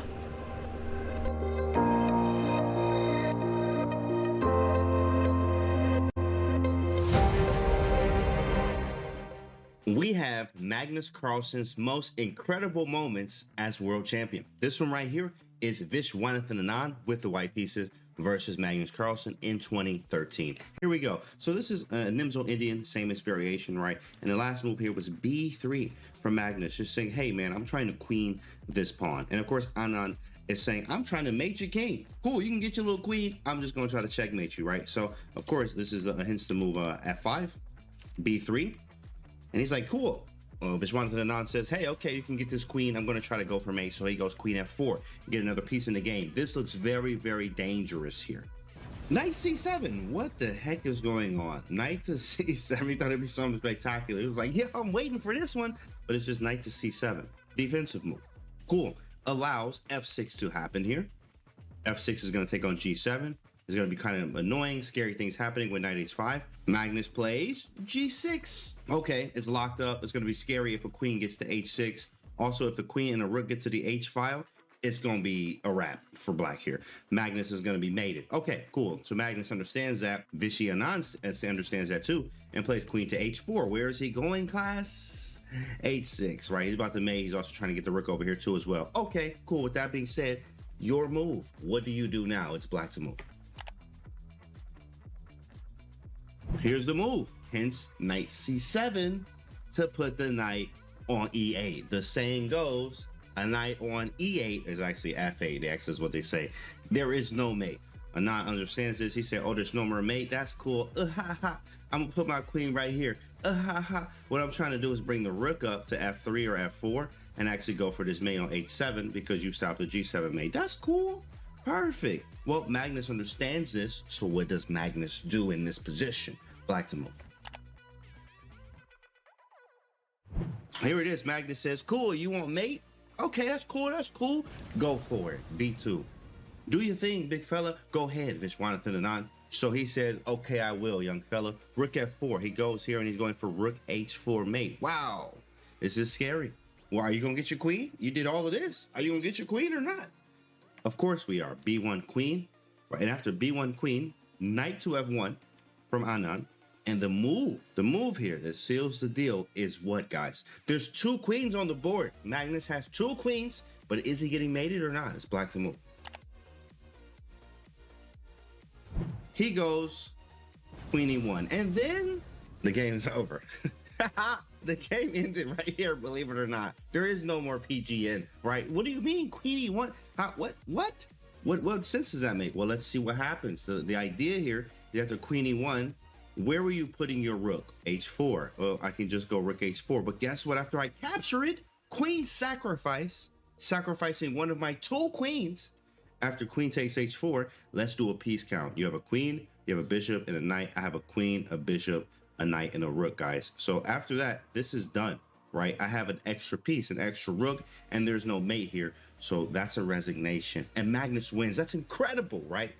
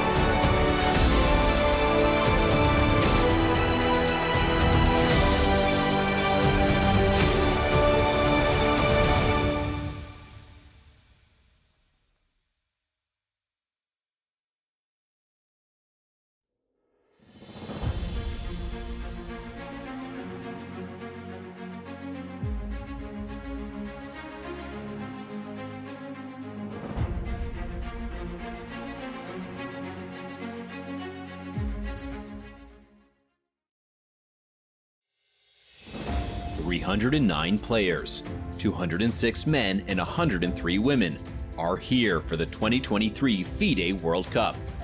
It's the premier knockout tournament in over-the-board chess. All of these players have one goal: to become a candidate for the World Championship. Only 3 players in each tournament will earn this distinction. The winners will also earn a combined 160 grand in US dollars. Not bad. Both of the reigning World Cup winners are back to try and repeat as champion, a feat no one has ever achieved in this grueling tournament.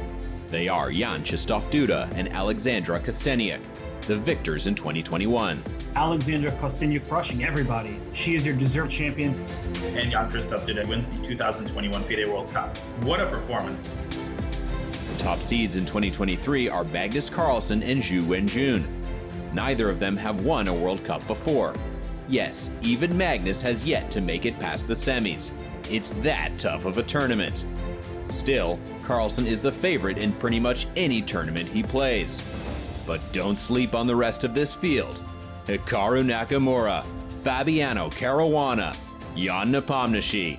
They are all here to try and win their first World Cup. For its part, the women's field boasts 5 world champions. In addition to Zhu Wenjun and Kosteniuk, that list includes Tan Zhongyi, Maria Muzichuk, and Anna Ushenina. Will one of them take the next step in a return to the throne? In a knockout like this, it is truly anyone's game. Who will come out on top? Who else will qualify for the candidates? What upsets are in store? This is the 2023 FIDE World Cup.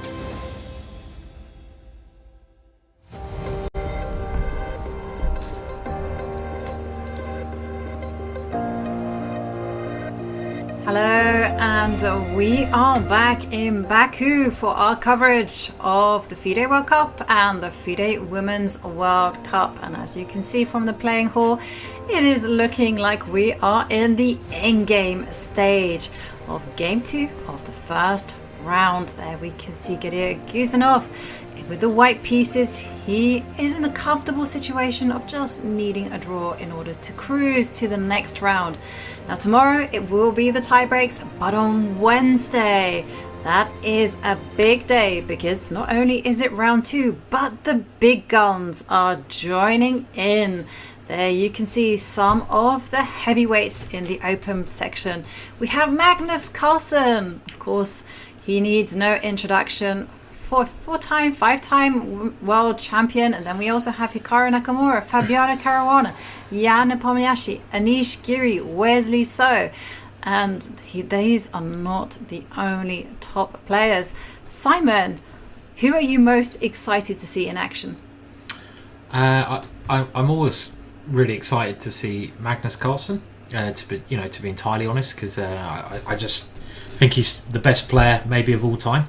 So I love watching the way he plays. And what I'm actually excited about in this event, Ivanka, is the fact that he might have to take more risks. And I love it when he plays aggressive chess, because you can't just play very safely here. You have to win a game at some point, right? And I feel that hopefully we're going to see more risks from him. But I'm also very excited to see Hikaru, right? Because just recently in the Chess.com Bullet World Championships, Hikaru defeated Magnus in a really exciting final. So both of those players, I can't wait to watch. And then we come to the women's event, Ivanka, and there's some brilliant names there as well. I'm super pumped. On Wednesday, 25 of the world's top women's, they join in. And there you can see top ranked is the current women's world champion, which is 4-time back-to-back reigning women's world champion, Zhu Wenjun, fresh from her victory against Lei Tingjie. I'm excited to see how she does here. She's never won the FIDE Women's World Cup before. And also she's just coming off a grueling month of chess. And then, of course, we have Alexandra Goryachkina, a huge talent, as well as some other of the former women's world champions. You have Tan Zhongyi, you have Maria Muzichuk, Anna Muzichuk. She's not been a women's world champion, but she really hopes to be. And then, of course, Tan Zhongyi and Anna Ushenina.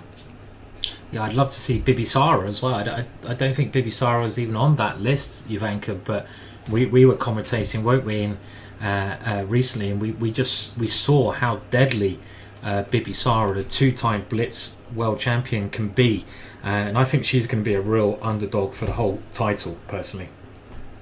Yeah, I definitely have her as one of my favorites. Yeah. And it's a very difficult one to call there in the Women's World Cup.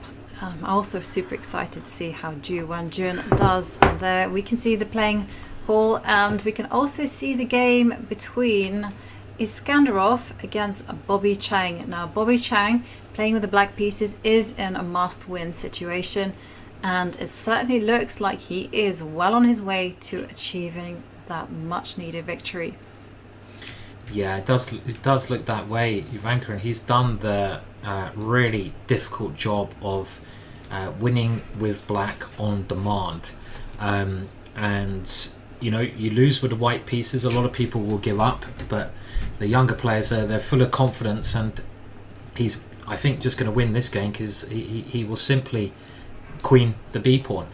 You know, I think that's all that he needs to do. And I see another result on another camera there. I think Gushinov may be going through, but I don't think white can really do anything. Okay, white in the position has given a check. Maybe the best try is to try and grab as many pawns as you can, but it seems so quick, this pawn, Ivanka. I mean, let's say I keep it. I mean, I'm wondering if I even go to D4 might be the most accurate, so I can defend my F pawn. And let's just continue with some natural moves. You capture here, and maybe I just get greedy and just take on A3, and I'm gonna follow through with this pawn. It's actually quite a basic winning position. Even if this pawn wasn't on the board, I think black is easily winning, right, Ivanka? Because I'm ahead in the race. So so we are ahead in the race, and the black king is super active as well to defend. So looking like going to be a victory for Bobby Chang. And during the break, I was actually thinking, have we seen any surprise upsets? Like, we've seen a lot of the higher rated players prove their worth by winning on demand, as we saw there from Bobby Chen. But there was one player, like the Peruvian international master Gianmarco Leiva. He yesterday beat Anton Demchenko. How is he doing in the position right now? Because if I recall rightly, it was a really strange, like, queen and two pawns versus a rook, knight, bishop. Well, I mean, they still have a very strange position. Is all I can say about that. I mean, you know, it's developed from one type of strangers to another, and this was a really fun position we're analysing. We're around about here, just to catch up on the moves, where we were very much liking Demchenko's position after F4, because we kind of felt he had maybe the better chances of breaking, but it was so messy, really hard to assess. And I was very impressed with the way Leiva has been playing on the black side. And let's just see, the queen came to D6. He only played G3 here, not pushing too far. And now black plays a very big mistake, rook C4, and white misses an opportunity. And Ivanka, you pointed out that this bishop is not a very good piece, and according to the computer, the bishop moving to this square, just followed by capturing that pawn, would have given white an overwhelming advantage. Not so obvious, I feel, that one though, Ivanka, really. Yeah. Seeing that, so white continues with the strategy of sort of waiting and seeing, and they dance around a little bit, and white now decides to simplify.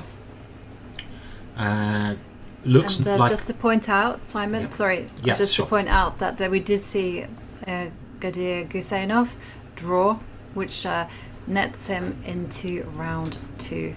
It was a good result in the end for his opponent from, where was he from? Nepal. Nepal, yeah. Nepal. So, yeah. Because Gusainov, 2650 plus grandmaster. And there, with a big smile, we see him leave the competition. We might not have caught that on camera, but I always love seeing a big smile after a game of chess, Ivanka, because a lot of times you don't see the smiles, you see the grimaces and the torture that chess can be. But it's lovely to see that that player from Nepal, he's obviously travelled a fair old whack as well, like a lot of players, but he's here, and even though he loses the match, gaining experience and just enjoying himself. So we catch up here. We have lots of exchanges on the board, making the position a little bit more understandable. And around about here, it seems like black sort of takes over the position, Jovanka, I feel. Because, I don't know, the black pawn's suddenly gaining in strength. White's still okay, though. Trying to create action with the A pawn. The white knight improving, but they're both doing their own plans here. And controlling those dart squares very nicely there. And now B3. Exciting stuff. Very aggressive play from Leva, who only needed a draw. I mean, that's what I love about this kind of play. You only need a draw, and you're going like an absolute lunatic over on that area of the board. You have no respect for pawns or pieces. You're just going for the kill. And the current position is coming up quite shortly with this bizarre arrangement of 3 pieces versus the queen. And let's remember, the 3 pieces need to win, because black in this game, Leva from Peru, won the first game. Can white win this position? Well, that is a huge question, right? Because black's obviously not playing for a win, so black's plan is just simply to keep moving the king backwards and forwards to the side, or maybe even move the queen from a5 to c5. What is white's plan of improvement? I mean, the only thing that I can see is just moving the king to b2, where it came from, and putting a rook behind the pawn on a4 and just pushing it. I love the idea of just queening the pawn. I love simple ideas, and that just sounds like a good idea, but I suppose the problem, Jovanka, is that as soon as you move your rook behind the pawn, you kind of lose the central control. And maybe black can start, playing with his pawns. He's got 2 extra central pawns, and he might be able to sort of use them to do damage in the middle. Right. So it's not easy. I mean, I was also thinking, Jovanka, even if this is often what I do in these sort of middle endgame types of position, and I suggest you all do it at home. If there's nothing really urgent in the position, and there's not any really urgent things going on here, where would I put my pieces in like a fairy tale world, right? Where ideally would they go? And I was thinking, the knight on e5 looks so nice, right? It looks nice. And then I could try to get the rook around to f7. That would be lovely. But then you can think, okay, I can try to do it. So you sort of work back from this square, and you kind of think, okay, it's going to have to come like a long way, right? And you sort of work back, and you realise, like, going backwards, that maybe something like this is possible. But then I was thinking, no, you're completely bonkers, Simon. It's far too slow. And if I ever start moving my knight away, the black queen's going to just counterplay down here. And if the white rook ever moves away... This is where the rook is. That's the thing, though. The right rook has to kind of maintain contact with the pawn on g3. So does. Can you do it? I mean, can you get that knight to... Well, can you start with getting the knight to d4 and then go progress? What should you do next after knight d4? That's the problem, yeah. So well, this is the thing. What I really want, what I really want, is the bishop on b5 and then the knight to c6. Sorry. Yeah, exactly. glad you caught the reference, Simon. Yeah. Which spy scale do you think you were most similar to, Jovanka? If you had to pick a spy scale, what one would you say is your alter ego spy scale? None. But you have to pick one, Jovanka. I was too shy to ever be anyone scary. And sporty is just sporty, and I'm not. Ginger Maybe spice? I'll be indulgent spice. There you go. My new spice girl. indulgent spice. I like that. Yeah. I like it. does nothing is lazy. I like the idea of lazy spice. That sounds quite cool. Yeah. Well, what about ginger spice? There was a ginger one. Ginger spice? There was a ginger one. Yeah, but again, you know. No. I guess now I probably would relate. She's now become posh spice, by the way. Okay. Cool. The spicy position here indeed. Yeah. Especially if Demchenko does not win, because it means he is out of the competition. Simon is obviously ginger spice. That was what you were angling at. I'm sorry, I was a bit slow there, Simon. I'll suggest it next time. That's right. No, you don't have to suggest I'm a spice girl in the future. It's okay. I'm perfectly okay if you're not suggesting that as well. Don't feel you have to do that. It's not forced. Okay. I wasn't. I was probably one of the only people who wasn't really a Spice Girl fan. Am I allowed to say that? I mean, like, everyone loved the Spice Girls, right? But tell me what you want, what you really want. And look at this. Bishop takes d5, setting up a cheapo. You know, you got to try it, right? You got to try it. And let's not forget that nerves are... Oh, did he play Queen B4? For a second, I got very excited because I thought, oh, well, Bishop takes pawn is still possible. But of course, the consequence is after Bishop takes d5, you abandon protection of a4. And let's face it, that's one of White's biggest assets in the position. But even then, I would say still a job to be done for Black to hold this one, because the bishop on wherever it goes on that diagonal is going to target the e6 pawn, and that's a point where those three pieces just can come in and just start looking and smiling. Smiley Spice. That could be you. Smiley Spice. And yeah, unfortunately there was a little cheeky move though, which I missed, and the computer's pointing out. Queen b1 check, just to avoid getting out of this fork. Black doesn't have to take the pawn, but Black can give a check and then take the bishop. And even then, actually, is it maybe okay for White? Maybe it's a draw, right? Even in this position, if you win a piece. So, but I mean, White can't draw, so you get this kind of ending here, and it's probably a blockade, yeah, because there's no way Black can win. But of course, it's White who must win this position. A very intriguing scenario, and I think this is where like gameplay often comes into the position. And what I mean by that, the clock, because I can see them dancing around in this position to the Spice Girls for a long time, and the clock sort of ticking down. So I think the fact that Black played this move very quickly is like a good sign for Black, trying to hold the draw. And I'd imagine Black should be drawing this, but White is going to try everything, and there'll be some scary moments. So this is going to go on for a long time, right? Oh, I think so. This one is going to probably pass 80 moves at least. Yeah. I say confidently. But okay, shall we have a look at some of the other games?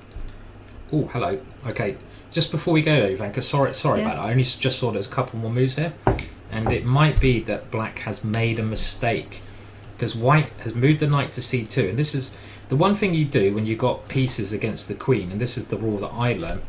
You got to keep your pieces guarding each other. Keep them coordinating with each other, because as soon as your pieces get loose against the queen, it's very bad. And this seems like a very nice setup.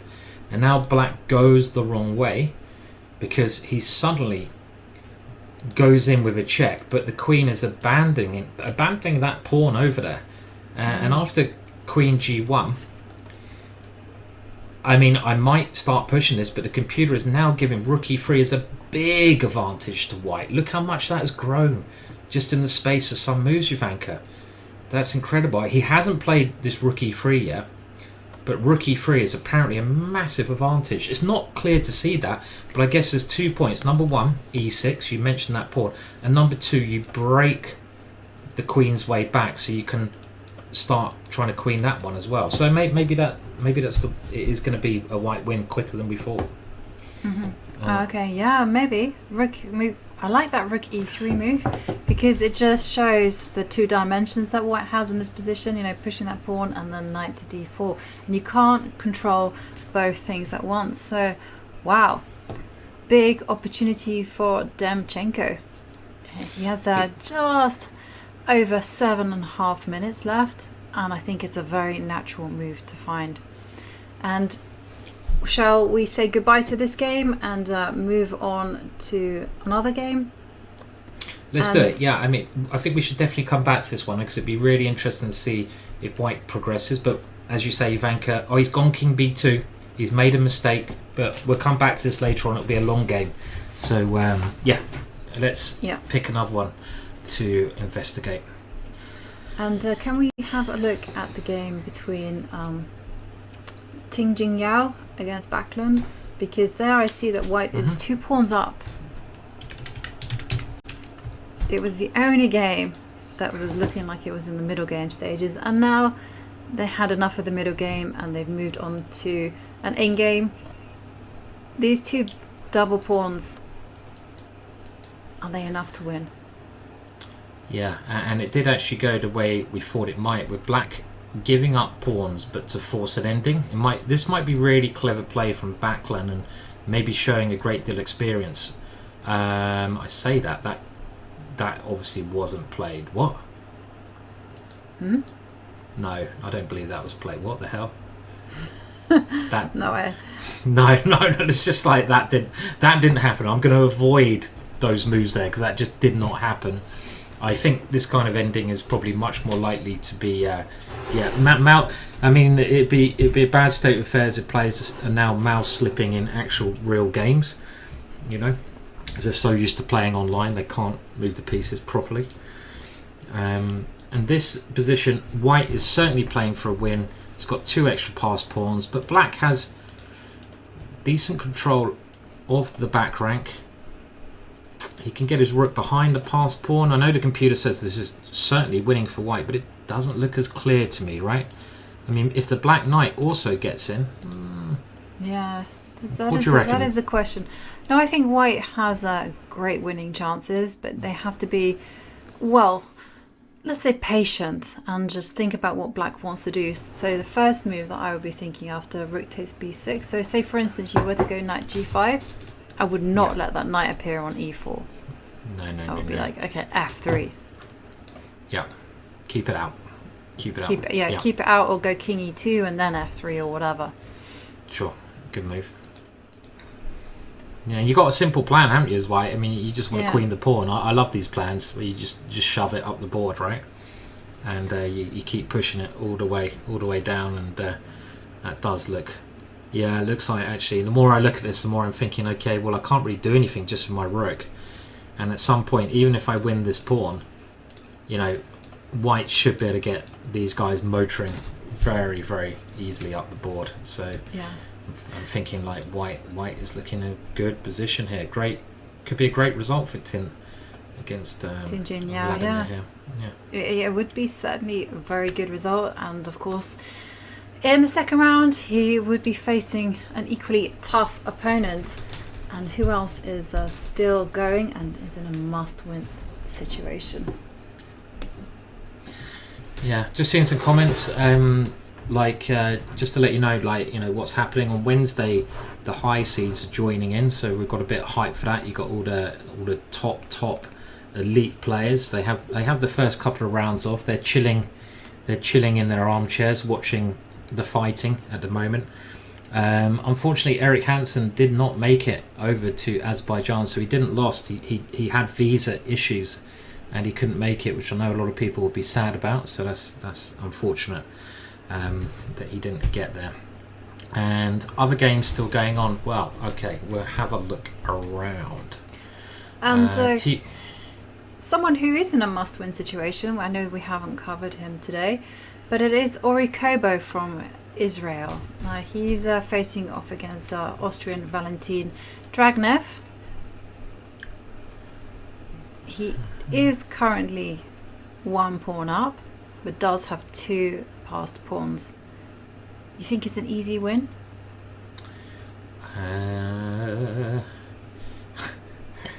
should probably find an easier way of finding the game. So, okay. How can you remind me how you spell his name, please? So Dragon. If you search for Dragon, D-R-A-G, Dragon. There you go. That's an easy name, isn't it? So White must win this one because Orikobo lost the first game. Should he be winning this one? I think he should be winning quite easily. Yeah. This position. It is opposite coloured bishop, so you've got to always be careful, especially if the rooks come off the board. It's most likely to be a draw, but this pawn, especially the A pawn, is probably going all the way to Rome. Yeah. Looks running down the board. White's probably doing the business here. Okay. I mean, I would have thought. I mean, even the B pawn at some point you can get going. You might just defend the bishop, so you can move the B pawn at the same time. Two connected pass pawns should be winning, shouldn't it? Should be. It certainly looks like that way. I just wonder whether Black had any chances to give some kind of perpetual check, but doesn't look like that. And in another interesting matchup, if we work down, there's Adan Forzi from Egypt, I want to say, against Luis Supi from Brazil. Now Supi, I remember, because during the pandemic he was quite prolific on the internet and became a streamer. Also beat Magnus Carlsen in a very nice game. And here, this is a really interesting endgame, to say the least. White has a pass pawn on G7, one square away from queening. This is madness, Can they make progress? Yeah. Yeah. They drew the first game, so if either side manages to win this one, they're in the next round, and that knight's so nice positioned. And look at this, he's going in. Is he going to try to put the knight there? I expect that the Black King has to step back. Black shorter in time. Black is the exchange up. And what is happening here? What is happening? Yeah, this is maybe big question, right? Is White gonna actually reroute the knight to c5 and aim to win the e6 and a6 pawn? And if they do win one of those pawns at the cost of the g7 pawn, is that gonna give any winning chances? I would have thought if either side can win, it's probably White who's trying, right? I mean, because the g7 pawn is so scary, but there is some danger. I mean, let's say I go king f8. If I can ever harass your bishop and win that g7 pawn, then it's going to be Black who's certainly going to have the winning chances. Right, you can kind of see a situation where, say you do go knight f8, the Black King drops back to f7, forced. Yeah, you have to, because this is... you have to stop that pawn from queening. Mm-hmm. And now you could have a draw, right? I mean, White could now come back to this square. And the issue is if Black... I was actually thinking, like, you know, the only way Black can probably win is by activating his rook. But if he does activate the rook, I was thinking knight to f6, but then there's a check here. Yeah, then you have to go king e5. King e5. Oh, right. Then the rook f. No, but the rook will come rook to f5. Check. Wow. Check. Yeah, let's show that line. So I wanted to go knight here, trying to queen the pawn, but it doesn't work because of check. And as Jovanka points out, king e5 is a nice try because you take the knight, I go there, draw still, but you can flick in this check, and the king has to go away from the knight, so I can take the knight with my rook next move. So I've got to be a little bit careful how I do this as White. But let's say I play a natural move like this. Could this be... But then I'm like dropping a pawn. I don't really want to drop pawn. It's so complicated, isn't it? But you can always force the draw, right? So say, for instance, you do drop the pawn. Yeah.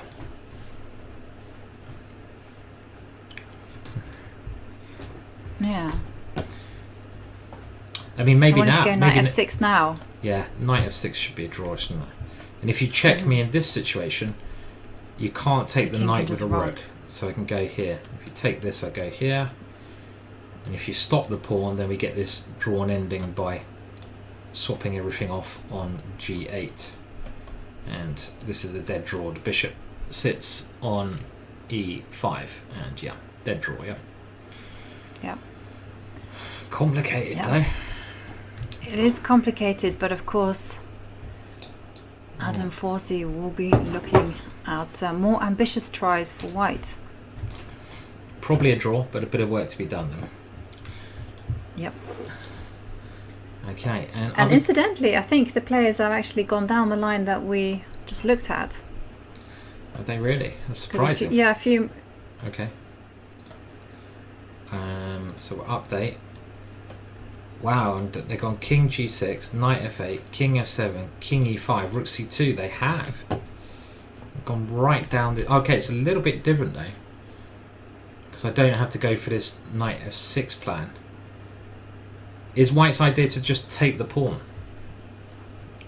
It could be, but then it could be somewhat risky because you do have rook h2 as well in the air. So let's have a look. I take the pawn. You know, I might as well try and take as many pawns as I can. And right. This bishop so is say, for instance, I could go rook h2, which I'm not sure about, or I could go rook e2 check. And you could also take the pawn, maybe. I mean, there's so many options here. Totally.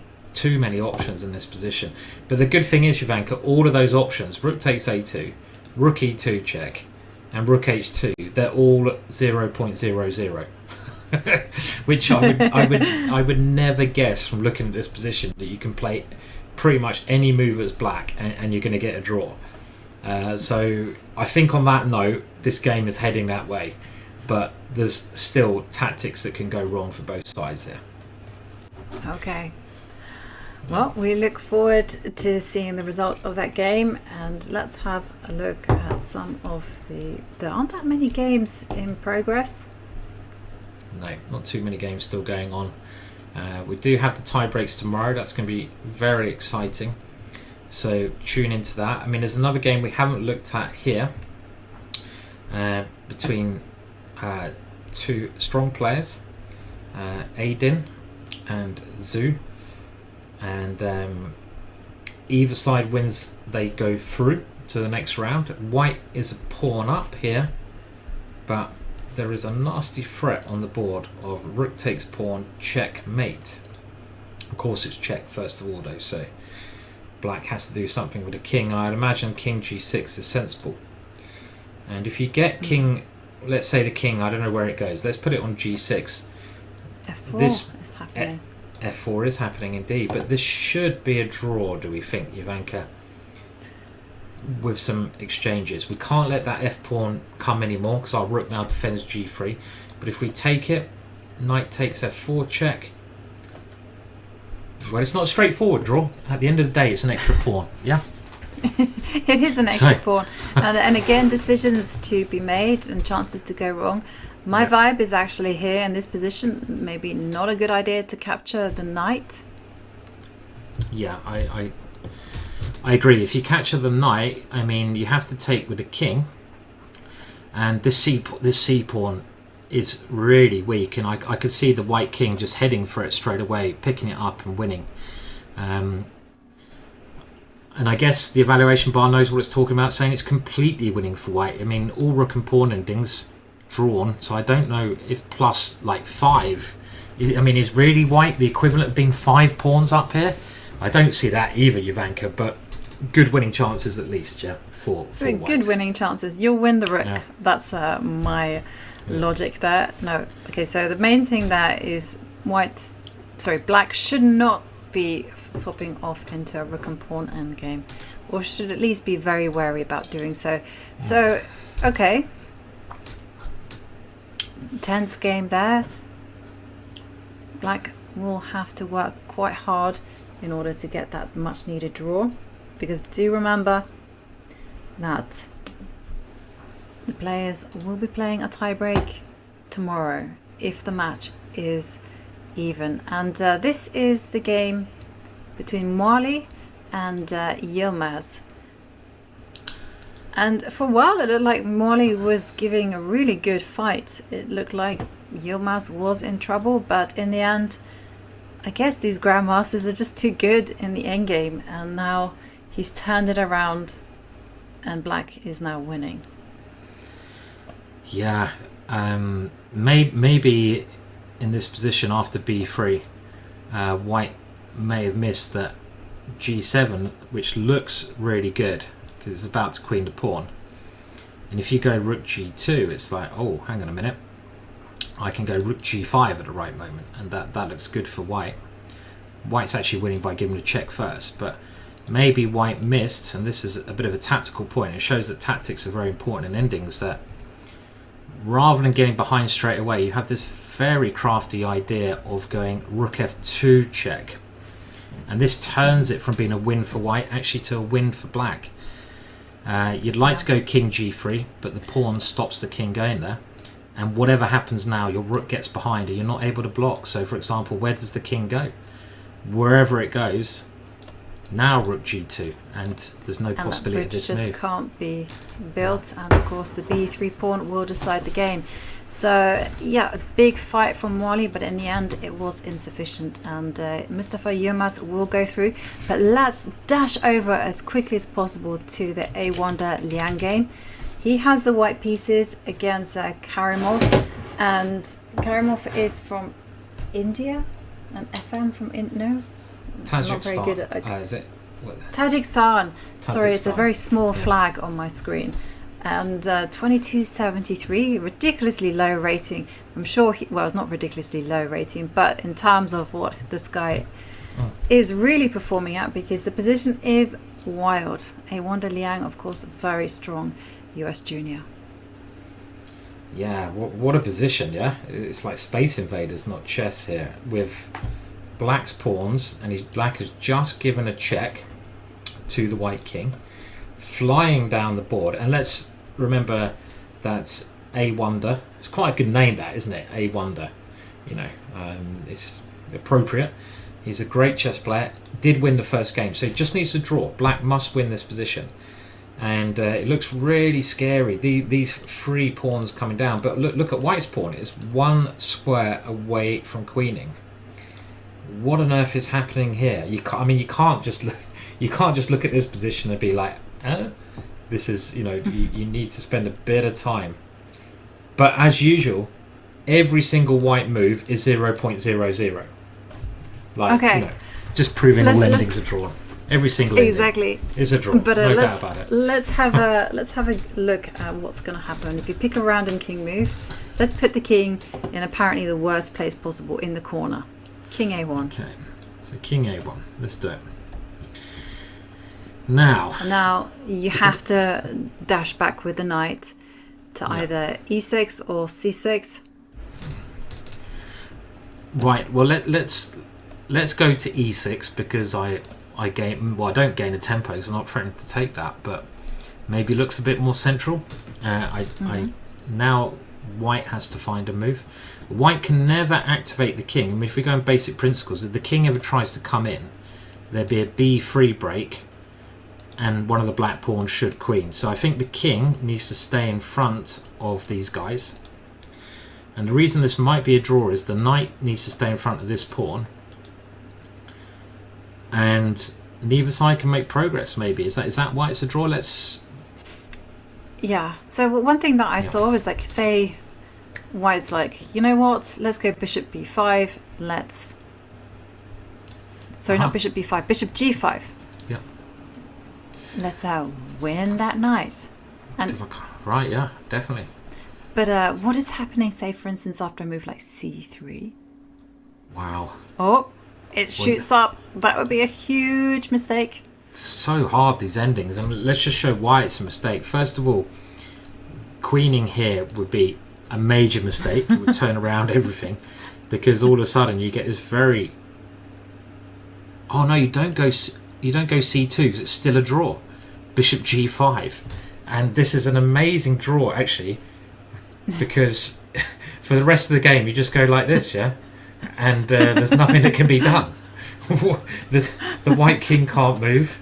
The bishop can never take this pawn because it's got to stop that one, and you just do this forever, yeah. What? Yeah. Weird. Absolutely weird. Yeah, that was a beautiful line that you showed there, Simon.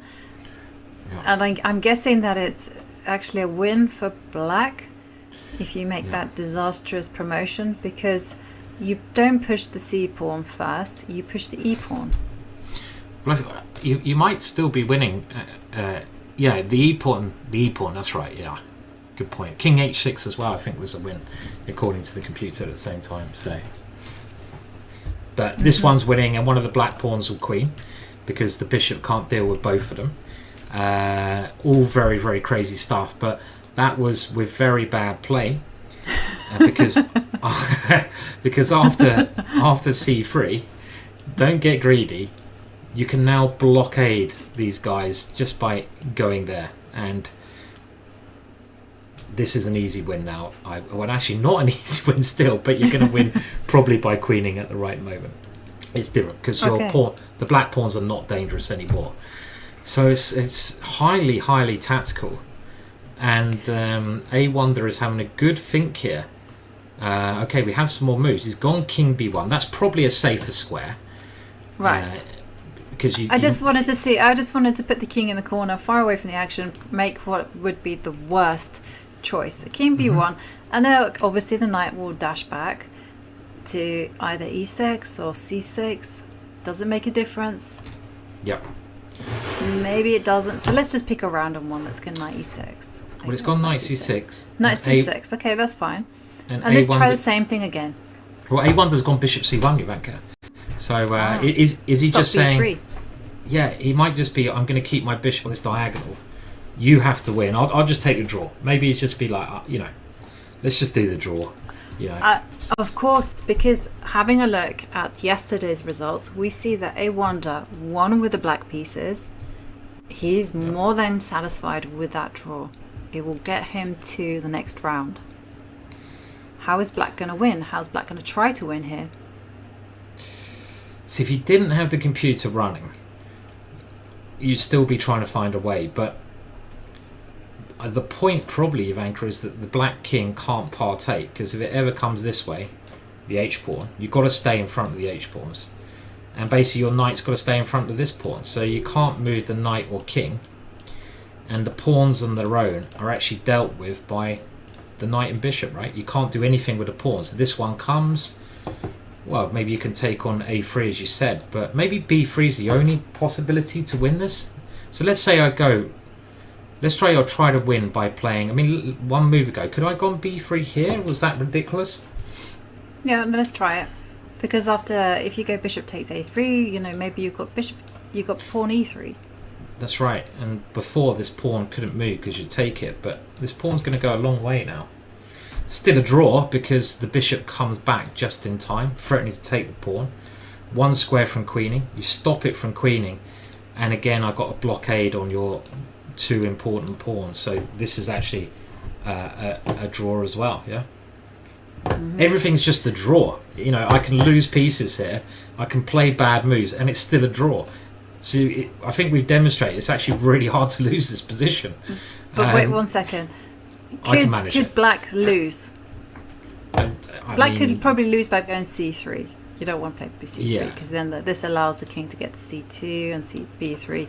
And I'm just also wondering, if white does nothing, could black organize some kind of construction? So for instance, put the knight on f7. I don't know if it helps, and it looks like black's going backwards and forwards, Ivanka, because the king is now repeating, and I think black's sort of realizing that it's probably a draw. Are we going to? And white's going backwards. Let's see if they agree on a draw. I mean, okay, so your suggestion is maybe put the knight on f7. That looks like a better square, because at least on f7 you're keeping an eye on both pawns. But I don't know if it helps, because the only way you can win is by either getting your king or your knight in. And the knight on f7, let's say this king comes in, will not deal with both pawns, because I can distract the knight one way and queen the other pawn, right? So they are, I think, agreeing draw here, Ivanka, just by repeating. They realise there's nothing to be done, and even though it's a crazy position, draw. it was a draw, Simon, and that means A-Wonder Liang, junior from America, does make it through to the next round. Very impressive game from the youngster. Well, Simon, it's been an incredible day of action so far. Yeah, it has. There's so much going on each day, and that's what makes this competition so exciting. The fact that every single round you're going to get boards fighting it out until the bitter end, and we have the tie breaks tomorrow, right? We do have the tie breaks tomorrow, but before we take a look at the tie break rules, let's remind ourselves of the results on the top 16 boards. It was a draw in Cheparinov against Al-Sadi, and that means that Cheparinov is through. Back row as well makes it to the second round, as does Salem, as does Gazainov. Basically all the top seeds just won. Very impressive stuff. And there we see again impressive performances from Musard, Fresnay, Predka, and Liang, Ariantari. These guys made it look easy. But talking about easy, tomorrow we have the tie breaks, Simon. And let's remind ourselves of those tie break rules. It's going to be fast. It's going to get furious, it's going to get nervous as we watch the players stay or leave the competition. And first of all, the players will play a best of 2 rapid games, a format of 25 minutes plus 10 seconds per move. Now, if the match is still tied, then we move on to another version of rapid chess where players are playing 10 minutes plus 10 seconds per move. And if the match is still tied after these 4 games, well, time gets slashed once again as we play a best of 2 blitz games at 5 minutes plus 3 seconds per move. And if after these 6 games there's nothing to separate the 2 players, then it becomes the 1 blitz game of 3 minutes plus 2 seconds per move, and they will keep on playing on that time control until there is a decisive result. Wow. I think they should just flip a coin. That seems far too complicated. Just flip the coin, get it over with, little flip, bang, done. That would be a great way, obviously, to no, but very exciting. I mean, it's going to be really entertaining tomorrow, Yovi, and I don't even know how many tie breaks we've got. I mean, we'll catch up on that tomorrow, I assume, but there's going to be lots of action. Definitely lots of actions, and today it's been all about the top players, the people who lost yesterday, making those comeback victories and taking it to the tie breaks. And let's remind ourselves of the schedule, because there is a lot of chess lined up for us over the coming month. And tomorrow it will be the tie breaks of round 1. On Wednesday, round 2, this is when the big guns, 50 of the highest ranked players and 25 of the highest ranked women, will enter the competition. And once again, play will get intense. So be there and join us for all the action. And Simon, what has this day been like for you? It's been intense, right? I mean, there's so many games going on. It's been exciting. I prefer these tournaments to actually the real elite events when there's only 10 players, because we got so much chess. You know, there's like always a game going on, which is a bit different. We're seeing lots of different openings, lots of different style of chess, and it's been really exciting. And we've got all the big guns coming in on Wednesday. So it's going to get more and more exciting, Ivanka, as obviously the tournament goes on. Definitely, it's only going to get better, because this is just the beginning. And as you say, Simon, it has been a very exciting day. We've seen players leave the competition. We've seen players fight with their backs against the wall. And tomorrow we are going to see more of the same as we see the tie breaks for the first round. It's going to be exciting. It's going to be dramatic. You do not want to be missing all the action that will be happening. So tomorrow at the same time, same place. And before I sign off, I'd like to thank you all for watching. Goodbye.